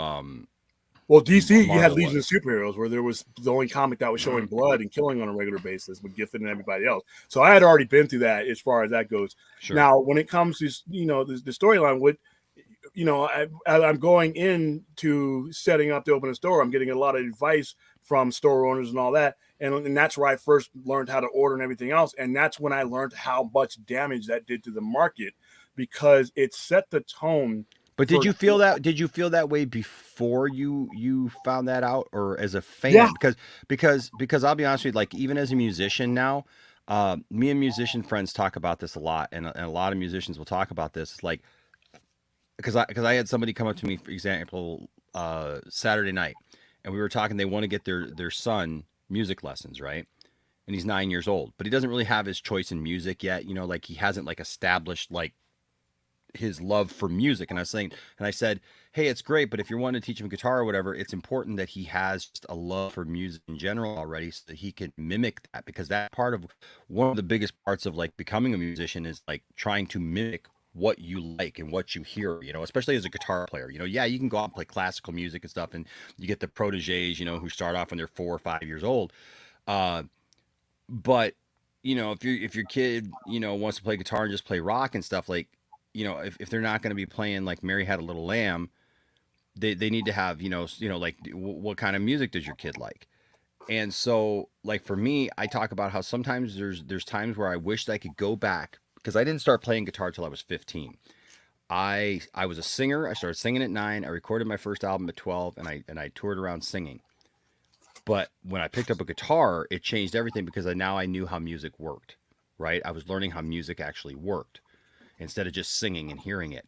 But I remember days, man, there were songs that I just thought were cool just because of the rawness of the song, the coolness of the song, things that like I didn't know if that was a synthesizer or a guitar hooked to a synthesizer, or how that song was being created, or was this, a blues pentatonic scale, was this, something else. There's times where I wish I could go back and do that, because before I knew how the sausage was made, I feel like I enjoyed things more.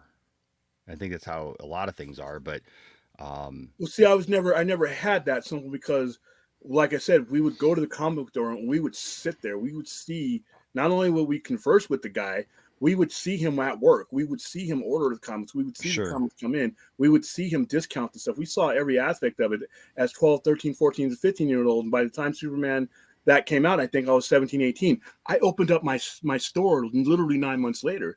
So I was already in that mode as far as knowing what kind of damage that these things, and it was the same thing with Spider-Man, and in Maximum Clonage and all that.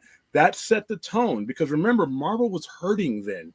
Marvel was hurting. Oh, yeah, people forget that. Yeah, they were copying what DC, which Superman was the standard bearer for all superheroes. So many people copied that, and then the gimmick covers happened. So I'm not arguing the quality of the story. I'm arguing what the effect it had on comics in general, especially for the 90s. Man, what is your thoughts on Jeff Johns' Green Lanterns? The love and hate thing. I like the basis of his storytelling. I don't like where his storytelling always goes, because it always ends up with his one character trying to do and meddle and create a world where the consequences are felt throughout. He tried to do that with Watchmen. Everything Jeff Johns does starts out well. He's an awesome storyteller, but it always ends with him trying to maneuver his story into the story. And I'm like, that kind of turns me off about him. And I think that's Flashpoint. Yeah. Flashpoint, like I said, Flashpoint, my opinion, may be one of the dumbest things DC ever did. And they did it at a time that they really couldn't afford to do it. And if you look at where DC Comics sales are now, you can attribute a lot of that to Flashpoint and how many people it turned off. Because remember, if you started collecting, say you're 45-year-old now, you're not a geezer or nothing. You're still in the heart of the demographic. You're just at the edge of the buying demographic. You've lived through. There you go, Bryant. Absolutely, man. Yeah, you've lived through Crisis of Infinite Earth, 0 Hour, Rebirth, all this other stuff, and now you had to do it with Marvel, with what they did. And it's kind of a turnoff. It's like somebody telling you, "Hey, the time you spent here is not worth anything. Here, try something new." He also brought back Barry Allen too. Yeah, but nobody was clamoring for that though. Yeah, Wally West from 1986 on was the accepted Green Lantern. Flash. Nobody was clamoring for wow. I need this guy back. Same thing. Eventually, Kyle Rayner became Green Lantern. He was Green Lantern from 1995 all the way up to recently. I fucking hated that shit, bro. Yeah, but I hated Kyle. I hated Kyle. You know who still loved hate Kyle? I still hate Kyle.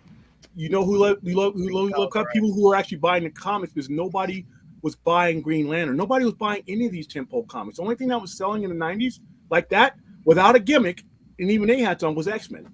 I think us 2000s people, we kind of felt the aftermath of it, because what was it? It was Flashpoint, and then we got New 52 a little bit after. Dude, we got literally within the same ballpark. I'm like, and then we had Crisis. Crisis was like, you had Crisis, and then 4 hours later, you had Army, or 4 years later, you had 8 years, you had 0 Hour, which, by the way, was probably, other than Flashpoint, 0 Hour was just stupid.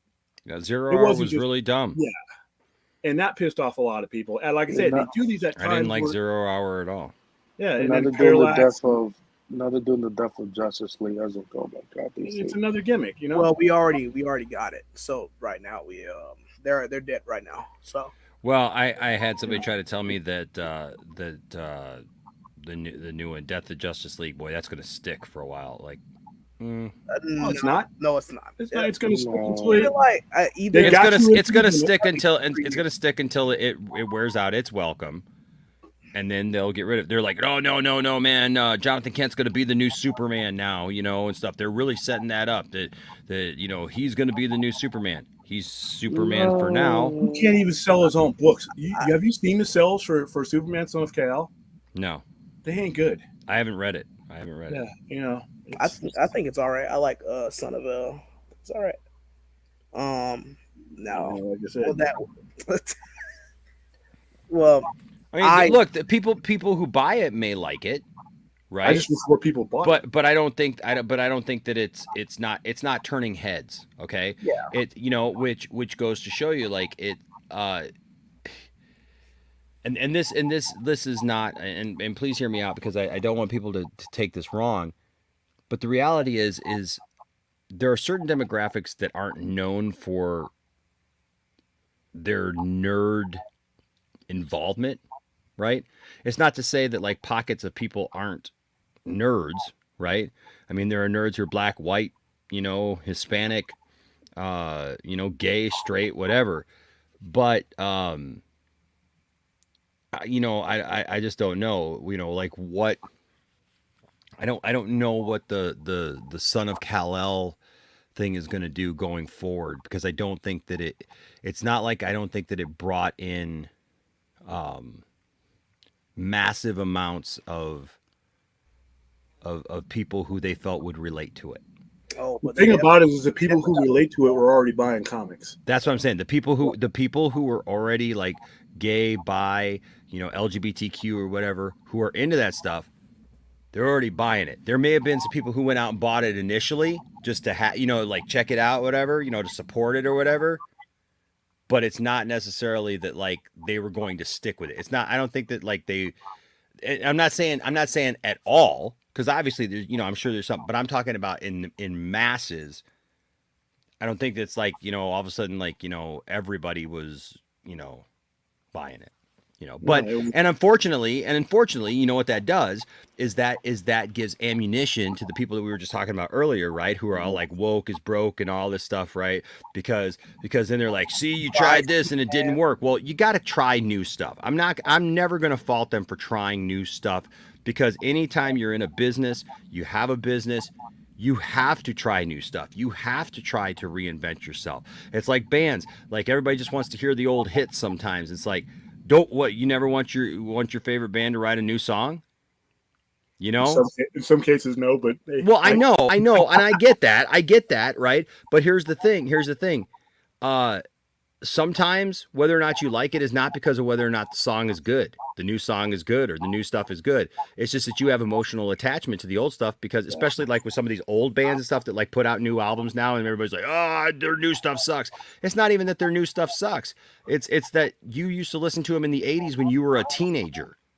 When you were driving around in your car, your first car or your second car with your first or second girlfriend or boyfriend, and you made all these memories, right, to that music, and that was your summer, man, you know, and that was like summer 93, man, summer 92, man, was like, dude, was awesome for me, you know, and so I don't know, it's just you know, there's a lot of emotion, you know. William, what is your thoughts on the impact of Jim Lee and DC and Marvel? I was wondering where you went, Chris, because I didn't see that you said goodbye, and I was like, oh, I hope Chris is okay.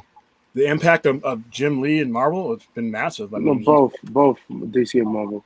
DC and Marvel, more so DC, because he was in the hierarchy and more in the corporate structure and the editor structure of DC. I think he's had a profound effect in how the organization of those characters, you know, was told. I wish he had a lot more power than he did at times, because there was times where I thought that his position kind of got eclipsed by other people's position, and if he had his say, that we wouldn't have some of the stuff that we had. But I think the world of Jim Lee. His effect on Marvel is kind of tough, because that was way earlier on in his career. Do you think that he would be a good stand-in for DC films? No, he would be a good assistant, like a consultant, like, you know, he wherever the guy for DC films is, Jim Lee should be right next to him. Okay. You know, because I want the filmmaker there, but I want Jim Lee's input, because a good filmmaker or a good producer is going to take what Jim Lee says, and he's going to transform it into the film, the maker, the needs of the film. And I think it should be a symbiotic relationship. I wouldn't want to have Jim Lee running it, because he's never ran a studio before, but I would want him in the conversation. He or somebody like him has got to be, you know, in one of those chairs. Yeah, I see a lot of people wanting him, you know, to take that role, and I don't know how I feel about that either. I think he's a decent comic guy, and you know, who was it who just passed a couple of days ago? What George Perez? Yeah, George Perez, man. That's, you know, that's yesterday. Yeah, he passed on Saturday. Teen Titans. Yeah, that's rough. Yeah. Well, he knew. I mean, he had 6 months to go, and he decided he opted out. He had pancreatic cancer, stage 4, and he opted not to be treated. So he just wanted to live his last, his last 6 months. And so everybody knew it was coming, but it still didn't. It still didn't brace it, you know, because it's George Perez. It's a lot of people through several generations know who George Perez is. I mean, if you bought a DC comic in the 80s, you had to have been, you know, you accidentally or purposely picked up a George Perez book or a cover. Teen Titans, Wonder Woman, Crisis of Infinite Earth. The only good thing about Crisis of Infinite Earth was his artwork, in my opinion. So, you talking about George Perez? Yeah. George Perez. Yeah, we've lost 2 big comic book names in the last month. We lost Neil Adams and now George Perez. At least Neil Adams made it to 80. Shit. Yeah. George Perez was like, still had a lot of life left in him to live and do. He was working on stuff all the way up to the point where he could no longer work. You know, yeah. It was like, it sucked. I mean, Free Comic Book Day, happiest day of the year for people to come in and buy and pick up free comics right in the middle. And George died. So I was like, oh well. I mean, what did for your Free Comic Book Day? What up? What do you give out free comics to other people? And stuff? Yeah, we gave out free comics. Basically, what we did is I opened up early, and what kind of comics? We had all kinds, all different publishers. We had some from independents. We had some from we had some Judge Dredd stuff. We had Buffy the Vampire Slayer. We had all types. There was a Teenage Mutant Ninja Turtle one. Here's my problem with Free Comic Book Day. now they're just made as like comics for that day. Like, so they're not really like, I mean, well, they have to be. You wouldn't be able to do it. I know. It's just weird to me because like you're publishing all these comics anyways. I don't know. To me, if you're publishing all these comics specifically for Free Comic Book Day, like, why don't you just allow like instead of like giving out a bunch of comics that aren't really going to get people into that story, right? One per customer of like the current run. All right, so that would be because I took my kids. I've taken my kids when they were little to Free Comic Book Day, but I don't care about Free Comic Book Day because I don't care about those throwaway. To me, they're throwaway comics. Oh no! To me, they don't mean anything. To me, they don't mean anything. I've gone to Free Comic Book Day and I've gotten free comic books, and I always look at them and go, yeah, because they don't get you into the story of whatever those. When's the last time you went? Because right now, when the boys were 2012, 2013. Okay, the last maybe 5 or 6 years, that's totally. Is it? Because I gave up on Free Comic Book Day. I was like, because even the kids were just like, I don't care. They're getting like Bugs Bunny comics, and they're getting like knockoff stuff and everything, like characters they don't even know and stuff. And my kids are like, hey, I want a Superman comic. Well, you can't have a Superman comic because they're not making a Superman comic for this. Or I want a Batman comic, and it's like, no, it's like you're getting all this cheesy stuff, right? You're getting all this like or like the cartoon adventures of Batman. You're not getting the actual Batman, like. What is Batman doing in the comics right now? Okay, so there's two reasons why they do it that way. One, it was never intended to be for that type of collector. The reason why you even have it for Comic Book Day was to get people into reading, especially in certain areas of the country where schools are underprivileged and like that. But they had the means to do this. Scholastic helped out. Now it has changed over the last 20 years to connect things with the comics because now it serves twofold.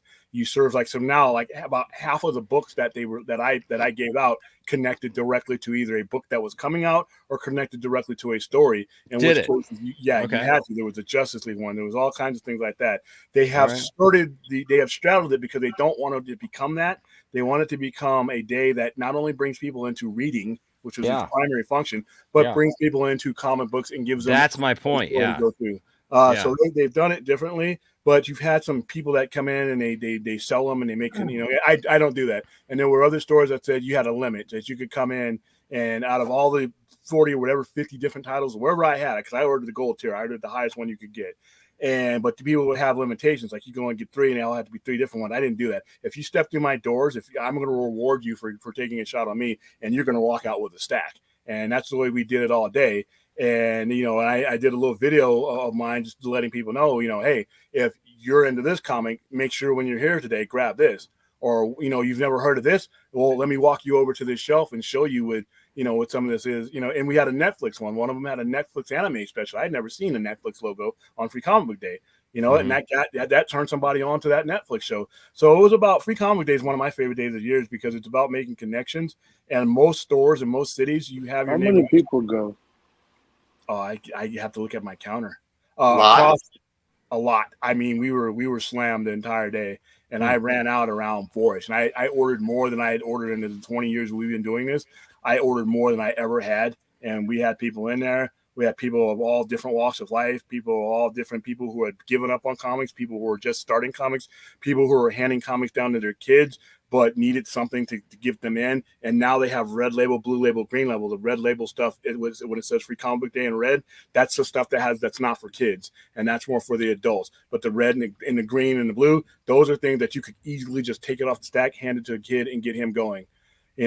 And the reason why they don't do it as far as giving like a comic book off the shelf goes is because the way the financial workup is a lot of this, we're giving huge discounts just to do it, and it's write-off. It's a write-off. It's a lot easier for me to write off something that was designed to be written off for a purpose than it is to take a comic that I now have to take a markdown because of our percentage versus you're basically marking down something. So most comic book stores can barely survive as it is, and now you're asking them to take a hit against market value. Whereas Free Comic Book Day, we're giving them at dirt cheap price, and it's easy just to give them away. And I love it. It's better than Black Friday for me. Because like I said, most people will stay in their neighborhoods They will stay in their neighborhoods and they will visit their own comic book store every day. But this is the one day day of the year. Black Friday like that.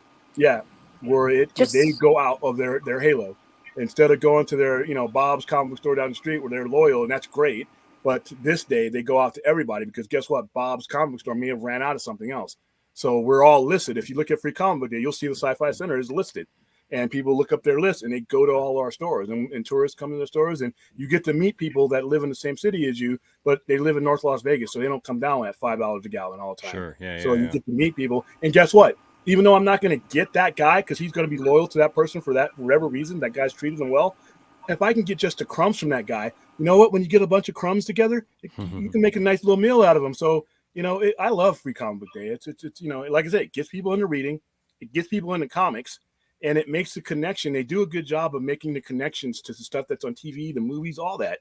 There was an Eastman and Laird Teenage Mutant Ninja Turtle in there, and a guy was able to hand that because, like I said, there's a lot of Teenage Mutant Ninja Turtles I can't sell to kids, because some of the violence level, but they made it to where that kid could take a look at it. So it's one of the safest days of the year to be able to say, hey, grab this. I love Free Comic Book Day. And like I said, I got pictures and stuff I'll upload to, other stores have artists. I think Torpedo Comics, one of the bigger ones down here, owned by the guy who is a drummer for System of a Down. He actually thinking of George Perez. I think he actually had George Perez one year there. So it's a big day for, especially in the paper medium. Man, the paper medium across the board is struggling. Anything? Just wondering. Go ahead. Has COVID helped you guys out since everyone's staying home and actually catching up on their reading and everything? Not during the 2 years where it was at its height because there was a lot of other concern. Some of these things that we all do were considered luxuries, and especially in Vegas where I'm at, where the casino is shut down. We had 37% of the people shut their down, so that wasn't top of mind. But at the end of COVID, it was a big spike because people were just so happy to get out and be amongst people. Like I said, this was the first year that we were able to do it on a normal basis. We did it the last 2 years, but they spread it across. It wasn't centralized on one day. Smaller scale. Yeah. Yeah, the first day of May. It's always been the first Saturday of May, and this year we were able to do it again, and I couldn't wait. I don't get up early for anything, but I got up super early. Made sure we had all of our comics laid out, and people came in. Buffy went first. We had Pokemon ones. The kids love the Pokemon stuff. But like I said, there's not a lot. Pokemon? We had Pokemon, and it flew. That's Pokemon. That's exactly what I was thinking. He said Pokemon. It flew. Jalen, he said Pokemon. He said Pokemon. It's the Freudian slip of his. Listen, you say potpourri, I say potpourri. I don't care. I'm not a Pokemon guy. You can't embarrass me. Pokemon. Whatever. Like monster. It has an O. Pocket O, monster. not an A. It's a Freudian slip. Whatever. But stuff like that went real well. No, Stella, you have to know what the right thing is first before I know you what can it do is. it for you. I don't sell it. I noticed. The only time we have it in the store was on Free Comic. We don't sell it. Listen, if we can't have a black Doctor Who, we can't have an A in Pokemon. Hey, it's Poke Guy. Poke Guy. I remember That yellow thing. That game came out when the people were aiming. It's the electrical mayo rat. Getting ran over because they were Yellow looking at dude. the phone playing. I gotta get your mom. I'm like, okay, well, watch out for that red light. So I caught a Pokemon. I caught it just for you, for all the things you do, and it was all yellow. record store day. Oh no, not yellow. No, don't do it. Yes, yellow. Yes, yellow. Oh man. No, not the song Yellow. No. Yeah, RJ's right about comic sales across the board. Yeah, it's tough, but a lot of it has been because of the companies that run them. You would think Marvel Comics would be, I mean, with the engine that they put out, that Marvel Comics would be like flying off the shelf, right? No.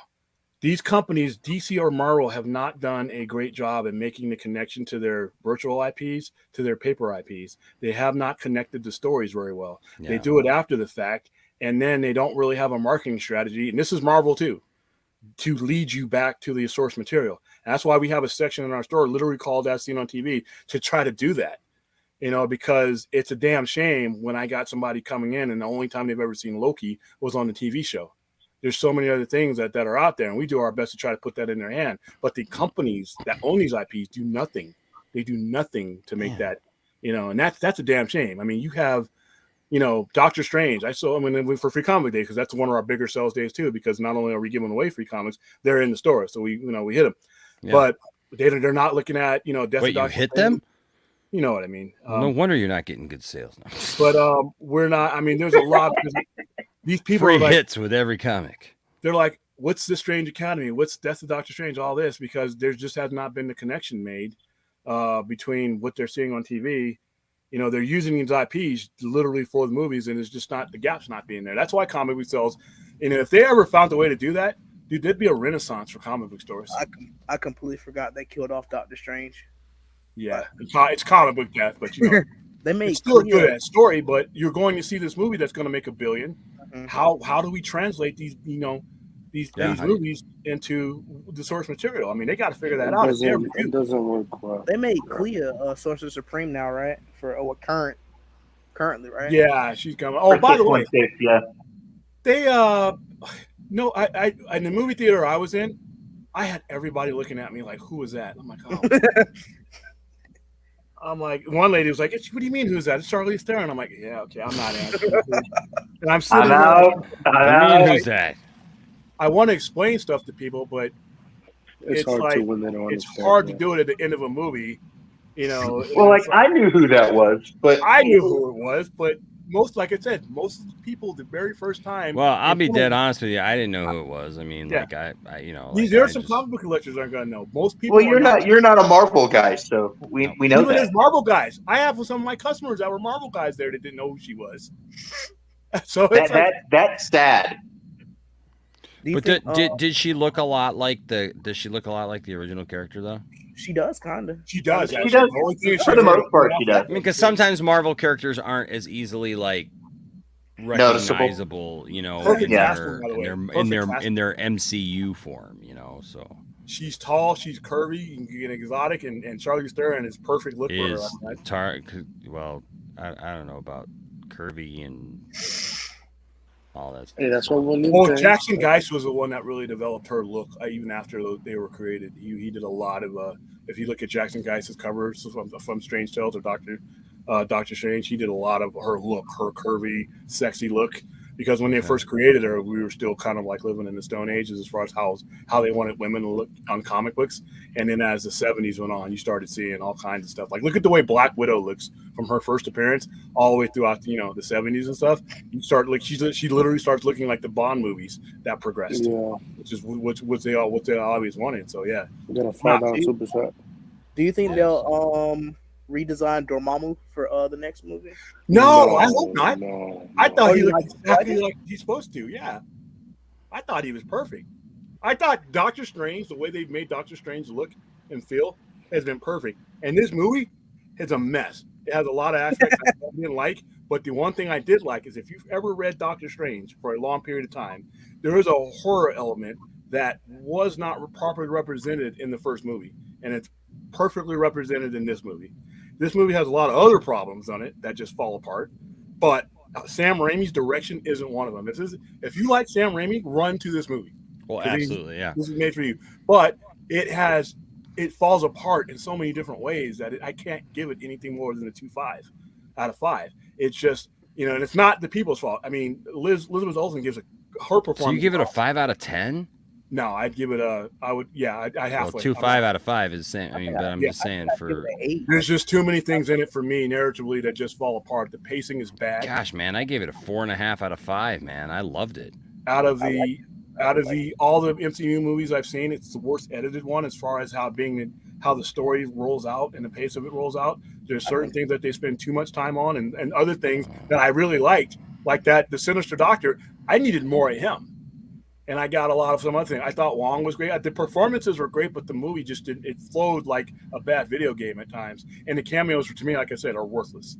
Cameos are worthless. And two of the deaths in there were. Enosh, look at your Twitter. I just sent you a picture from the comics with Leah. Okay, hold on just a second. First of all, though, Fourth 1000 here with the $5 super chat says, should Marvel or DC just release a comic based on the movie they're making before the movie comes out, maybe with differences like novelizations. They do that already. Don't we already get that? Yeah, we already Yeah, they usually do. Well, some, not all, but some they do. Like, like I mean, look at Batman vs Superman. We got a prequel comic for that one. prequel comics, yeah, stuff like that. Well, no, and then there's adaptations. You get adaptations. They generally come out, right as the movie's coming out. Yeah, it's the true. Novelizations come out. They don't want to They spoil it. literally did the Dark Knight Return in animation. Do you what do you think the Third Eye does, or do you think we'll be getting I guess a comic accurate like eye? Yeah, what's up with all That that? was- I didn't like was the Third Eye thing. I think that was the when Third Eye thing is the Darkhold. That's because of his connection. Because he used the Darkhold. But is that like a thing that like with him or whatever in Well, the I think comics? it's also. I think it's. Oh well, in the comics, from what I know, the Eye of Agamotto, it lets you see the true nature of things. I believe. I think. Yeah, that's the Eye of Agamotto. But what he's talking about is the third eye that happens when you experience the Darkhold. When you start to use incarnations of the Darkhold. That's why the Strange Sinister had it, and that's why he had it at the end, because he had used the Darkhold to obviously he needed. Well, to. and how do you go from like him like this is what I didn't like. So spoiler alert for the post credit scenes or whatever. But like he literally goes from like just I'm walking down the street looking like John Travolta in Saturday Night Fever to like, and oh my god, eyeball, and then it's like the next scene is just like now I control it. Like there's no. It is a weird. That's the movie in a nutshell for me. That's the movie in a nutshell for me. There's no too many moments like that. So that's the thing you're talking about. Okay. It's probably in one of the cut. Yeah, there's probably some cut of the cut footage that explains that better. But there's 40 minutes of. I want to see the real movie after this is done, because I felt bad because I'm like, I know Sam Raimi put out a good movie. I just didn't see it. Now they've talked about releasing that footage though on like the it'll release. Be on Disney Plus. It'll be on the Blu-ray 4K. Yeah, it'll be on Don't Disney worry Plus about for it. sure. But with Clea, I'm like, dude, okay, you're just walking down the street. Some strange lady you've never met says, you know what, you've caused a fissure in time, but we can fix it. You just jump in with her. I mean, what do you like? Don't talk to strangers. You just jump in with some strange. Well, I mean, it is Charlize Theron. Yeah. I mean, I would have followed her into a rift in space. I mean, I'm just saying, William, if you're walking down the street and Charlize Theron appears to you and is like, hey, you want to go into this slit? You're probably going to go. Oh, that just sounded that. But that just sounded dirty as hell there. Let's not go with the slit in time and space and stuff. No. The crease? No. Oh, that's even worse. But the gap? A tear in space. That's even worse. A fissure. Let's just call it what she called it, a fissure.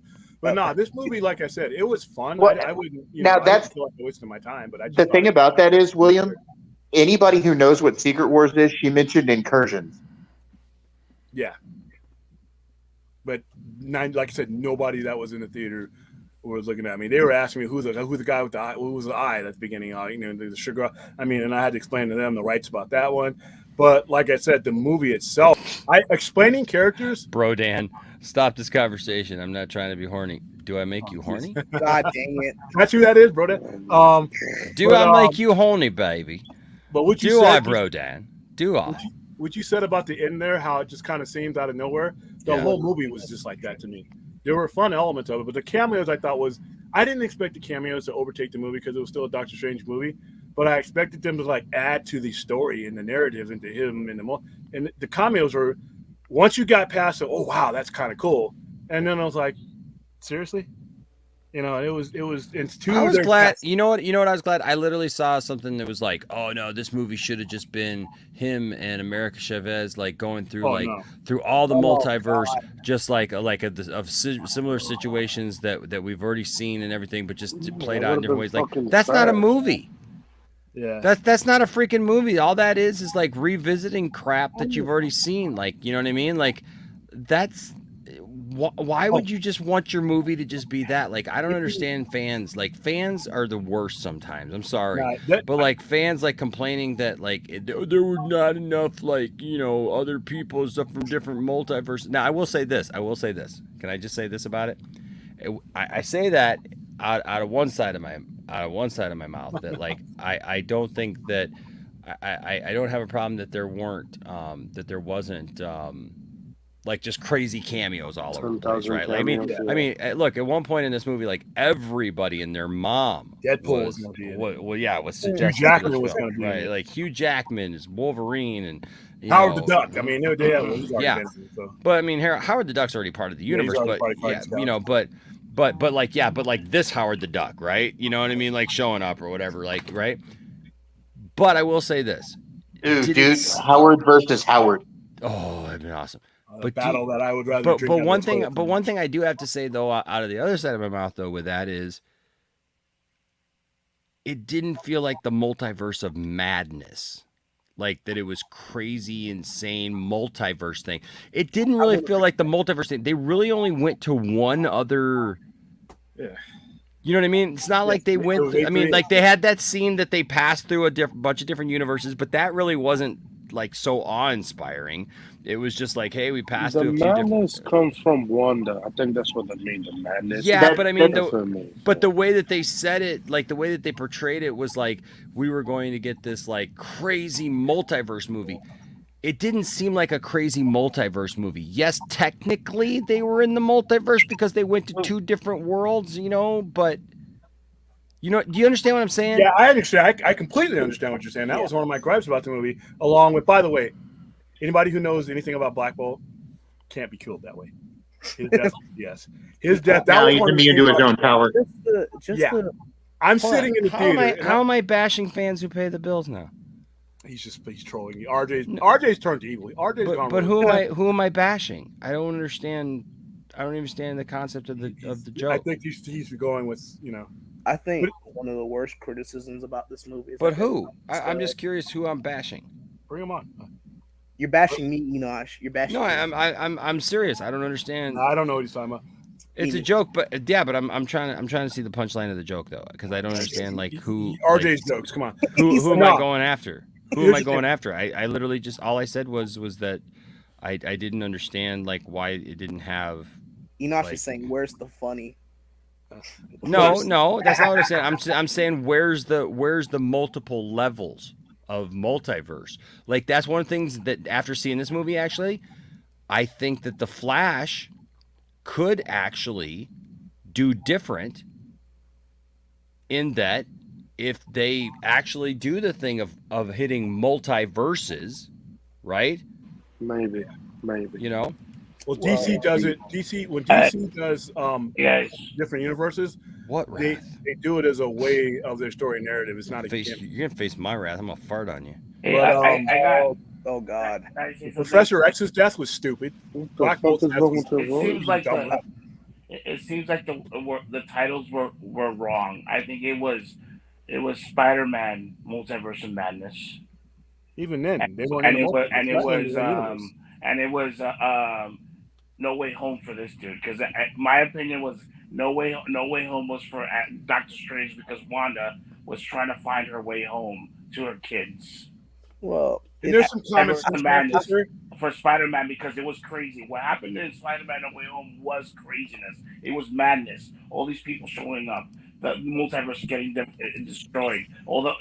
Everybody showing up to kill Spider-Man. That was madness. Yeah. And it was more of a multiverse movie than this was. They only went to 2 locations. Yeah. To use semantics, you know, it is called the multiverse of madness. You know, it doesn't say multiverses. You know, it's the multiverse. It's a multiverse. Multiverse is plural. Multiverse is plural already. You don't have to add s. The word multi actually literally means it, but there was a couple of things in there. Like I said, when they bought the camera and they Reed Richards, that was kind of cool. But like I said, I was sitting there with a friend of mine when they killed Black Bolt. I'm like I said, the pure comic book geek wanted me to stand up and say, I know you did this for effect, Sam, but you must not read Inhumans to actually think that was not bullshit.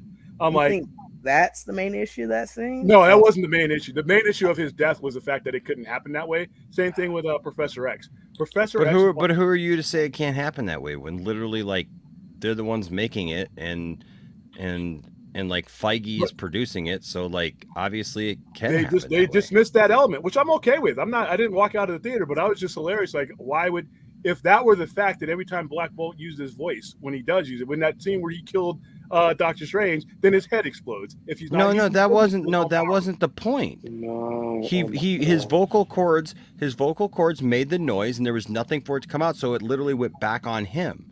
It wasn't just because he was using his own voice that would come back to him. He's impervious to the effects of his own powers. He always has been. He can't. His own powers can't kill him in that manner. You just can't. There's been comics where somebody's grabbed his mouth and he did it, and he didn't explode. Now, what would have happened? He's immune to his own power. That's explosion. Everybody else would have been dead, but Black. I mean, to defend like the Professor X one. We do know that Wanda is I guess you can use Omega level telepath. And Xavier has been killed in the astral plane before. Yeah, but look how that happened, though. Wanda's strong enough to kill Xavier, especially astrally.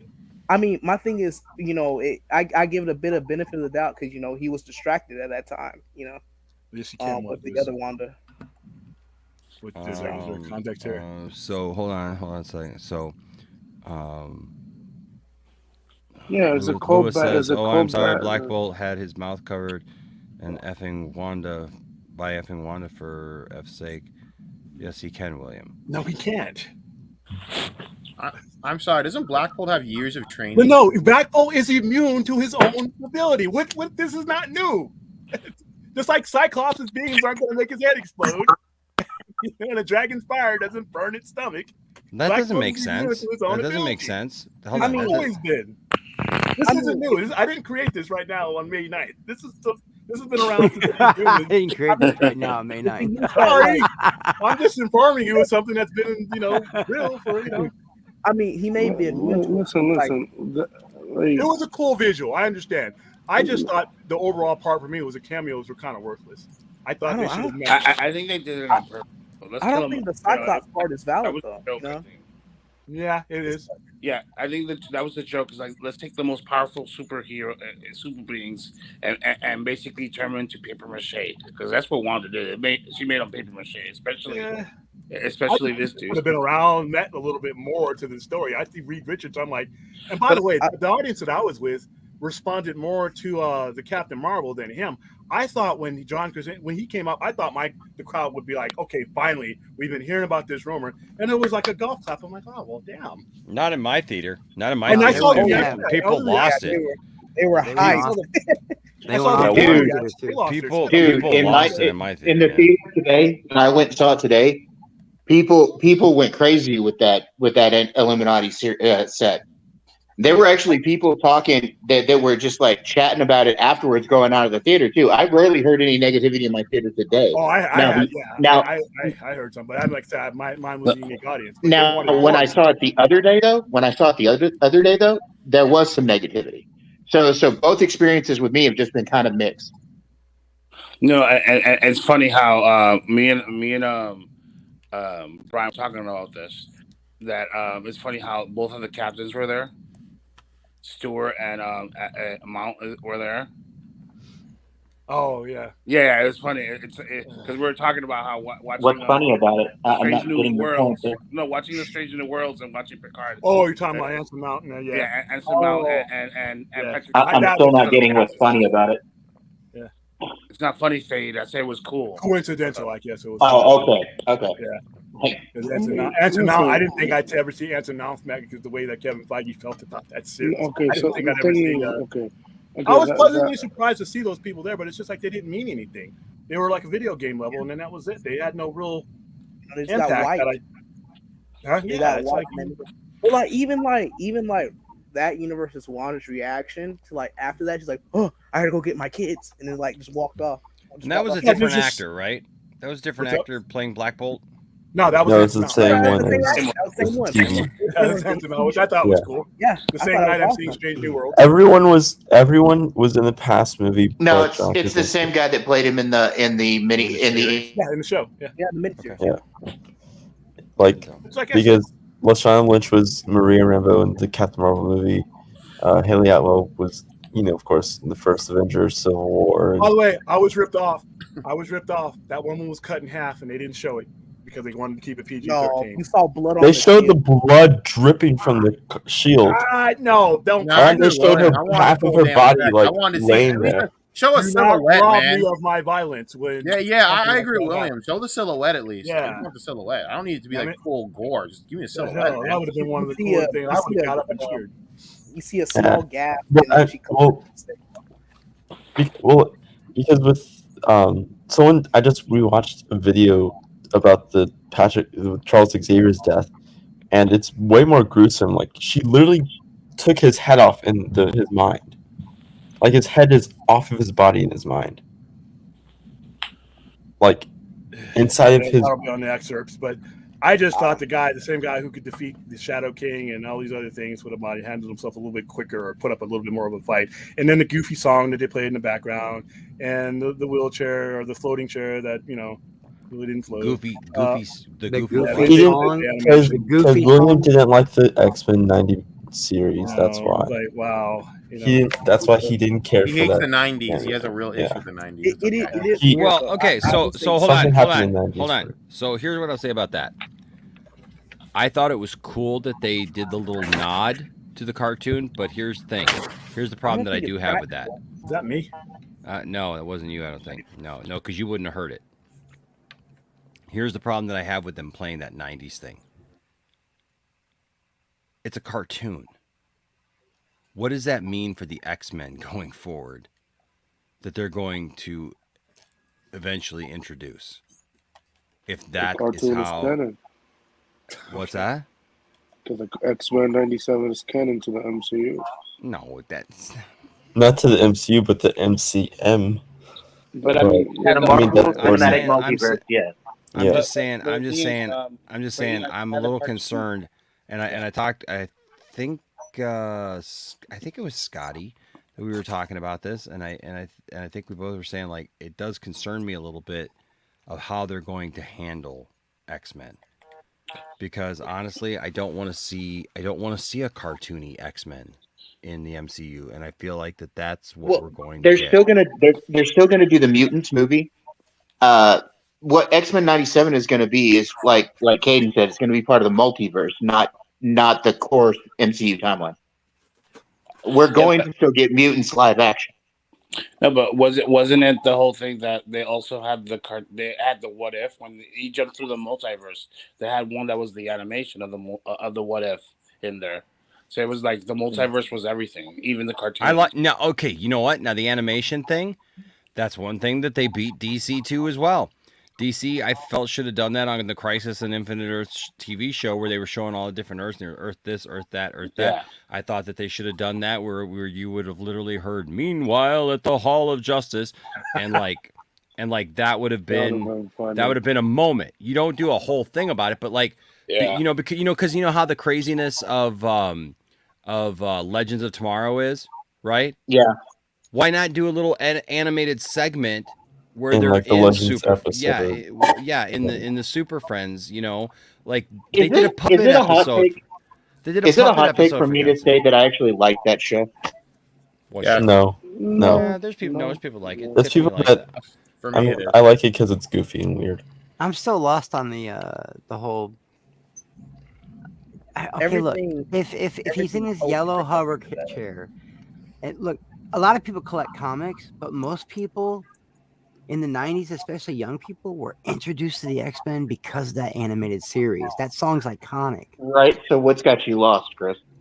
The fact that someone is said tragic. they're not going to be part of the MCU because it's animation, but I just saw Peggy Carter become part of the MCU, and everyone's saying, Well, "What is this canon?" Well, okay, so it could go that way. It probably could. I mean, I don't see where that would be a problem, but like you said, Peggy Carter. So Yeah, I mean, they literally made the What If universe part of the MCU now when they did that crossover, made her reality. They put her in a live action movie. So doesn't that make What If canon? Yeah, or at least some of it. Well, yeah. Well, What If was always going to be canon. Okay, so this X-Men stuff probably will be too. Yeah. So yeah, Stella brings up a good point here. Please don't forget to donate to Enosh to Comic-Con. That's what the focus of the show is tonight. So Yeah, because I really so if need you some can- new toys, guys. So if you can, please donate to that, as we're trying to raise funds for that tonight. Greatly appreciated. But Yeah, just because we're having a great conversation. But I can absolutely see why this movie is divisive. It's dividing people. You know, I totally get. I like the movie. I give it like a 7.5 or an 8 because I really had fun with it because of the Raimians. But I can see why people are like, I don't understand how people aren't understanding that Wanda was always meant to go full heel. She was always meant to do that. I think the difference between the way they did it here, and then this is just my opinion from reading that storyline as she transformed to that, is there was always something, a road to redemption to her. I don't think she's redeemable now. No, not now. No, she's absolutely not redeemable. I don't know. Yeah, How but I'll tell you how they'll bring her back in though. They'll bring another multiversal version of her in. You know what? They should have used that one as the enemy to begin with. I would have done that, but that's just Wanda will never be redeemed. Not in my eyes. Not Wanda. That Wanda tore up. No, that Wanda. I can't see it. Yeah, but she by far is my favorite MCU villain now. I love her, and I thought the end was heartbreaking. My favorite one. You know, she went She's crazy. she's definitely better than our last villain we had for Doctor Strange. So she would be as a villain. As of now, she would be in my top 5, absolutely, of all villains. Caecilius and Dormammu.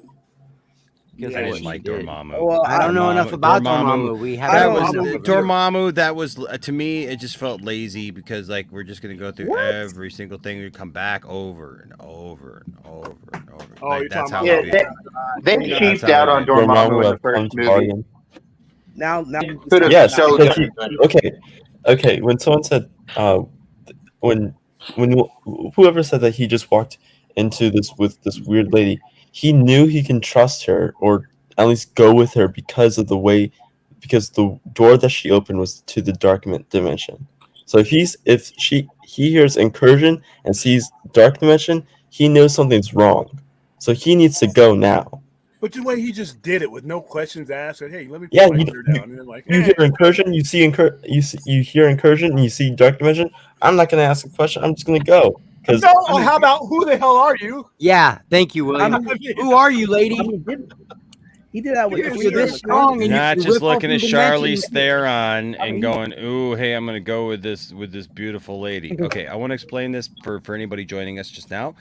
So a couple weeks ago, we were talking about because Motor City Comic Con is coming, and this weekend, and so a little over a week ago or so, we were talking, and we were going over the list of everyone who's going to be at this thing. William Shatner's going to be there. A lot of DC characters are going to be there, and people were saying, "Hey, you got to go to this thing," because I was saying, I got to figure out if I can go or not. And everybody was like, "Hey, you got to go to this thing and report on it and stuff for the channel and everything else." And I said, "Yeah, but there's no way I'm going to be able to do all the stuff that needs to be done for it and afford to go and everything." And so it was actually William, I think, that came up with the idea. William and Scotty came up with the idea and said, "You know what? We need to do a stream in which we raise funds to send Enosh so that Enosh can meet William Shatner and report back on that and meet these people and do these different things." And so that's what this is. And so we definitely appreciate everybody who is part of that. And I'm not going to have a booth or comment. anything. Can I see that comment that which comment? Fourth just put up? It went too fast. Fourth put a comment up. This one? Disney should just end Avengers. I agree with half of that. Now, when Feige and Favreau got together, they wanted to make Iron Man. They dreamed someday maybe they could get to Avengers. Now look how far it's came. We're going to get Super Wars soon. Now I'll be a super duper old man or maybe dead before this happens. But my dream is that someday we get X-Men versus Avengers. You're probably going to get that sooner than you realize, to be RJ, honest. have you lost your mind? This last part here. What is this? I'm sorry, that last sentence. The '97 cartoon was what? No, I'm 100% serious with that. When you think, that's not the definitive X-Men. When people think of X-Men, when your generation, when kids think of X-Men. When the kids who were in the 90s think of X-Men, you realize the X-Men were around for over 30 years before that, right? Yes, I understand that, but the definitive roster of X-Men and the definitive X-Men is the 80s run into the 90s. That will always be the definitive I understand X-Men. we're talking about comics and talking about media perception. That is one of the most definitive versions of X-Men that exists. For me, it's the definitive one. It is the bar standard for what it should be. The Bryan Singer movies never. When were you born? I'm talking about the comics. This is opinion. I apologize for Chris Claremont. He's rolling in his grave right now. No, I respect Chris Claremont. The cartoon adapted some of his work. Most of that cartoon has his work. These to softer for. elements of his work. But do you really, RJ? The first media adaptation of his work. RJ just had to push the button, didn't he? He just had to. I'm be not that pushing guy. a button. You I'm just pushed telling the you. button. Hey, it's That no problem, is Dark the Lenny. most That, definitive like I versions said, of- they put this on. They put this on. They are the ones who pushed me to do this. I didn't just like go. Hey, I didn't say. I didn't say anything. appreciate everyone who is What? able to give, but Wow. that's what the focus is. You put We're the just blame talking on about. me. We're talking about anything and everything in between that anybody brings up too, though. So. But I was Yeah, gonna I didn't say, put I it in actually nothing. agree with a lot of William's points actually on this movie. I think I liked it, but I understand what William is saying as well. There was a lot of messiness. I think, Caden, as you pointed out earlier, a lot of that Illuminati stuff to me felt like it was last minute additions via reshoots. It just felt very disjointed and disconnected. I mean, there's a lot of like I mean, logical to get cool well, visuals I'll say too. this, is that- I mean, well, real quick, I just want to say this Yeah. too. You're telling me the introduction of Reed Richards in the MCU, the smartest man in the universe, literally tells the evil witch, "Oh, Scarlet Witch, you can't Give even them don't do anything." power. This guy could whisper just one little sentence or one little word, and you would be disintegrated. It's like, it's a cool moment, but you're telling me Reed Richards is that stupid? I'm gonna say I don't Well, think it was he's. You stupidity. have to realize who. Wait, Everyone's saying he's stupid. wait. Everyone's Why saying he's is that stupid. stupid? I don't see it as stupid. He's You know, I arrogant. see it as Do you not? hubris. Guys. I see it Hold- as hold- hubris. They underestimated Wanda. Well, no, I It get was the hubris. point, but I'm just They again. they think they're the most. Okay, so they believe they're the most powerful people in the multiverse at this Okay. point. Yeah. So it was a lot of hubris that And he arrogance. mentioned that. Okay.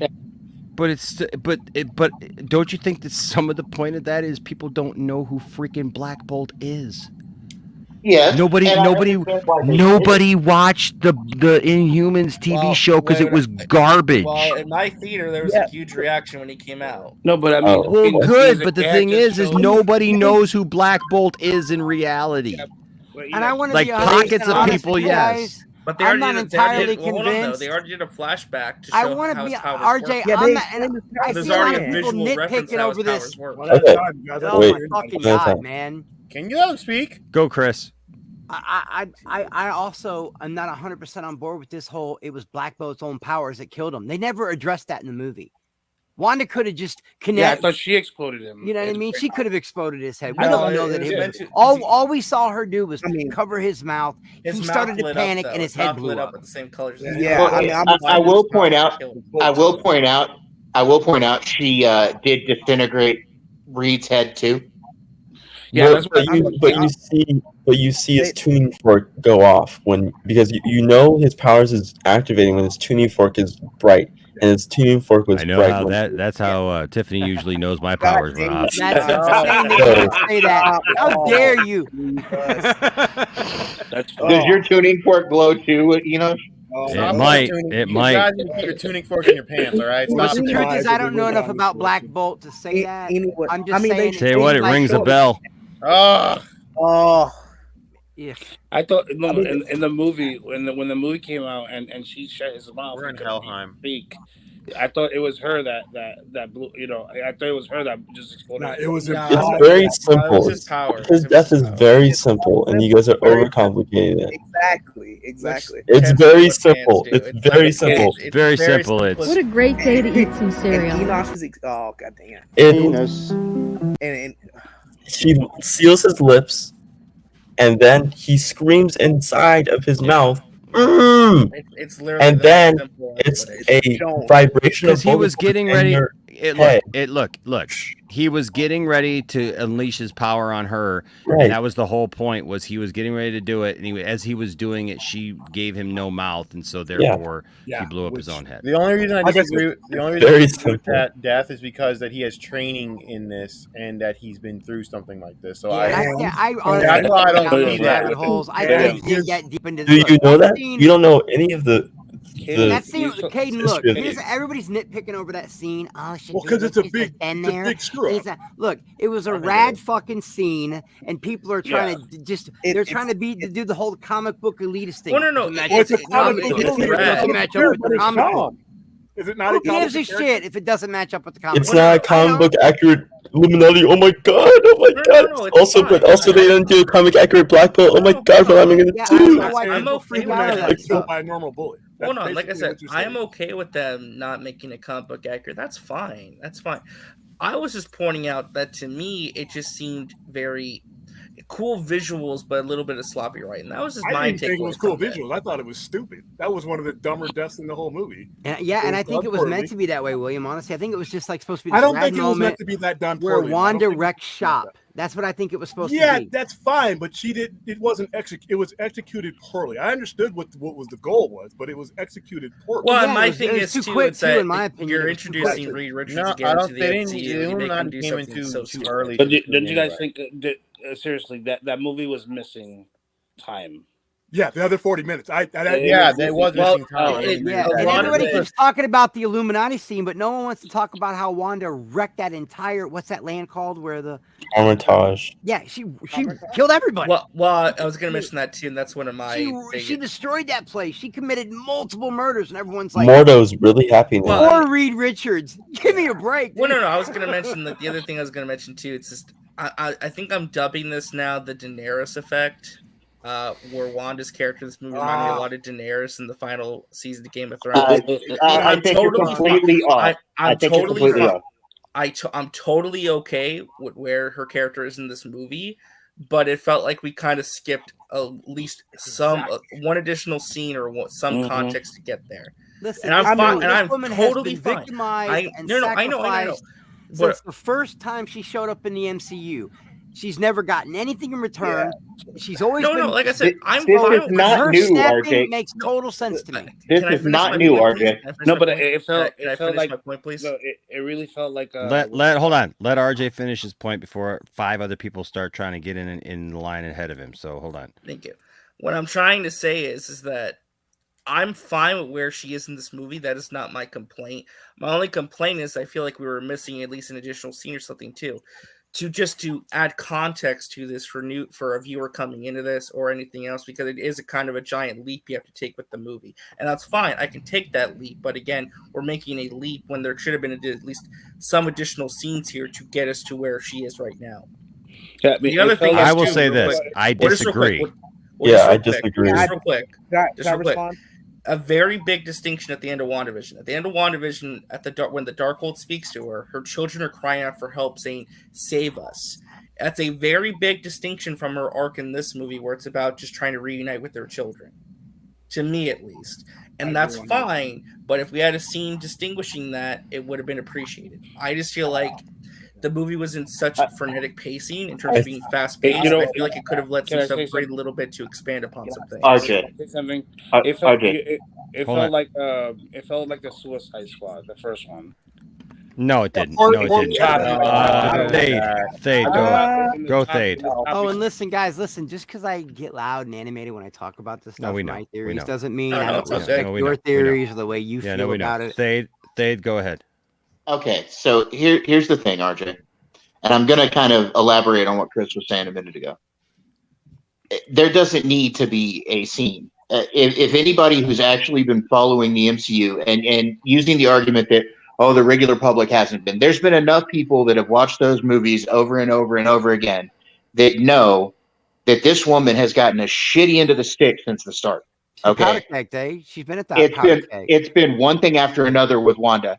And if she hadn't been stopped from crushing Thanos in Endgame, he would have been screwed because she was going at him, but She was locking into interrupted. her rage from all her heartbreak. Me and Thade have talked about this. I felt bad for Wanda since Pietro died, and she let out that scream in Ultron, and she knew she'd lost her twin brother. I felt bad for her since then. I always tell people I think she's the Anakin of the MCU. She's been victimized the whole time. Poor Wanda's gotten a shit into the stick since the start. I don't think there needed to be a scene for context as to why she did what she did. She's been. I mean, this, and I know He died. You're cutting out, Thade. Yeah, he died. Listen, I've seen every one of these movies. There needed to be a scene. Thank you. I think with this, Well, just to jump in real quick too, again, I'm fine with where she was in this movie, but how vicious he was and the lengths There she was went a to scene, and what guys, she by the did. way, the post-credit scene of WandaVision when No, she but got into the no, Darkhold. There was a but scene. well, That I wasn't know, scene. but That's the that scene. scene did. The But that Darkhold scene's very corrupted different her, because that RJ. scene. I know the But Darkhold it corrupted her, shows you but throughout the whole movie I with feel like we're missing. Like I feel like there's you guys are multiple missing what times when they tell you that the Darkhold corrupts I the user. understand that, but sometimes you need to see something rather than being told that. Yeah, Well, I mean, that's what why do you you want want to Even do? Agatha, another villain, tried Hold to on, warn wait. You don't think the rest of the movie was good enough to be able to see that she was like I'm obviously? saying out of at her least No, goddamn but we mind. also see it Hold twice on, with. wait. Let RJ answer my question. I'm You saying don't think that the rest of the movie was enough to show that she had been corrupted by the I'm saying Darkhold? one additional scene, probably towards the beginning of the movie, to see how far the Darkhold had corrupted her at that point to turn her into what she was at the start of that movie. I mean, I could feel would have that. been I would have appreciated. liked that. I'm Because just saying again, it wasn't needed. well, at It's the end not of WandaVision necessary. 2, like the distinction I'm making is that at the end of WandaVision, the Darkhold was telling her, or she was hearing through the Darkhold, her children were crying out to her, begging for her to come and save them, help us. Exactly, RJ, and that's the But point. I understand that. RJ, It's a and big, you RJ, still listen, see that. it's a big distinction between come and There's- save us to I just want to be reunited with them to live my Yeah, life. she's again. reuniting them because so she can save them. But that wasn't established in the movie. That was RJ, But wait, before I just want to say this. You see it 3 times in the movie. You see it when she, like when she basically shows the Darkhold, and then Doctor Strange tells her, "Oh, you've been reading the Book of the Damned." Like why? Like, and you see all the crazy red and darkness. You see it again with the Defender Strange when he's like there with black fingertips and Black Bolt kills him. You see it again with Sinister Strange when he's all like gray and stuff, and he's like completely. but again, I'm just saying it would have been nice to have And seen you see it throughout the whole movie with Wanda. That's the perspective of Doctor Strange and his other multiverse versions being critical of the Dark World. I would have liked to have seen that with Wanda. The Darkhold has the same effect to anyone who uses I it. understand that, but I would have liked to have seen that with Wanda to see. I mean, what it would have been telling better. her and what I was agree with going on. RJ. I would have liked to seen it, but it's not necessary. That's all I'm saying. I It don't wasn't believe it necessary. was truly necessary. I think it would have helped. Like I said, I'm not one of those people who's mad at what she did in this movie. I just think it would have been It was nice to have poorly an put together. additional scene Wait. to get there, to bridge that a little bit better. Well, for one, we have an entire show of her going off the deep end and enslaving people. Then at the end of that, she's embracing the Darkhold, which is called the. But here's the thing: did we though? Because at the end of WandaVision, That's she realizes she messed scene. up. She's That's on the scene, though, RJ. I- when she's in the Darkhold at the very end clip, at the very end credit scene of WandaVision, you can tell she's already gone. They're letting you know she has given up on normalcy. Even Agatha tried to warn her. A villain said, "You're gonna." She's given up. She lost vision. She lost. Even though those children were real to her, she lost her brother. She lost but I mean, Tony. from the She beginning- lost everything she. What cared I'm saying is, you were given that scene, RJ. It's just at the end of WandaVision, not in this movie. But I just don't think that final scene in WandaVision was just like acted as strong as a bridge to where we were. In this I mean, movie. from That's like my the thing. beginning, you know, If that's the case, then that scene was not strong enough to convey from that. the beginning, from Age of Ultron, what she went through, and then every show she was in, either something bad happened to her or she did something bad. And no matter how many times she tried And to do then, the right in thing, Civil she War, got she killed that chastised or entire, punished for it. Yeah, she did it was like a continuation of everything bad happening to her until she just went crazy at the end. Plus you had guilt. William, let me ask you something. You've watched all these movies. Do you think Wanda, I mean, not only the sacrifices she made and the losses she had, do you think she might have been corrupted by her own guilt because of Sokovia stuff that happened with the accidentally killing all those people in Civil War and stuff? I mean, it all helped. I mean, look. I'm going to say this, regardless to whether all that happened and that we knew all that, for the purposes of this movie, the flow was adversely affected because of the way that is. This movie was, somebody brought up Suicide Squad. Suicide Squad is one of the worst edited movies of all time. All right, this movie and what he's saying is 100% right, because the flow of this movie is the flow of this movie. This movie was poorly put together. There are fun, it's a bunch of fun put together with Play-Doh. And that is one of them. And he brought up Daenerys, which is a perfect comment, because I watched that show for the entire 8-year run. And I watched everything that happened to Daenerys Targaryen. But how they handled it in the moment that they handled it so poorly that it doesn't matter what you know. It's your job when you're making this movie or editing this movie to make that flow into context. And they did a horrible. That's one of the worst things about Doctor Strange Multiverse of Madness. That's not a horrible movie. It's horribly put together, and that's what he's bringing up is only one of the many elements that really fucked this movie up. I agree. I wonder if a lot of that 40 minutes that's missing wasn't her character arc from the beginning. Showing I her think so it dark. is. I think it is. There's been. I believe it is, there's and I been- believe there there's- were more members of the Illuminati. Well, I think, two things. One, I do think there was a seventh member of the Illuminati cut from this movie, which I'm totally fine with. I don't need more. But there were rumors of an opening scene with Wanda that did get cut from this movie, and I actually would very much like to see that because it probably would fix my issue with some of the frenetic pacing, editing choices, and again, not having at least one scene in the beginning to give context for this film as to what the Darkhold has done to Wanda at the start of this film to go instantly to that snap moment when she's like snapping the way she does and actually Yeah, the going lying full is villain, the hardest part. sending I'm not- monsters after America Chavez. Yeah, RJ, do you think that the Disney Plus? I think they're gonna make it like a Disney Plus. The first movie they're gonna do a director's cut. No, there will be no director's. I honestly do not believe there'll be a director's. That was a cut 'cause big they've part for me, never done that RJ. before. What you They've just never done direct. mentioned. They don't. I know do they direct never done cuts that, of but they Marvels. never had But- I know they've never done that, but I've never seen them cut a movie so bad. I think deleted scenes on Disney Plus and on the Blu-ray are possible, but a director's cut, no. I think the movie you get is what you get. They don't play around. with it. RJ, the scene that you mentioned, I think it breaks the rule of the incursion, and because I know the scene you're talking about is which Wanda, Yeah. kill- You don't want to get into detail, but yeah, no. kill someone. Well, RJ just brought And up with America. that- I mean, we keep talking but wait, about hold Doctor on. Strange and we keep But- talking about Wanda, but this but- was a but before- three-character Chris, movie, and I feel like they misused America. She was a plot device, and that bothered me. Mhm. She should have had more. I agree. Because I like Well- her character, man. They used Wait. her as a plot device, and I didn't like that. Well, yeah, real quick, Caden, Caden, do you want to finish what you're saying? Yeah. And so because it tells us that because you still have that arc with that character and our main character that hasn't been finished yet, and if you kill that character, then that version of that character that we see in this movie as well, that also kind of has the same arc between the main character and this character, will have to come into our universe. But if they do, it causes an incursion because they are living they're not in their own universe. So I think when they took that scene out, they were like, this breaks our rule that we just explained later on. So we can't have this scene at all, like in canon or in this movie at all. Had they explained it properly, I would have been okay. They didn't.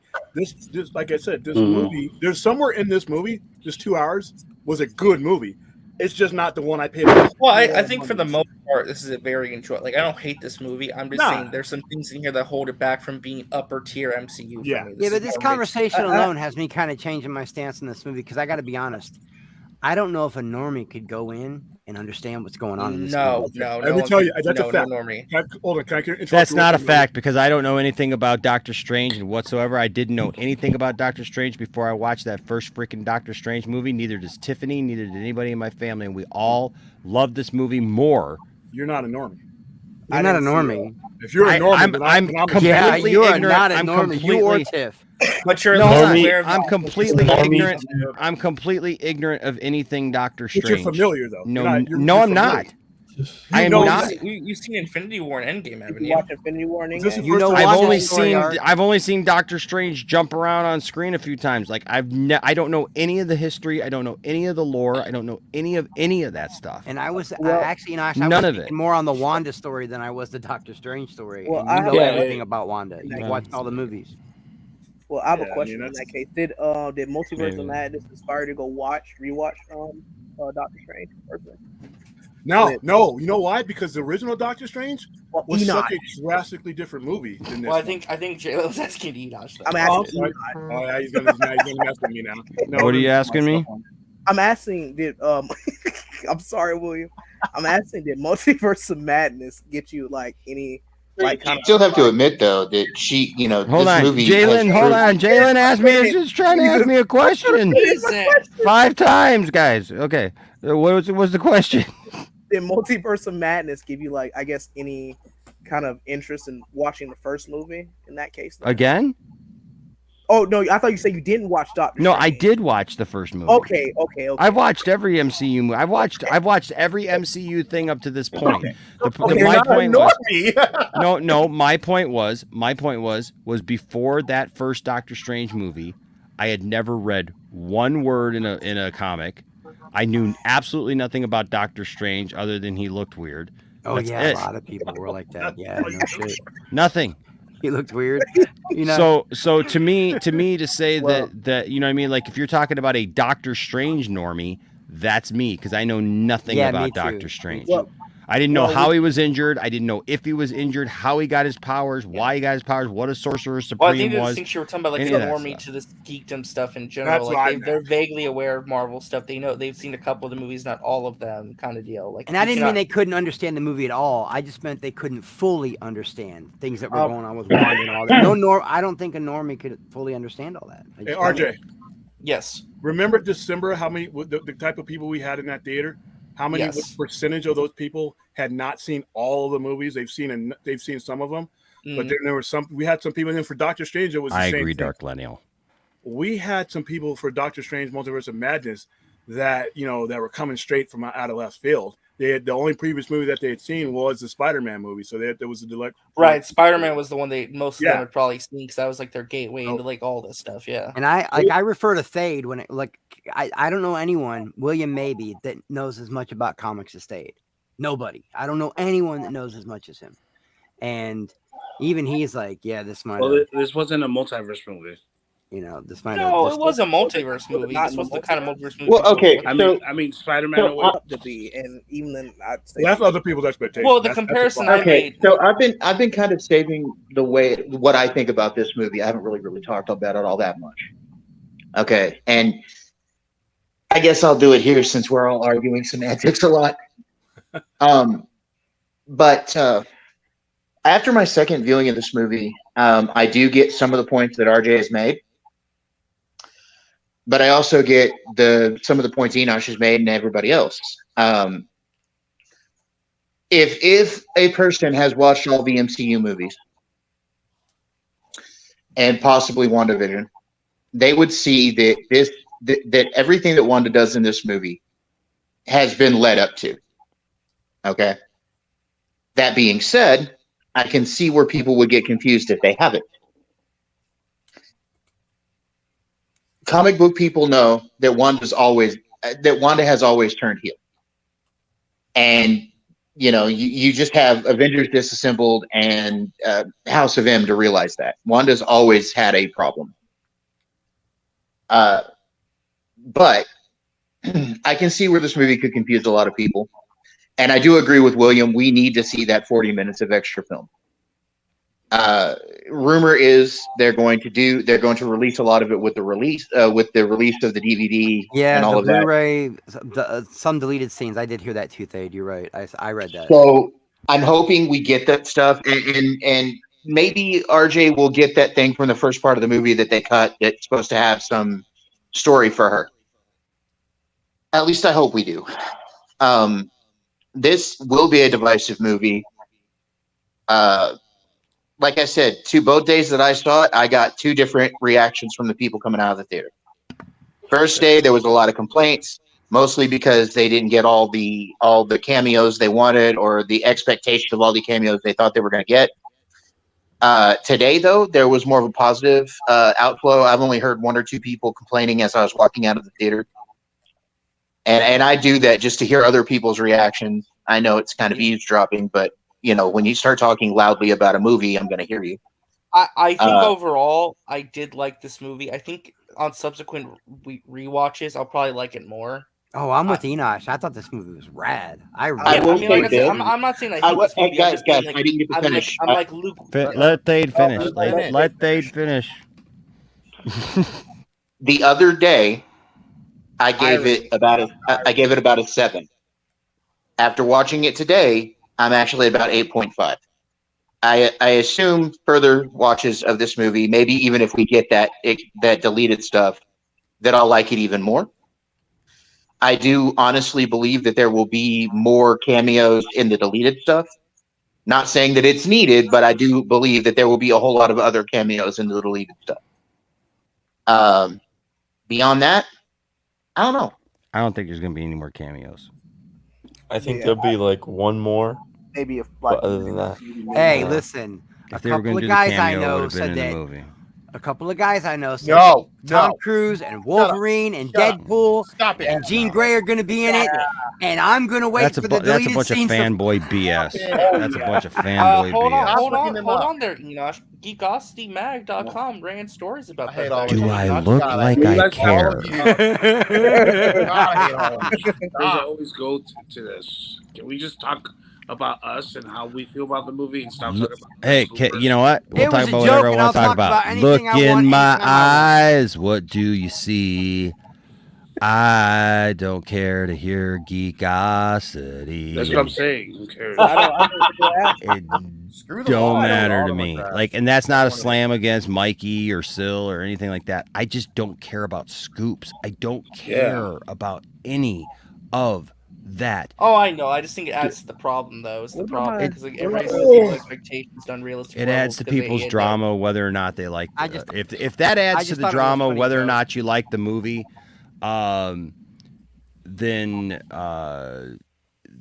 then I just feel like that's your problem. I mean, like, I you don't know what I know mean? what Like, to tell you. Yeah, I don't know. I don't know what to tell you. You know. Yeah, we have our own brains, man. I'm never gonna let all anybody all run the my links all the links to our PayPal and everything are in the description of the video. Oh wow! I just sent you a DM too. Yep. Yep. All the Yeah, links, are we all the getting links, close? Are we the closing in links on to goal? the links to the Venmo, to the PayPal, and to the Cash App are all down there. So, How are we doing on goal wise? Are we inching there where we want to be? I mean, I don't know I mean, I don't know. We haven't had any. I mean, just with super chats. I mean, We the made only, $1.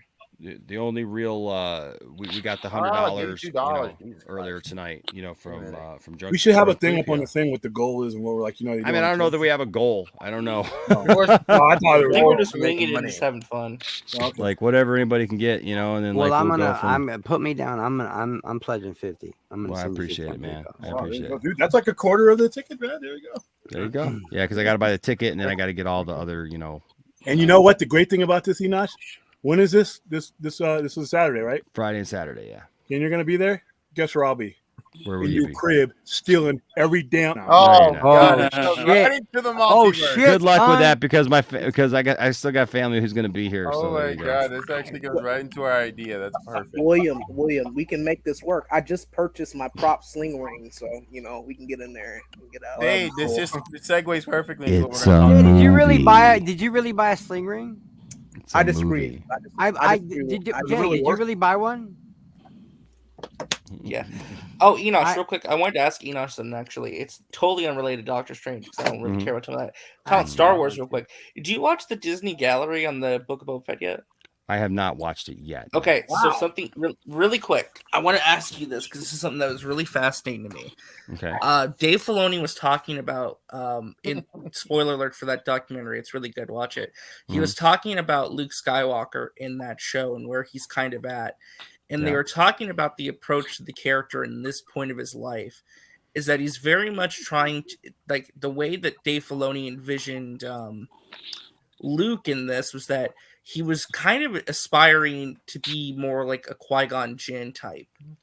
They kind of bring up Qui-Gon Jinn in terms of like Luke at that point in some ways is emulating Qui-Gon Jinn's philosophies towards the ways of the Jedi because he was How? taught by Obi-Wan, right? How? I'm probably not explaining it very well, but I thought it was really interesting. And I thought he RJ, actually made you a really explain compelling... everything well. That's not true. Hold on. Okay. Well, if just going off of what you just said there. Well, I'm probably explaining it terribly, but Okay, I well, thought it just- was really profound the way they were just he described it where Luke is at right now in this period of his life. Okay, well, going off of what hold on a second. Going off of what you just said right there, that makes no sense. And here's why. Qui-Gon Jinn was a fringe kind of guy. He was a guy who lived on the outside of the He was like one of the traditional- purest of Jedis, though. He was the purest form of what they were. He was trying to get there. Qui-Gon but he was a wasn't there rebel. yet. He was a rebel, but he was more like a true Jedi than the actual Jedis around that time because they become too corrupted with politics. I can see what he's saying actually. I could maybe. No, I Maybe. get what he's saying. Maybe, but that's like- hold on. like No, Qui-Gon is hold the on. most Hold on. Wait. Because it still makes no sense. And here's why. Because the Luke that they portrayed is a guy who's playing it by the book. He's literally trying to learn about the Jedi, but he's going off of what he thinks the Jedi is. No attachments, remember? Qui-Gon didn't care about that. Qui-Gon wasn't about no attachments or anything. Qui-Gon was on the outskirts of all that stuff. Qui-Gon was the rebel. Qui-Gon was the one who literally knew all the stuff that was going on around him and was like, it was like taking chances with kids and having this kid do a pod race for him, like having a plan overall to try to get Anakin off of planet, off of Tatooine, so he could get him back to train him because he felt like he was the chosen one or whatever. This Luke Skywalker, I mean, look, I liked it because I believe that that's where Luke Skywalker should be at the time. But this Luke Skywalker was a Luke Skywalker who was literally trying to figure out how to be a Jedi, literally kind of trying to still figure out how to be a Jedi Knight himself because he hadn't gone through like the typical training that everybody else had gone through. Yeah, he's like playing it like close to the chest, like giving ultimatums to Grogu. And I explained it bad. He's saying that at this point, Luke maybe would try and eventually pursue a Qui-Gon Jinn like path. I brought up the article where they kind of give the quote about it. If you want to take a look at that real quick. I can't think ill of Qui-Gon ever. So it said, speaking on the Disney Gallery episode dedicated to the Book of Boba Fett, Lucasfilm's Dave Filoni compared Luke Skywalker to Qui-Gon Jinn as a Jedi. I've always felt with Luke that he is a step more on the Qui-Gon Jinn path, even though he didn't really know Qui-Gon. But if you go, Qui-Gon taught Obi-Wan, Obi-Wan taught Luke, you can get that kind of methodology there. It's also interesting because Qui-Gon taught Obi-Wan, Obi-Wan taught Anakin. So Obi-Wan teaches father and son, which I find compelling. So he kind of said like he would eventually, he's a step closer to being on a Qui-Gon Jinn like path. Like that's the comparison they kind of use when kind of like looking at that. That's the quote at least. Obi-Wan didn't train Luke. Well, he partially trained him. He didn't No, do he full didn't. training though. No, he didn't. Well, he started him on the Jedi path. That's different than training. That's not training. And that's semantics. What is the definition? That's not semantics. It's literally kind of picks him semantic. up. No, but he didn't train him though. That makes no sense. He never Hold on. Yeah, the question was to me. I will give my answer. You guys can fill in whatever you guys want to with whatever. If you guys don't agree with me, it's nonsense. Because here's the thing. No, seriously though. I've always said this. Obi-Wan picks Luke up, and this is the same problem that I have with people who don't like Rey, and they're like, Rey's so overpowered. No, Luke's so freaking overpowered.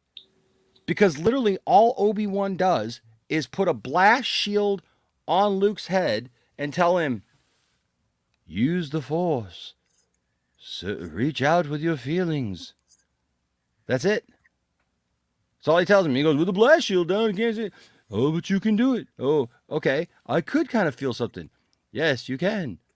That's it. And then when Luke is in his X-Wing, it's use the Force, Luke. Let go of your feelings. Like, and he just does it. Luke just does it. Obi-Wan doesn't really train like Luke. I mean, Obi-Wan talks to him about who his father was. Obi-Wan like tells him the basic of what the Force is, but he doesn't train him. He doesn't train him at all. The only thing that Ben did, that unless they write another book that somehow between the time that those Jawas all died Right. and they got off planet, where up the like Jawas. they spent like will. where they spent like 2 months, like where Obi-Wan is trained, which would make no sense whatsoever given the fact of what Luke knows by the time they get to the Death Star. I think he had like a week with Kenobi, like 3 days to a week. Less than a 3 week. days, It's yeah, like a couple of yeah, days, 3 or man, 4 a couple of days, because he literally meets him and and they're off planet right away, man. It actually could be less than that considering how fast hyperdrive was. Exactly. So which is why I've never understood why he was so connected to Ben either. Like, well, but you just met the guy. Yeah, I agree. Well, doesn't he But so really here's the thing though. Here's the thing about that. Like, I don't know. no, Yoda is the one who Yoda. trains Luke. You know, Obi-Wan trained Anakin. Obi-Wan started Obi-Wan trained Luke as much as Qui-Gon trained Anakin. Well, Enosh, you remember that conversation we had the first night I ever talked to you about Star Wars, and it was on mine and Brodan. It was on our show over there with Brodan. You came on and talked to us, and we talked about Star Wars, you and I. Okay. New crew. Yeah, Say it little bit. right Yeah, here. yeah. Remember the point that we were making with each other about Luke, how he really wasn't meant to be a Jedi. They were using him as a weapon. They were giving him just enough to point him at the Emperor. Yeah, That's yeah, it. in a lot of ways, yeah. Well, I'm just saying, like you I know, mean, Yoda trained Luke, and even that training was broken up. But you could say, you know, I mean, Yoda did train Luke. You know, I mean, Yoda, you know, Luke went through the training with Yoda. And look, I love Dave Filoni, but and I've stood by Dave Filoni. Well, I'm saying, because, like, so you don't agree that he may go on a Qui-Gon Jinn-like path? well, I think that's no. I'm not saying that at all, because I think that's what leads him to be who he is in The Last Jedi. Oh, okay. Because kind of like That's what why you that's why he's implying, that's why he's disenfranchised with the Jedi in The Last Jedi, where he's literally like the Jedi were arrogant, right, and egotistical. That's And what at the he's peak of telling their Rey. Power, they couldn't even see the enemy right beneath their nose. Right, you know what's and the that's what funny he's thing? telling Rey, and that was Qui-Gon's whole thing. So I could see where it could go that way, but like my point of reference, though, my point of rebuttal Contention. was on the idea that Obi-Wan trained Luke like he trained Anakin, because no, Obi-Wan spent years with Anakin, like definitively training Anakin. The Like, word that was the whole was, point. had Qui-Gon not been killed, he probably would have been the 21st member of the Lost 20. Because he was starting down the path of leaving anyway. Yeah. He was disillusioned. He didn't want to be a part of the Jedi anymore. He was leaving.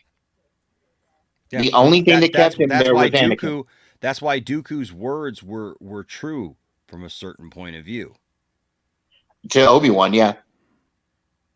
And that's in what a Attack of the Sith Clones. does. In Attack of the Clones, where he goes to Obi-Wan, Geonosis. you know, when in Geonosis, and Obi-Wan is in those energy bands and stuff like that, and he's, you know, trying to tell him about Qui-Gon and everything. He's like, no, I don't believe that. You know, it's like, yeah, from a certain point of view, it was. I mean, obviously Qui-Gon was not evil. He wasn't turning evil. He wasn't going to become a Sith, but Qui-Gon was very much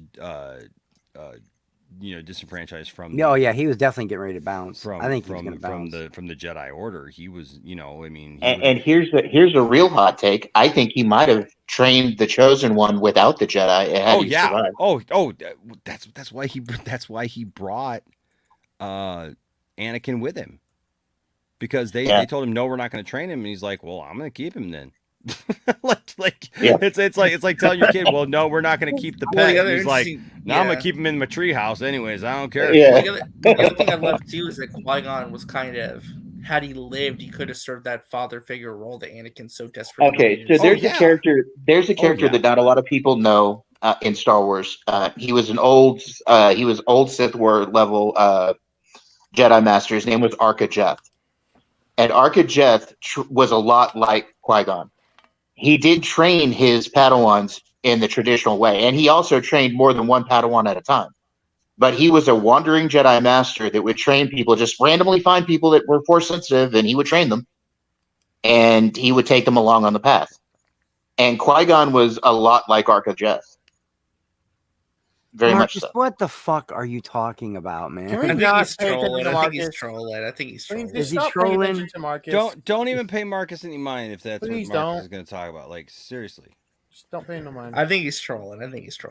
Well, he's always trolling, and Yeah, that's kinda what like Marcus you, does. like Marcus, you were talking earlier about other people getting on your nerves. That's what gets on people's nerves, and we've already had this conversation, bro. You apologized to me many times for like trolling too hard. You're trolling too hard. Back it off. Just saying. Just get some new material, bro. Be smarter about it. Jesus Christ, bro. I mean, in the other There's case, no 3 words that cause fear in the hearts of YouTubers everywhere. The Last Jedi. I mean, Those I are don't weird, hate it's that all movie. There's annoying. parts of that movie I love, but I didn't see anything, air quote, Isn't it weird how woke like that about it. movie If titles anything, become it like was a more curse male word? feminist than Well, woke. Actually, isn't it real funny how like real hot real take quick? here. Yeah. Real hot take here. I actually like it more because of Enosh's explanation to me than I used to. Good job, Enosh. You converted another one. The cult's because it's logic.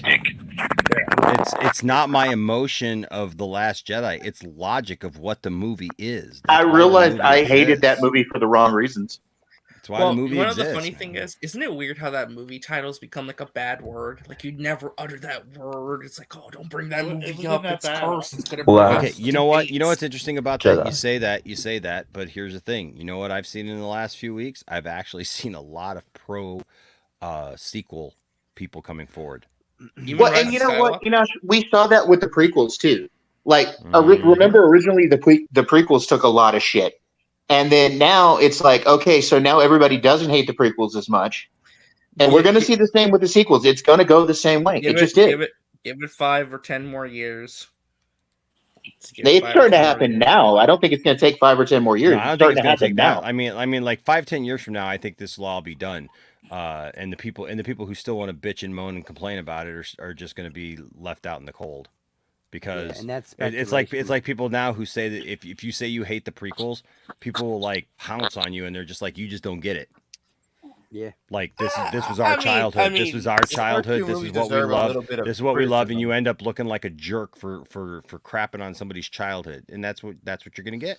You and I grew up with it, and I'll tell you that the prequels, the first 2 movies were rightfully criticized. The third one, the dialogue was trash. Other than that, it was tying it all together. Oh, I don't like I don't listen. The prequels have a lot of issues, but I've learned to appreciate them for what they are, For what they are, and to love them for what they are. And they're still Star Wars. All these people who are like, it's not canon to me. Well, guess what? Nobody cares, because you don't control canon. If you want to deprive yourself and you want to be ignorant, be ignorant. You didn't write it. That's You all didn't it spend is. $300 million to make it. It's their story. Look, it ain't hurting me. It ain't hurting me, because I'm going to be the one who knows what's going on. All these people out here acting like it's not canon to me. Well, guess what? You know what? When they don't erase the sequel trilogy and the Veil of the Force doesn't do the do, then guess what? Yeah, you're going to be the one who's left out in the cold, not me. Well, it kind of transitions to something else.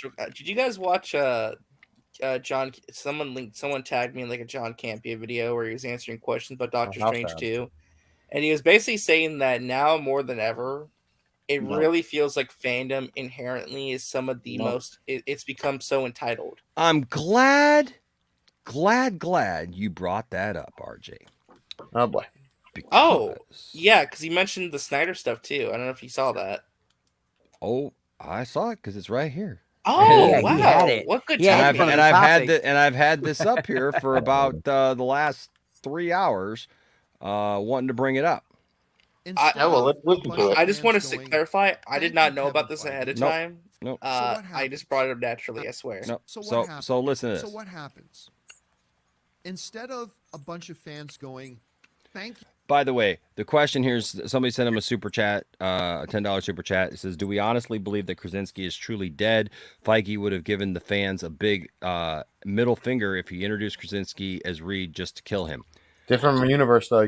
No, here's the thing. I agree. Here's the thing. I'm not convinced that Krasinski's going to be. There's people now who are like, yes, awesome, Krasinski's going to be in the Fantastic Four movie. It's a surefire thing. I don't think it's a surefire thing. But this and this super chat though, and then mind you, listen to what John says to this guy who just gave him $10. But it's true still yet. I mean, he goes a little hard on him, but the thing is that this idea. Hold on, this idea that if Krasinski is not Reed Richards, it gives a middle finger to the fans.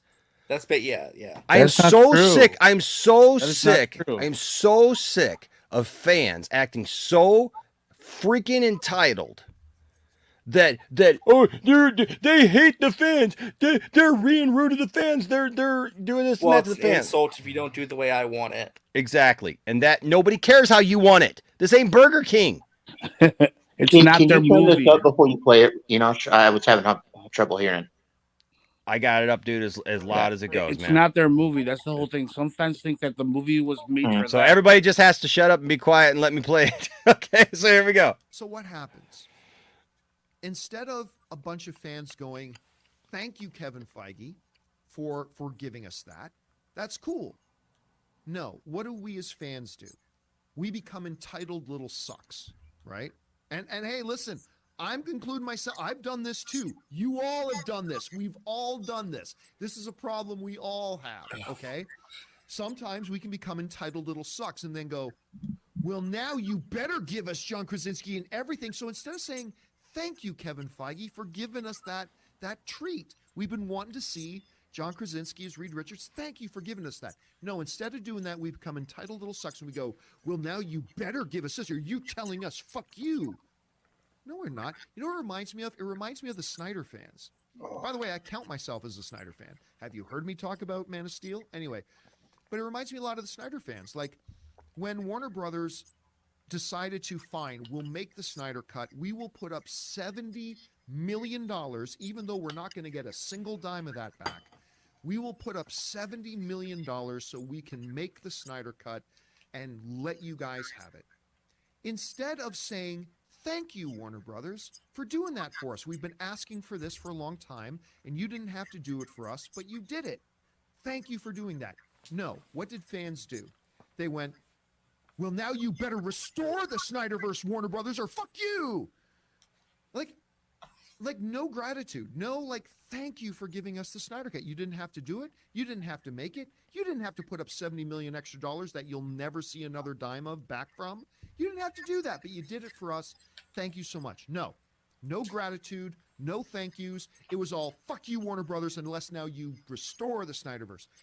And I see that now happening in this fandom too, saying, instead of saying, thank you, Kevin Feige, for giving us that little treat of John Krasinski as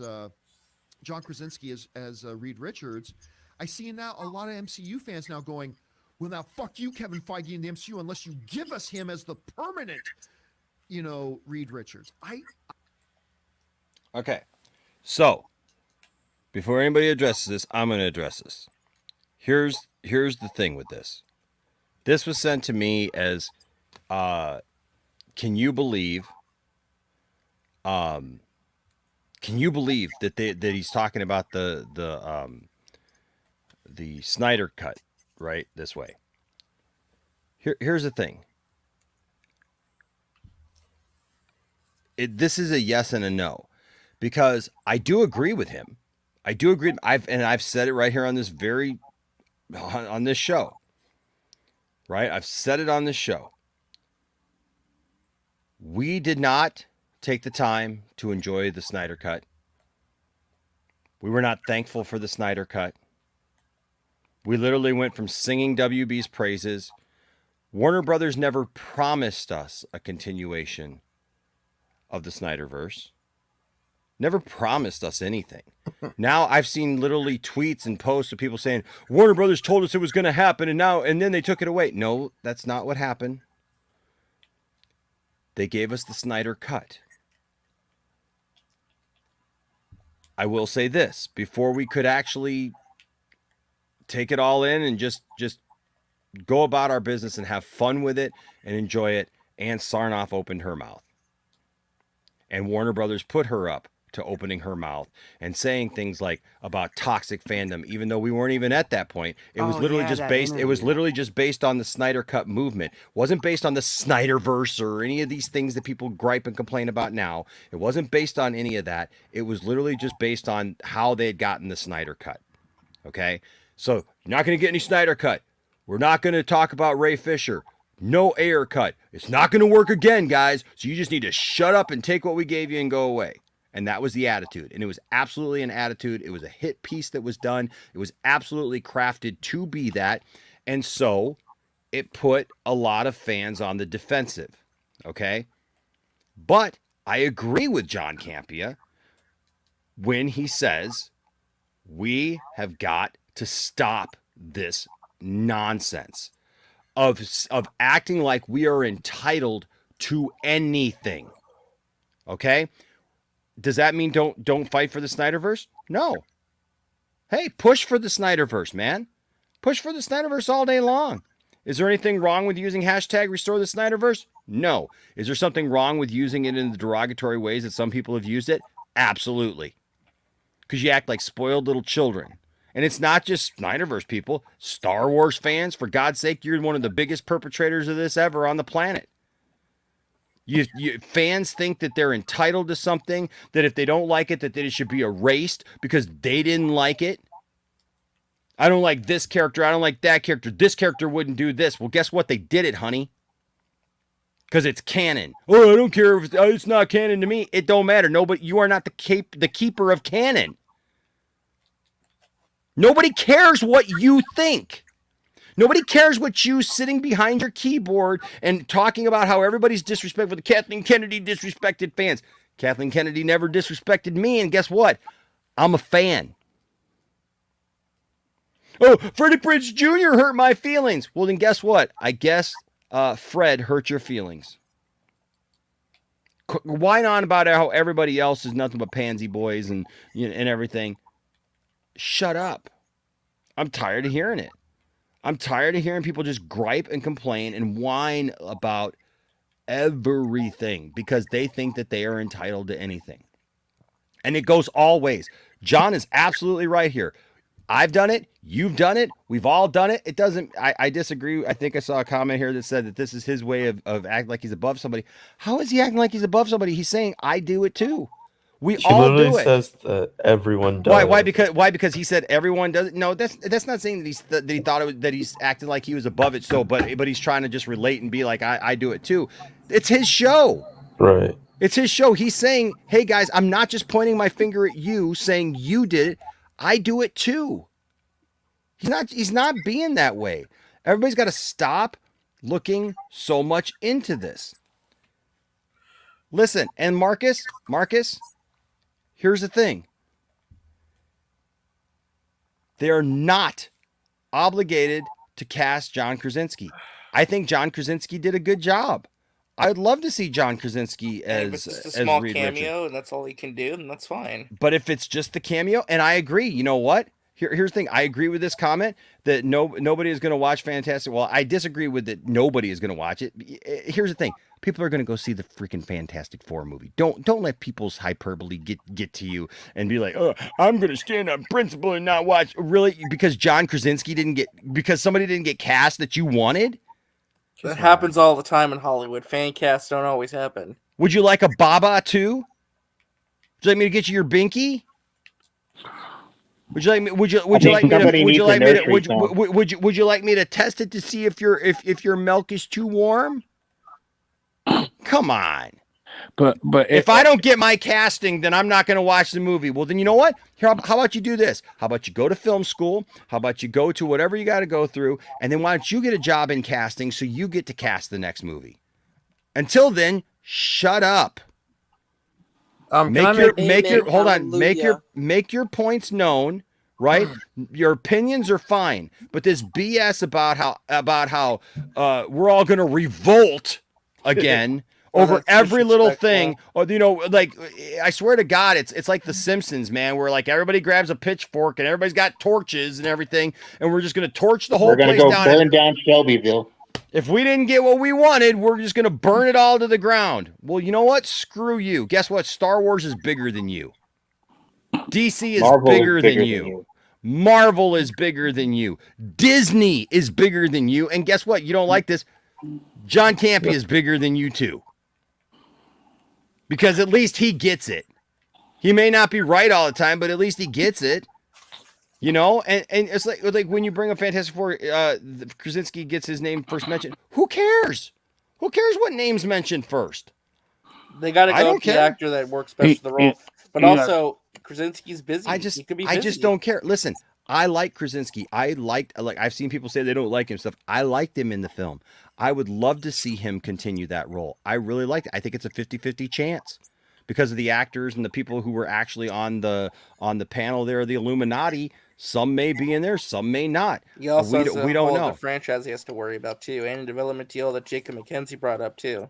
Dude, this is a dumb statement, Marcus. And I'm just telling you it's dumb because you're just persisting. Okay. I'm not trying to be Oh, yeah, insulting. everyone wants I'm somebody not to trying to be understand. insulting to you, but this is a dumb statement. So if there's a married couple that gets along really well, they should be cast as married couples on TV and movies. Come on, dude. That doesn't even make any sense. So maybe Tiffany and I should be the next Reed Richards and Invisible Girl. Come on. That doesn't make any sense. I like that idea. Did somebody just enter a wind tunnel? I'm sorry. What the hell? Come on, get a grip on this, guys. Come on. That's not me. Thank you. Look, no, because it's 5:30 in the morning and I'm tired, and I'm just saying this kind of stuff annoys me. This nonsense annoys me. Where we're literally just going to go to war over every stupid little thing and gripe about every little thing if we don't get what we want. And I'm tired of it. I'm over it. If this is how you want to live your life, then you can just live your life not liking anything and have a heart attack and die early. Okay? Because that's what you're going to do to yourself. Just saying, you're going to stress yourself out over a comic book or a Star Wars movie or something like that, and you can go on listening to everybody saying that Kathleen Kennedy's going to be fired for the upteenth time this week, and if that's how you want to live your life that way. But you know what? Everybody ain't going to be coming along with you for long because people are seeing through it every day. Enosh, I got a quick question, Enosh. Sure. So 99% of the fan casts never happens, right? Exactly. But for good reason. But when those casting happens, when you see a lot of issues, like for example, Affleck getting cast for Batman, everybody like, oh hell no, right? And nobody expected that. Well, if the Best fans got Batman their ever. way, all the Snyder fans need to remember this. If the fans got their way, your favorite Batman would never have been Batman. Yes. And that's what I'm saying. It's like if they know what they're doing. It's a good thing when you don't get what you want. Can I make this point? Actually, I've been making this point for a while. But listen, I've been saying this for 3 freaking years, 3 to 4 straight years. And I hate to say this, but I used to shit on the Sonic fandom. I apologize. You guys have shown what a fandom should look like when they get things. Yes, there's a few gripes over not getting a few music choices, but that's a little bit of criticism. But that's due to other things, probably Sega being dicks. But what they've done is show appreciation for just getting the simple fact of getting all the characters they want in their movies, and they haven't been dicks about it. What I see from fans now, when anything gets too big, they feel as though because they got one thing, they can get everything. And that's why a lot of channels are unfortunately big as they are. And we're not going to name these channels. You all know who I'm talking about.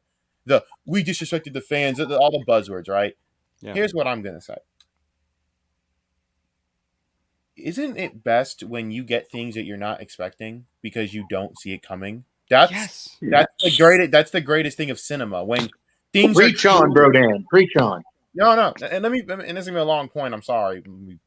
Oh, no, it's fine. Go ahead, bro, Dan. I'm enjoying what you're saying. No, and the thing is, the best things in cinema are like Dune. Did anyone effing ask for Dune in the last 3 to 4 freaking years to this extent? No.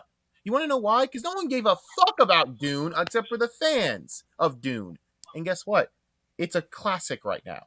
Yes, it is. No one gave a damn about any of these Marvel characters until they put it on the goddamn screen, and that's it. People think they know everything, and I'm like, then why aren't you in the fucking business making your own goddamn movies?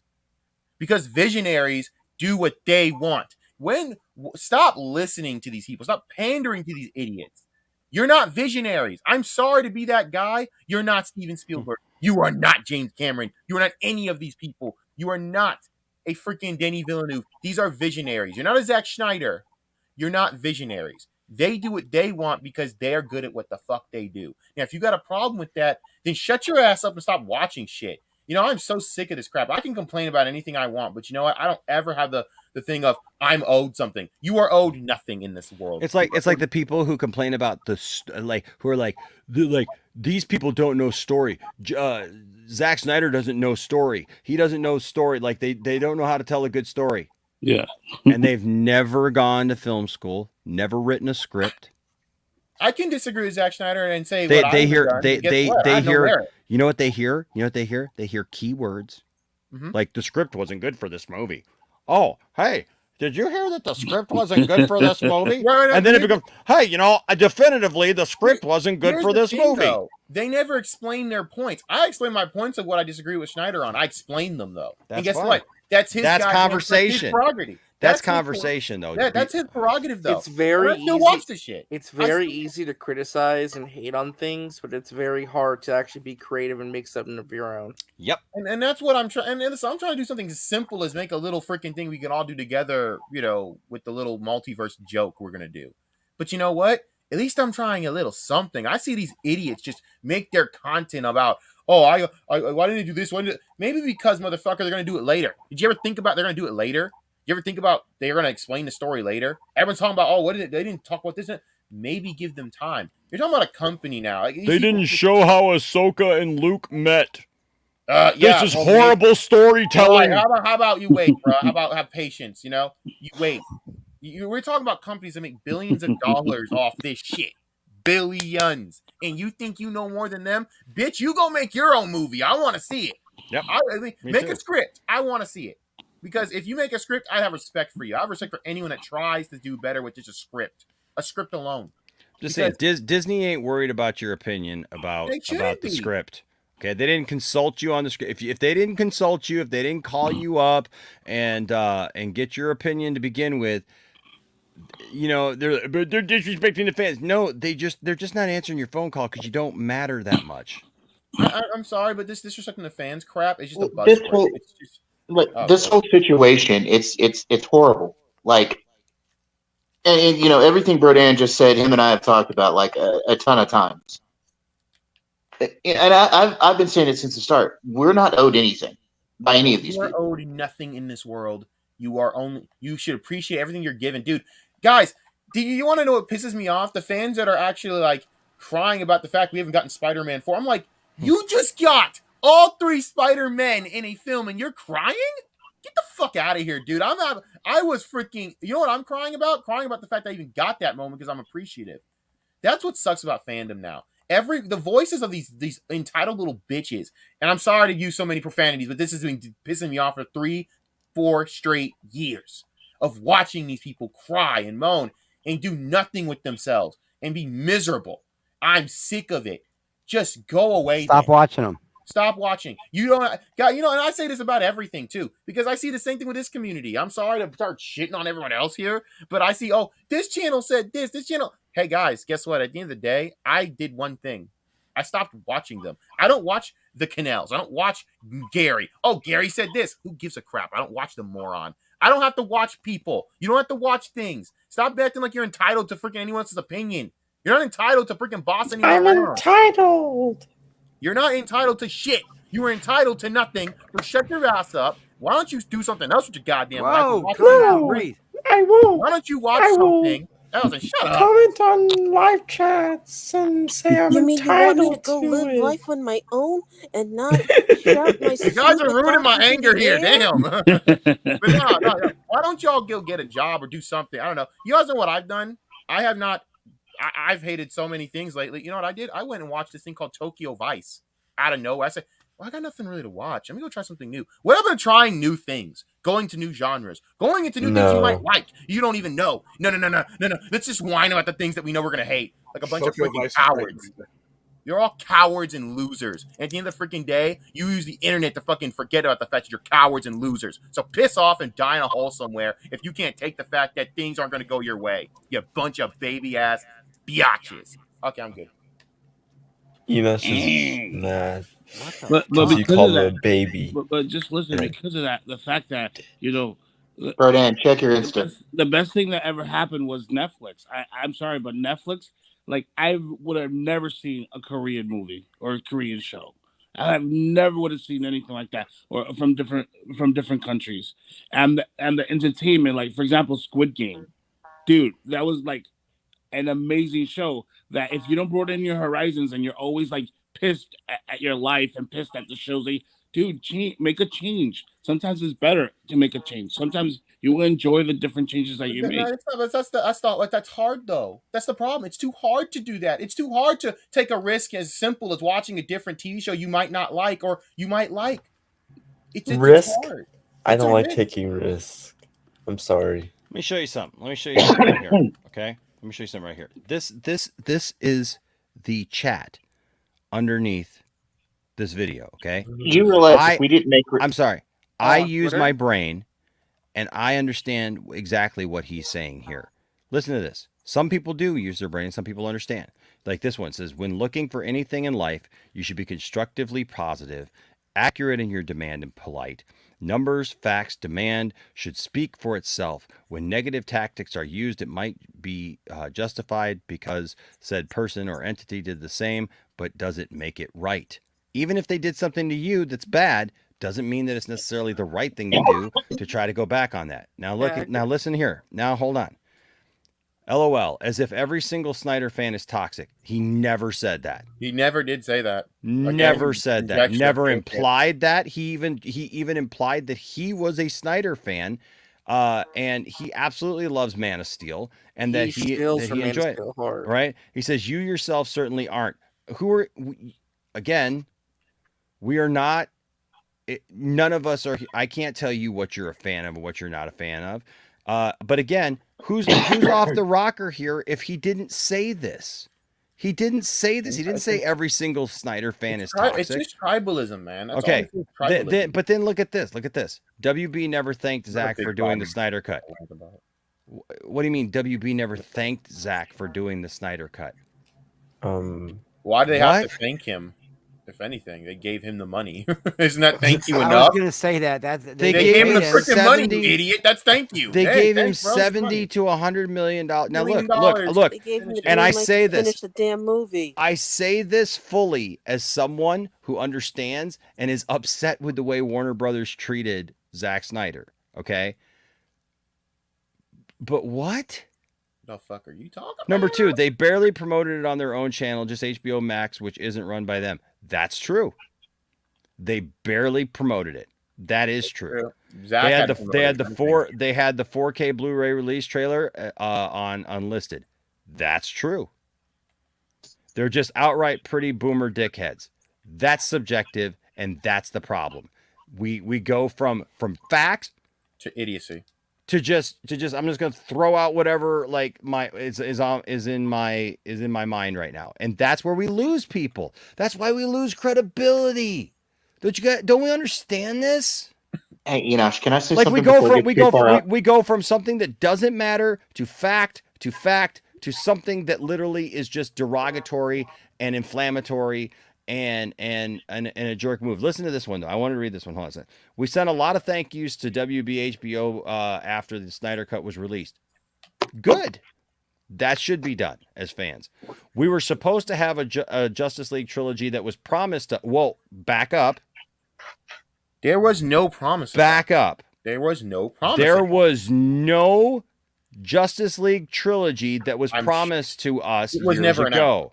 Never It says announced. we even saw the boards plan. No, storyboards are what is part of movie making. This is people who don't understand how movies are made.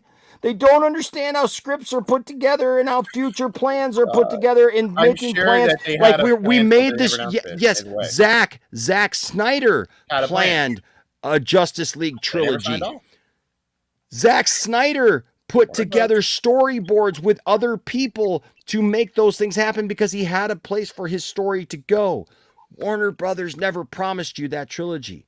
Now listen, am I pissed off that we don't have the other two movies of that trilogy? Because it was a thing, it was out there, and it should have happened if Warner Brothers wasn't stupid, if Warner Brothers didn't get their head out of their butt and stop sniffing their own farts and realize that, you know what, if we had just done this and stuck with the plan, they'd probably be in a better place right now with all of this. Their fans wouldn't be all over the place, and it would all be done already. But no.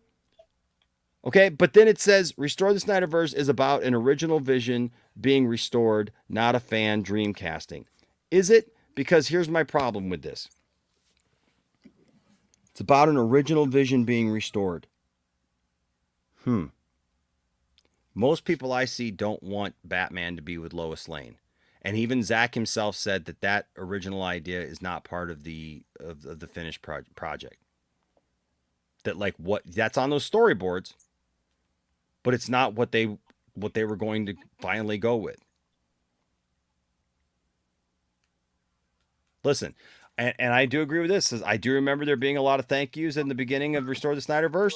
Then that Ann Sarnoff piece dropped on Monday. Was bad. Yes, and that's the problem, right? That's the problem. The movie dropped on Thursday. Monday, Warner Brothers countered with that. But again, just because we could act like dicks doesn't mean we should. Or should we find alternate ways and good ways to tackle that as fans instead of acting like we just didn't appreciate it? To give them why do we want to give our enemies weapons against us? Okay, that's it's stupid. That's the stupid thing here. There's so much more here that, like, if you read these one by one, but it's the problem of look, I just about give up on all this stuff because it's not hard. It's hardly even worth talking about because it's not just this. It's not just this. You know what this is? This is everything right now. Political stuff going on. People don't actually report what's actually happening. They literally report something that somebody told them, and now it's like literally it blows up into things where literally that's the focus, and that's what everybody's protesting and doing this and that and going against each other and everything else, and that's not even part of the thing that happens. So, it happens so much in our country right now that people don't listen. People don't actually pay attention to what's actually being portrayed or put out there. And so why should I think that this would be any different? Enosh, can I say something before we get too far ahead of it? Yeah. Somebody said earlier, jokingly, Caden said, but I don't like to take chances. I don't. The thing about not taking chances is if directors and people who make movies and stuff didn't take chances, we wouldn't have had Star Wars.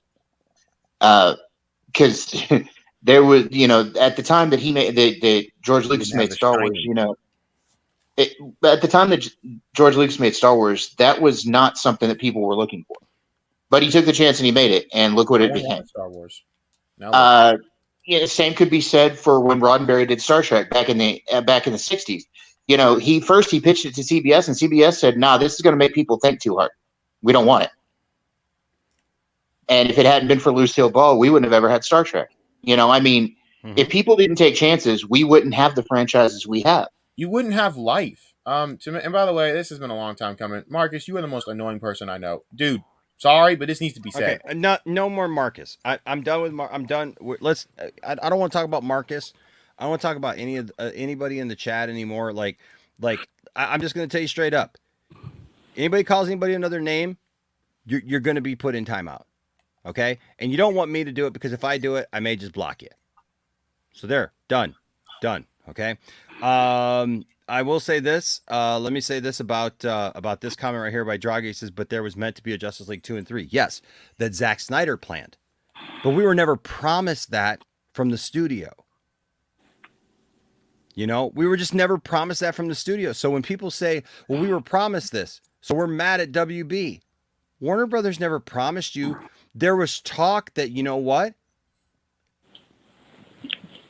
maybe, but that was a lot of fan talk, right? They were if we get this and it does really, really well, and look, and this is not me telling you this is because I don't want it to happen. William and I have ad nauseum said it doesn't make financial sense why they wouldn't continue the Snyderverse, because there's plenty of people who want it and are just ready to give their money. So yeah, Warner Brothers is asinine. Okay. They're completely out of touch on many, many things. Okay, so I'm not defending Warner Brothers. I'm not doing that. But I am saying the way we tackle this stuff and act as fans is going to have huge impacts on everything going forward. It already because has.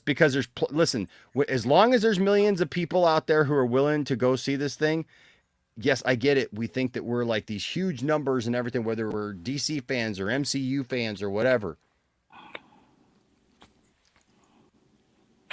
That doesn't matter. You can't just bully your way into stuff. So That's To be honest, the fact is that these people need to understand their place. You're not gonna bully a studio into anything. When you make the message of, "Oh, we did this once, we can do it again." First of all, I have to bring it real. The reason that movie was released was due to like really great circumstantial like factors. The COVID issue was a big deal, so they needed something to put out there to get subscribers because of the fact that things have changed immensely due to COVID. If they're not releasing that in theaters, I hate to be that guy. They're not releasing a 4-hour movie in theaters. It was never going to happen. They released it on streaming and they barely marketed it, but they wanted people to say, all right, we'll get some subscribers off of this. I think that the way they didn't market it, they were just trying to prove a point saying, hey, this movie's not going to get the freaking numbers anyway because we're not going to market it at all. We're just going to let Zach do all the work. So it's your project. We don't care. We just want to reap the benefits if there is. But if we're right anyway about what we said about you. Either way. But people need to understand the whole point of your message was to get the movie out, not to get all this other stuff. You could have been gradually working to that the whole time, but there was no appreciation, and Sarnoff did not help. That you took a few idiots and magnified them into this thing, and unfortunately, those few idiots are now martyrs for the community at this goddamn point. And you know the names I'm talking about. Mm-hmm. This is what happens. Now, the reason this changes everything is because who's to say that any other company looks at this and goes, this is why we probably don't listen to y'all, and we're just going to listen to our people. This is why. By the way, again, circumstances. Do you guys really think this movie gets released in regular times with theaters and their projects? I think it was a perfect storm of circumstances. It's a perfect storm. Yeah, but I think it can. Why not? Because it's a 4-hour movie and they had other projects lined up. You have to remember Titanic. You guys have to remember Return of the King. It was Return of the King was only out by like about 15 minutes. Y'all give like a 4-hour movie. Y'all give it like, oh my god, a 4-hour movie, dude. We're going to Broadway, dude. You can sit in Broadway for like 2 to 3 hours. It's they not can do comparable. things like special events. You guys gotta calm down. It's not comparable, Krypton. No, it's not, because we're talking about superhero films. They're trying to make money. There was double features, dude. I remember. I'm not saying they're right. I'm telling you what they're thinking. Hey. Here's the thing, Krypton. Yeah. I love you, bro. But here's the deal. You're fighting City Hall. Okay? Yeah, we can all sit here and go, yeah, you know what? Yeah, I love Zack Snyder's Justice League. When I watch it, you know what? It's great, man. That 4 hours goes by just like that. But here's the thing. You're talking about a culture that now says we want a movie in an hour and a half. Saturday Night Live just did a stupid skit. Just did a stupid skit a couple weeks ago that actually got traction and got articles written about it. That like was talking about movies being too long nowadays. Okay. Here's the thing. Yes, back in the day, man, you used to have these epic, awesome movies like Ten Commandments, Ben-Hur, other Gone with the Wind, whatever, that had intermissions in the middle of it, man. It was a big event. Nowadays, it's all about capitalizing screen time. Yeah, I know. Getting a film in and out, getting in as many screens as possible to begin with, and getting it as short as possible to get in what you need to get in there.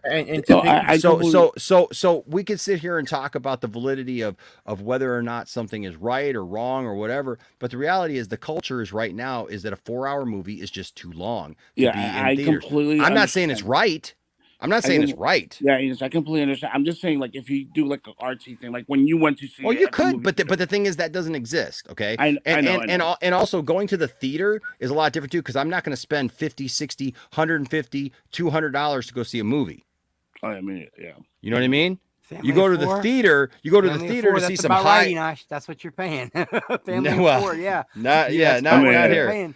Not here. I'm just saying you go to the theater to watch a play or something like that that's got multiple acts and multiple whatever, okay? You're going to spend a whole lot more money than just going to the movie theater. Mm-hmm. Right? Right. So the thing is that it's just not comparable.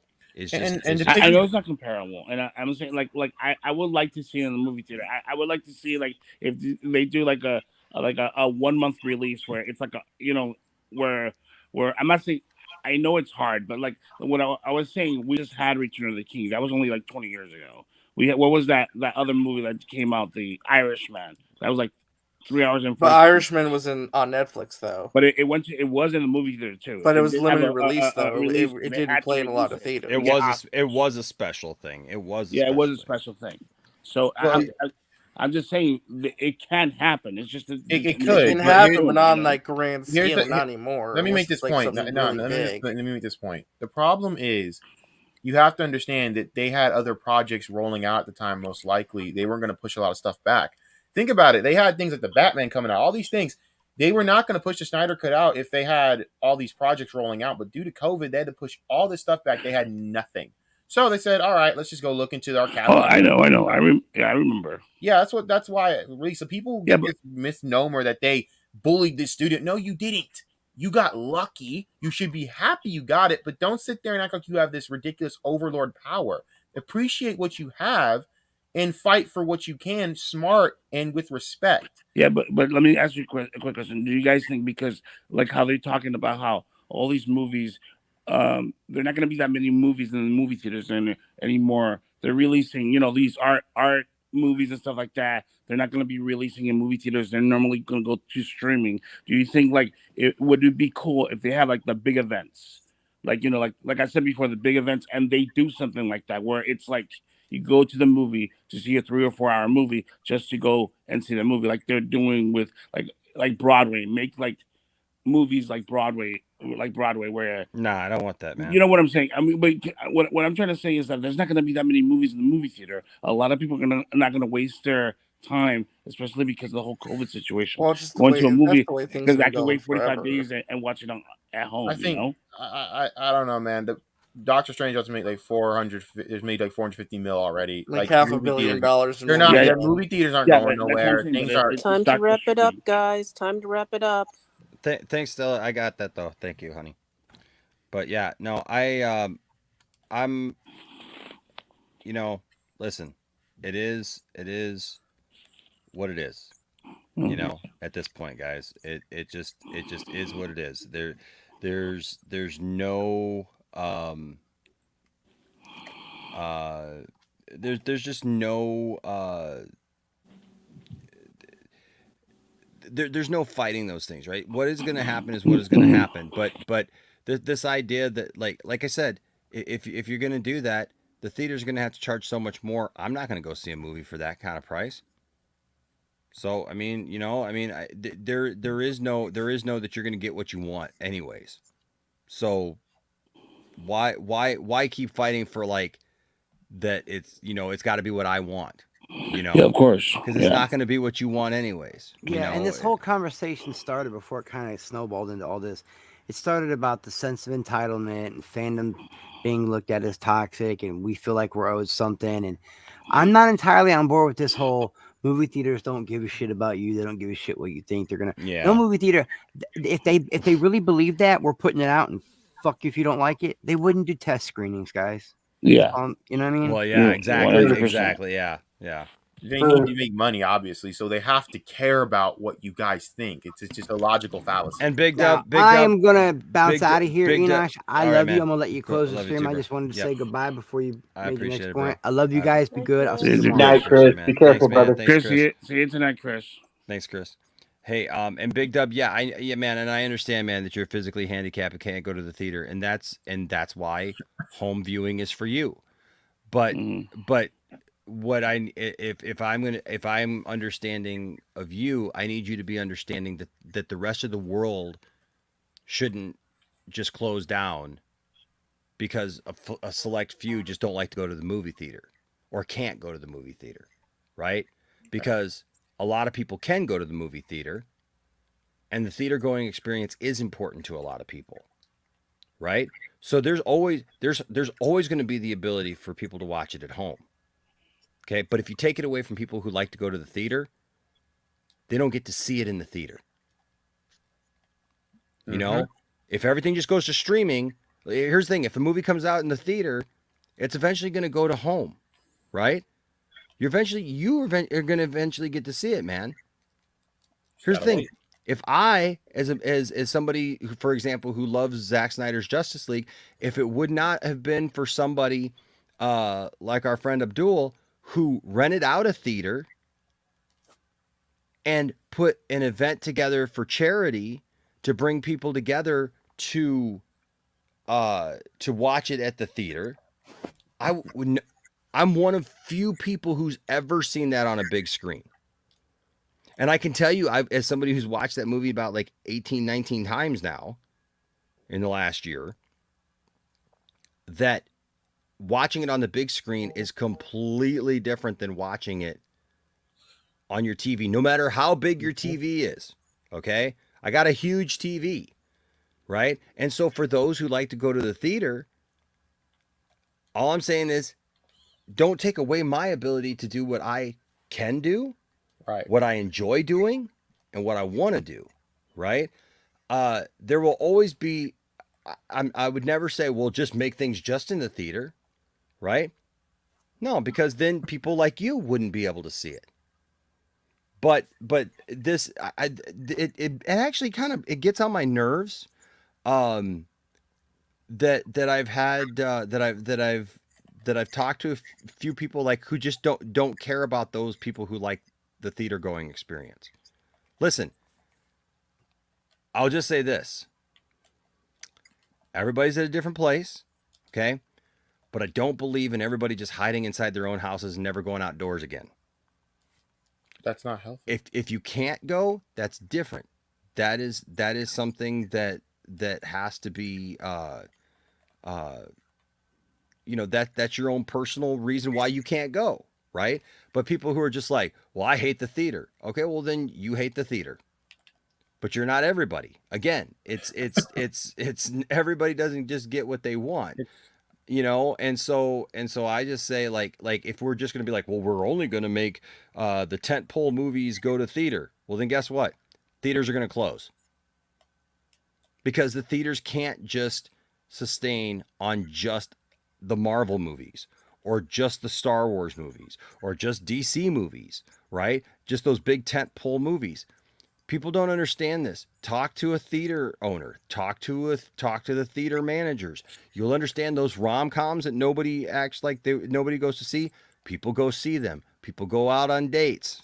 It's not just that. Remember, guys, it's food and concession where they make most of their bulk. It's food and that's where they make their money. So the thing is, people go see that movie that makes just a few $1 million, right? On their date. They don't make shit off that movie, bro. No, but you know what? They're making a bunch off the popcorn that couple buys. Yeah, the popcorn, the soda, the candy. That's And I where love they make movie their theater money. popcorn. And honestly, guys, like to wrap this up with a bow because this doesn't get wrapped up, I guess. Yeah, I just want to say one thing before you do go down. It's one of my pet peeves. It's a major one, actually. When people say nobody wants to see that, you don't speak for everyone. You don't. Oh, go ahead. Nobody asked for this. Nobody asked for this. Maybe I did. Maybe it's something I've wanted for a while. Or I did. Another thing You about never know. Big Dub. I wish that there was a way that you could release things in theaters and in home or whatever. I guess for everybody who wants all those things at the same time and still be profitable. A lot of places are doing it, Enosh. But there's not. It's not sustainable. Well, I mean, you could sail the. Never mind. It's sustainable. Peacock's doing it. Warner They're Brothers doing it with Peacock's doing it. Peacock's doing it. Yeah, and you know what? And you know what? Hold on. All those movies are flopping. They're not making the money they need Every to. single one of them. That's why Warner Brothers. That's why Warner Brothers had the problem that they had this last year in 2021, and Keelar made all those deals right for same day, and it was a disaster. And it was a disaster. Pure disaster. So the thing is, Big Dub. All I can tell you is I think the only way that any one of us are going to be happy is if you can't go, if you're saying that you can absolutely not get out to the theater. Okay. And like, I'm taking you on your word because there's handicap, accessible theaters, right? Wow. They're all handicap accessible nowadays. They have to be, right? They have to be, right? Yeah. They have to be. I don't know why. I don't know what your specific situation is, right? That you can't get to a theater. But the thing is then I'm saying for theaters to be able to stay open so that people who do go to the theater and want to see a movie on a big screen, there's a difference between seeing a movie on a TV and seeing it on a big screen.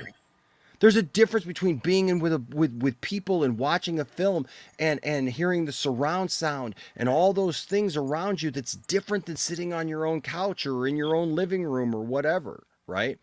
And so, unfortunately, it's just not sustainable where we're going to be able to keep the movie going experiences, which is what movies are based off, because otherwise it's just TV. Mm-hmm. You know what I mean? It's a television movie then. It could be the best looking television movie ever made. It could have a great script. It could have whatever, have big name actors. I love streaming too, man. Don't get me wrong. I love streaming too. But the thing is all things got to be in moderation.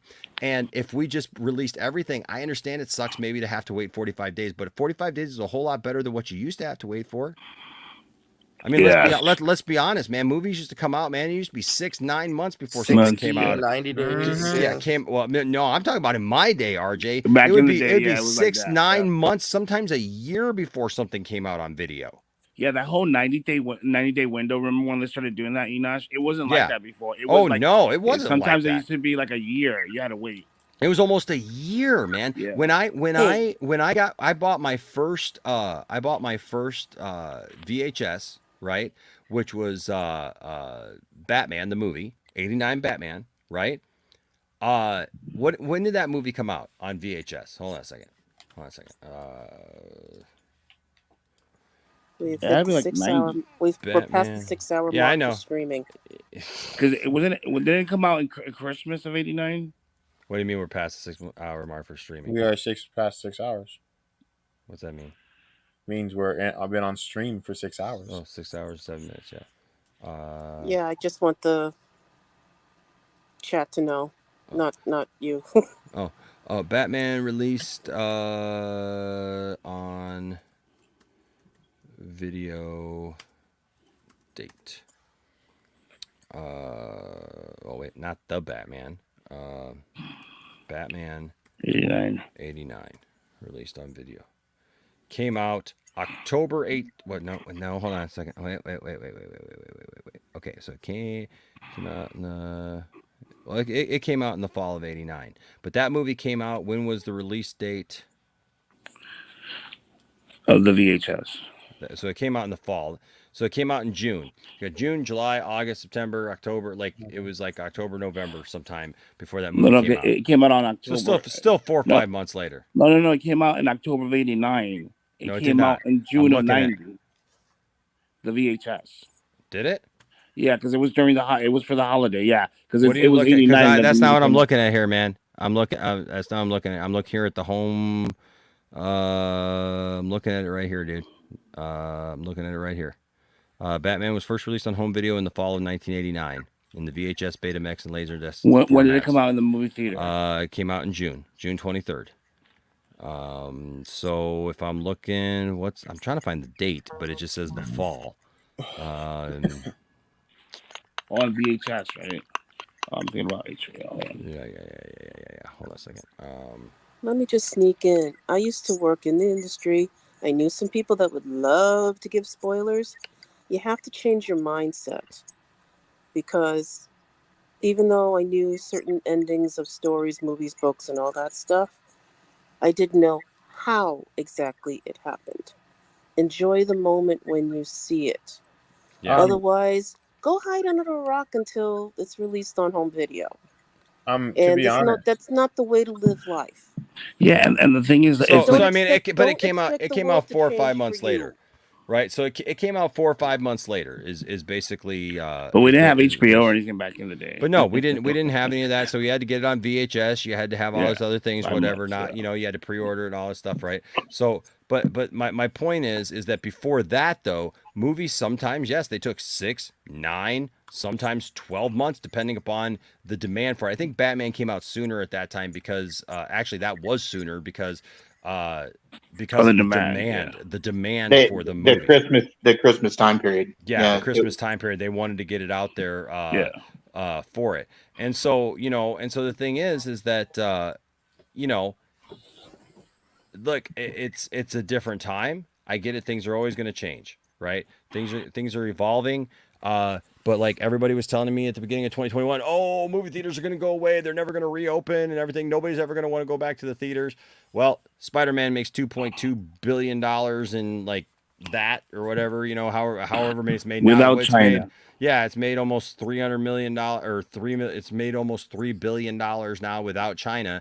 And so the thing is guess what? For the right movie, people will go to the theater again. Mm.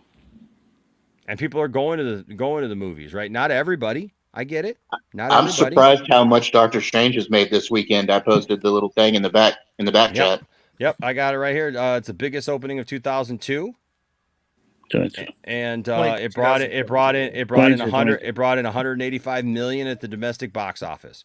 That's kind of numbers that movies put up pre-pandemic. So it took internationally, it collected 265 million for a global cumulative of 450 million dollars. The sixth highest worldwide debut of all time. You know, the second biggest opening of the COVID pandemic after Spider-Man No Way Home, which took in what does it say? It's like 260. 260 million domestically and 134 million, which is three. That's exceptional even for non-COVID times. Yeah. So yeah. There you go. So there you go. Right. And so the thing is that for the right movie, for the right circumstances, people are going to the theater. So the theater is not like it's just dying, it's changing, right? It's changing how they're going to make these big movies. But I guarantee you right now, Spider-Man wouldn't have made that much money if they would have released it the same day at home. Nope. Would not have been that much. Neither would you know, like everybody I think looks back now at Black Widow and they're just like, oh, so horrible. I think it was some people's experience with the movie too, because I went to go see it in the theater and I loved it. Same with me. Okay? I'm not saying everybody would have loved it. But you know what? I mean, I think there's a few things to take into that too, because that movie was supposed to come out a whole lot sooner than what it did, and was delayed. Most of the day-and-date movies, HBO Max, I feel the same way. Like, for example, The Suicide Squad. Yeah. I saw that for the first time in a movie theater, not at home. And for me, it hit a lot differently. Me too. So, I'm just saying. I can say the same for Mortal Kombat from last year too. We can't all have our cake and eat it too. Yeah. Right. You are owed nothing. Well, that's why spoilers don't bother me for movies, because I'm gonna watch the thing anyway. I mean, guys, I'm watching the movie tomorrow. Guess what? I already watched 80% of it through spoilers. I don't care. I've already seen all the big shit. Well, and that's the thing. Is like I was telling everybody, I was joking with everybody. It's like, hey man, send me your spoilers. I said, send me your spoilers for Doctor Strange, man. Like, you know, I couldn't find him online. I was looking for him online and couldn't find him. And you know what? I still went and I still got this. I got such a great experience, man, watching. Yeah, it's still going to be a great experience. Things happen. I knew it was going to happen to Spider-Man. I still sat there crying like a little girl. You know, Elsa makes a good point. A lot of the time, spoilers just make you want to see it more. Yeah, and for example, like I read all the Harry. I'm a crazy Harry Potter head. Okay. Well, I'm a pie guy, Big Dub. And I love Harry Potter. I had read all the books before I saw the movies, and I still freaking cried, and I still. And with Boston cream pie, you have the best of both worlds. Shut the hell up, Dade. Because it's a pie and a cake. Shut up, Dade. Pies are awesome. I hate all of you. Well, that being said, I'm tired. We've gone over 6 hours, 14 minutes. We made a little bit of money, and for that, I appreciate you all. I had thought about making this some like marathon stream and like holding it out and everything. But if I would have done that, I really should have started yesterday afternoon. Yeah. And I was exhausted. And so I had planned on originally starting karaoke. Yes, I had planned on originally about doing like 3 or 4 in the afternoon yesterday. And I couldn't, man. And I was exhausted. I was literally so tired even before the show started tonight that I took a little nap on the couch and everything. And so but you know what? Hey, let's man, make it a week thing. Yeah, I want to say, you know, we can do that this week, man. That's what we'll do. We'll come back tomorrow with more shows. And so if you weren't able to donate tonight or whatever, we'll be talking about it this week. And I do appreciate it. All right. So thank you so much, everyone. Thank you for the panel. Look, I know we talk over each other sometimes, and we get on each other's nerves. And Stella, I hope that you know that I wasn't. Oh yeah, no, I was just like I said, it was for the chat, and I could tell you about to fall over. So no, I get it, and I appreciate that, Stella. I do appreciate that. I do appreciate it. But that's why I mentioned it, in the back room, because yeah, and you know what? And Stella's right though, because sometimes I will push myself a little bit further than I will, than I should, because I but like when I get it in my own head, like, okay, I need to talk about this now. So I understand, like, when we're having conversations, somebody's like, wait a second. Like, I want to talk, want to say this one last thing, right? So I get it. And I'm gonna I just don't like to, like, when things go about too an far hour beyond. about an hour ago, I was like this. Now I'm a little bit more like I just hate when a point's made and I'm trying to say something about it, and then we're like an hour ahead of it before I get to what I was going to say. I know. Well, and that's the thing about having so many people on, and I do appreciate everybody who's in here. Like, I wish that StreamYard would come up with a system like Zoom where you can raise hands. Yeah, where people didn't have to talk over each other to get a point out, because we start raising our voices. And I don't know about some of you guys, but like by the time some of this stuff is done, my voice is weak. Like, I feel like I've been yelling or something, and I'm not trying to yell. And like, God only knows how that appears to people who are just watching, who don't understand how StreamYard works, or having to use headphones, or like any of this stuff. Or like I'm blessed because I have an interface. So now, I mean, for the first year and a half that I did this stuff, I couldn't hear myself in my headphones. You could hear. StreamYard is weird. StreamYard allows you to hear everybody else in your headphones, but not yourself, unless you have an interface. And so if you have an interface, now I'm literally plugged into my interface for my headphones, not my computer. And so, like, I would get done with streams sometimes, man, and I felt like I was yelling over myself, like trying to yell over everybody else, because I couldn't hear my own voice over over everybody, right? And so, yeah, it's a weird thing. So, but again, I appreciate everybody who's on the panel tonight. Thank you guys for coming. Thank you guys for being here. I think you guys are awesome. And I think all of you guys who watch the show are awesome. I'm better than everyone. Shut the hell up. No, you're not. Yes, Dave, I am. you're not even better than my cat. What? You compare me to a cat? I know. I'm insulting my cat when I just said that. I'm sorry. No, you insulting me. I'm insulting my cat, sir. You're insulting yourself.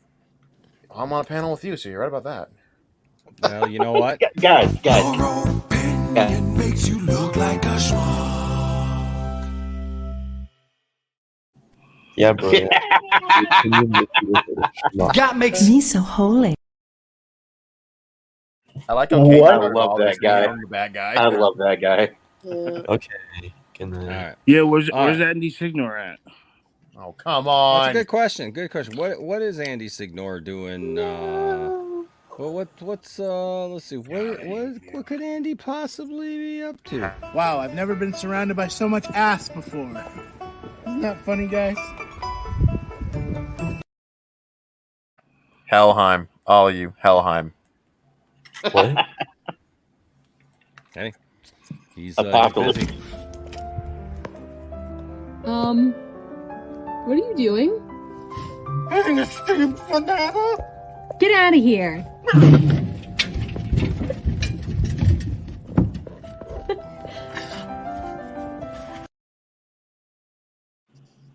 Oh, now I'm frightened. He's under my porch. Yeah, he's under your porch, man. Andy Signor is waiting for you under your porch. Watch out. I need you to promise me that you'll be on your best behavior. I promised other people that I'd be on my worst behavior. Jesus, Max. Right? Dude, now you got me frightened that he's under my porch, dude. Oh, he is. Trust me. Behind you. He's looking for. Thank you, Mumsy. You're welcome, dear. Is it too late for some breast milk?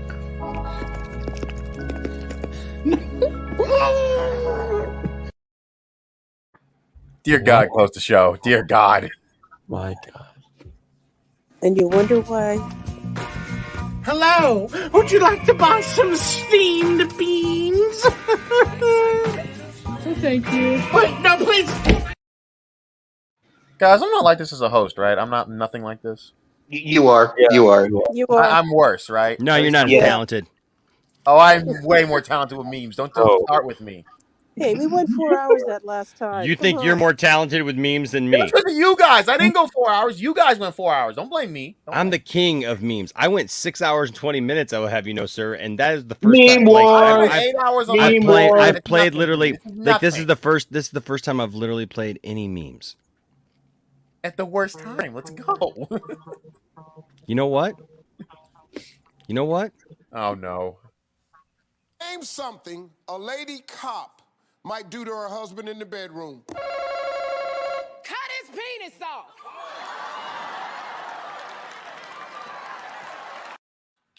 I'm sending her to your house, bro, Dan. You know what? I got Sniper Fahi with me. I'm good. I always have my overlord. Well, we'll see how that works out for you. Whee! Whee! In fairness, we took out an entire cult with Sniper Fahi that one time. Holy crap. An entire cult. I have to let it cool completely before I cut into it, so I'm gonna chill, even though I very much just want to rip into it. You know I love a good. Oh my god, that looks like a butthole. Oh no. Stella. This is Stella. That's Stella's TikTok. Stella, stop cooking. Don't. Oh. Stop. Who threw the bottle at me? Point him out. Stella, you can't act innocent. We all can go back to those streams. I have evidence. Yeah, I know. I know. Stop making buttholes, Stella. Butthole. Stop. I don't know you people. Stop. I don't know. Stop making buttholes. You know what? You know what? You know what? No. No. Butthole. Interesting. Whoa. It's what's for dinner. Butthole. It's what's Hey, for guys, dinner. wait a minute, though. That's what stuffing is. Oh. Butthole bread. Butthole bread. Butthole bread. Family Guy was right. Butthole bread. Yo. Now that made it worse. That made it So worse. would butthole be the other brown meat? I'm done. All right. That was just so gross, dude. All over town, people are talking about the lunch trench. It's the ditch where you can eat your food. Helheim. All right, guys. Hey, thanks for being here tonight. We appreciate all of you guys. Like I always say, don't let anybody tell you that your fandom doesn't matter. Don't tell anybody that their fandom doesn't matter either.